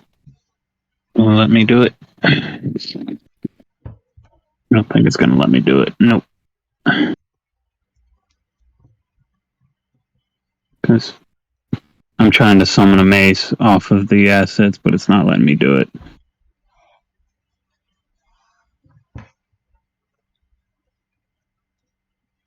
It's fine. We can just say the mace, is there.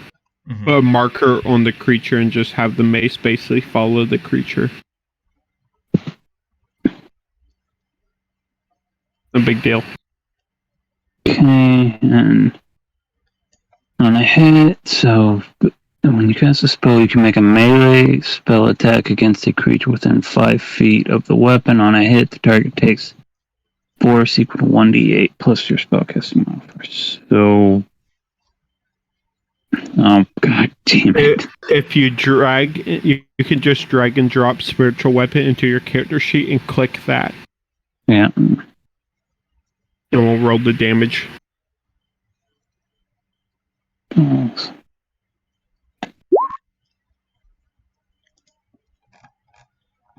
I gotta refresh roll 20. I popped out the fucking chat. Does a 15 hit? Its AC is 15. Okay. Give me a second. Chat popped out on me and I closed it so I couldn't access chat. I'm in the wrong. What the fuck? Roll 20, you bitch. Technical difficulties. Wouldn't be. It loaded me into the wrong game. I don't think insulting it will make it work better for you. No, but it'll make me fucking feel better. And in the end, that's all that counts.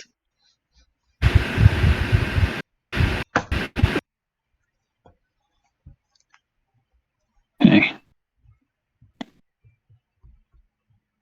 That'll be level 2. So 1d8 plus 5. So 8.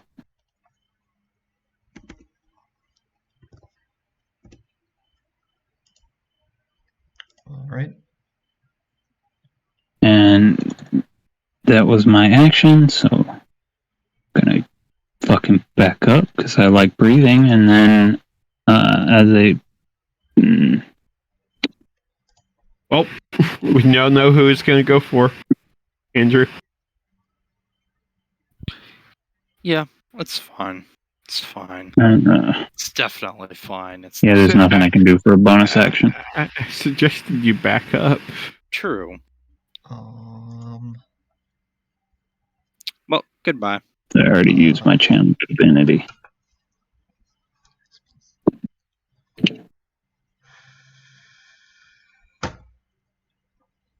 $11. 11 is my AC. Really? Yes. Do you not have leather on? No, you're a damn peer.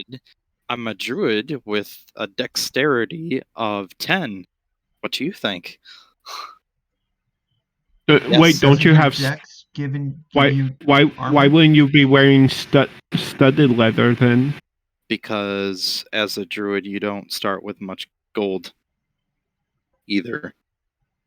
I have leather, and that's it. But can't you add your dex to that though? Well, he doesn't have dex. He has no dex. Ah. Yes.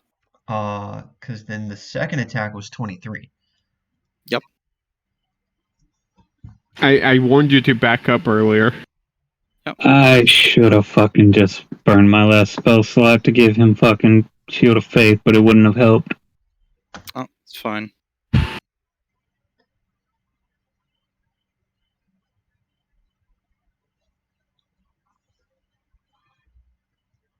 Good job. All right. Good job. Hold I damage. can't stop this feeling I've got deep inside of me. Good job. Oh, good job. Okay. So he did a total of 18 damage.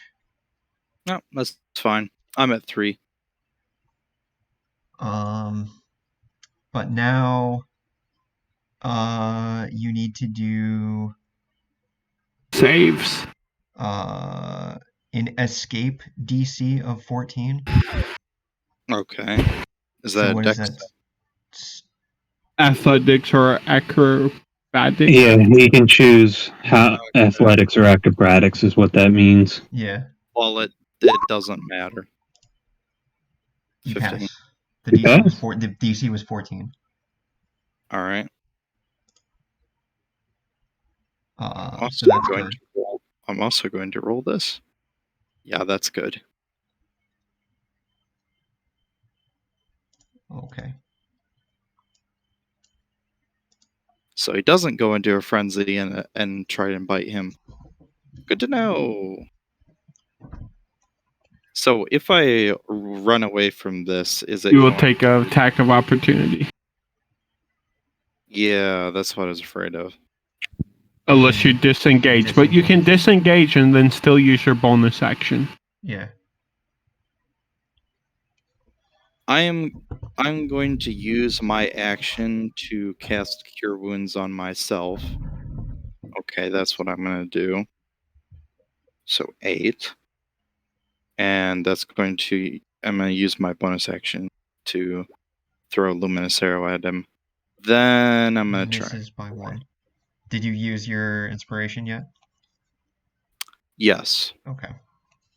And then I'm going to try and move away. Please don't hit me. Please don't hit me. Please don't hit me. Please don't hit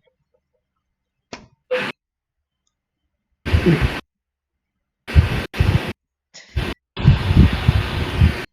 It was in this ominous silence that he knew he fucked up. Natural No, 20. Like, no. It's a 10, so you just barely didn't die. because like his minimum damage, like his damage modifier is +4. So even on a 1, you would have been down. Yeah. No, he healed himself, so. Okay, yeah. Yeah, I healed myself. Yeah. But it was still been very close. Yeah. So, this is my turn. Continue.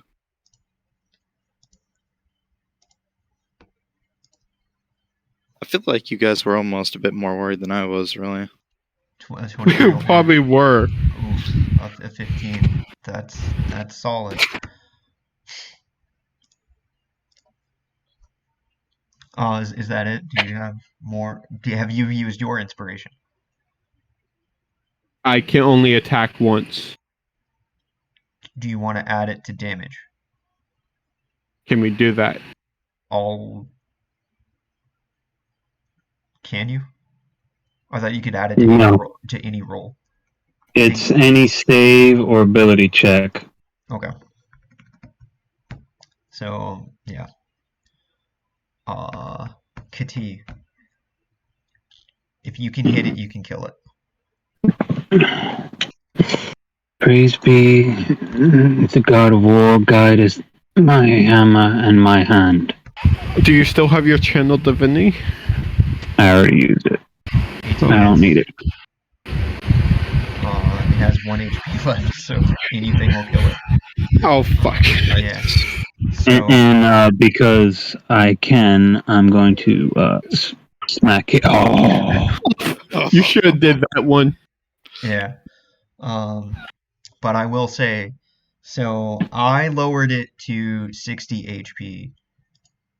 It was supposed to have 136 HP. Also, on its attacks, it's supposed to do 2d8 plus 4. I only had to do 1d8 plus 4.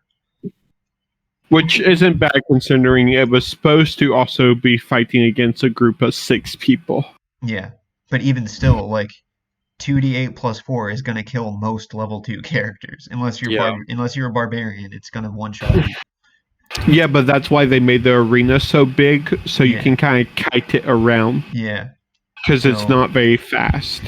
And with the beast dead, the abomination dead, Point out the cultist next to me and just flip them off and be like, fuck off. All of the ghosts just start screaming in anger. But now they start. Did they change their? Fuck off and start throwing table salt at the ghosts near me.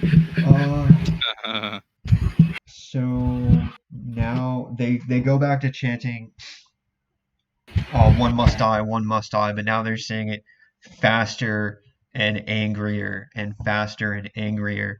And now the ground is starting to shake. Get the gate open. Yeah. But now the gate isn't as heavy. You can pop the gate open now. Are you helping me with this? Yes. We're all helping. I cast guidance. We're all helping. Whoever gets the highest roll gets a +2. Yeah, that'll 19. Yeah. I rolled a natural 20 with -1. So now you'll lift the gate back open. I just trip the gate open and take off sprinting out of the house. So you go back to the first basement. I pick up Lancelot and book it. I already have the dog. I pick up the dog, shove him in my bag. I am actually going to stop by the baby's tomb and bury the baby. Okay. And then run like hell. Alright, you can grab the baby, throw it in his tomb. As you're going through the basement, the ground starts shaking. Dust starts falling everywhere. But in order to get out, you have to go through the spiral staircase up to the attic. And as you come to the attic, you know how every room has a fireplace or a stove?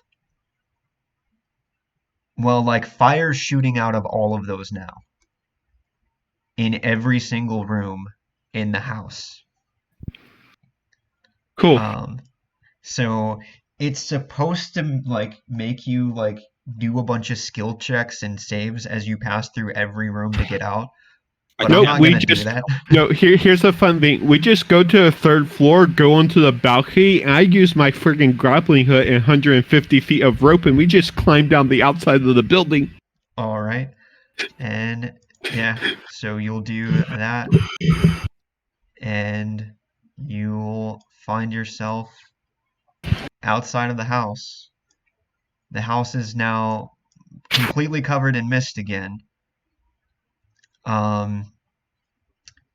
But like the ground, it almost like seems different. The ground itself is like white, it's as if the ground itself is made of mist as well, and then you're surrounded by mist. But on the ground in front of you, as you exit the house is like shaking. Everything seems like it's on fire. But as soon as you exit it, it shuts and then it's silent. But then the house almost gets like kind of engulfed in fog, and it's like the house itself is made of fog. And you see in front of you, it's like, be gone, foul place. The way the mist is, it's like it's opening up to give you a pathway, but it just looks like a tunnel within the fog that just goes forward and goes outward. But on the ground, out by the exit of the house, there is a note, a letter. Remus, grab the letter. We can read it as we run. Yeah. He picks it up and starts getting. You do feel like kind of like as soon as you exit, the house like it stops shaking. It stops being on fire. It kind of gets wrapped up in the mist, but then it's kind of fine.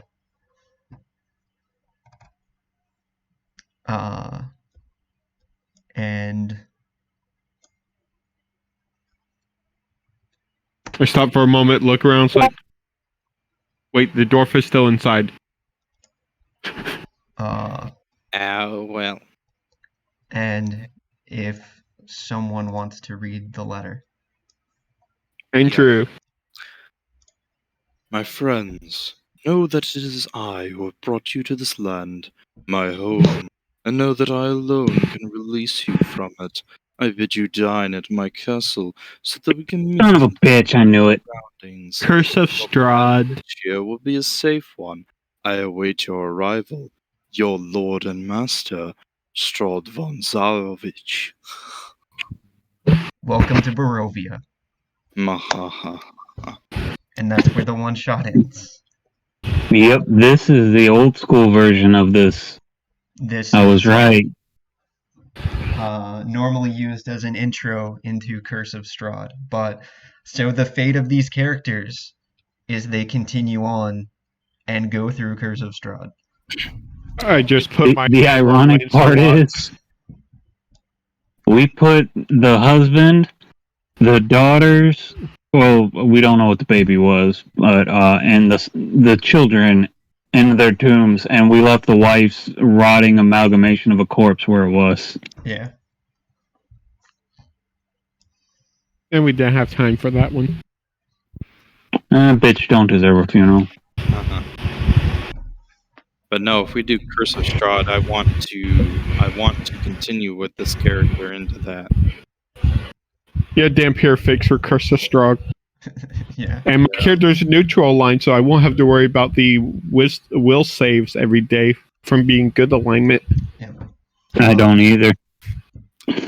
Well, I'm chaotic neutral. My character is more about killing people. We're all neutral. We're all a form of neutrality. Yeah. My character's neutral good, though, so. Yep. And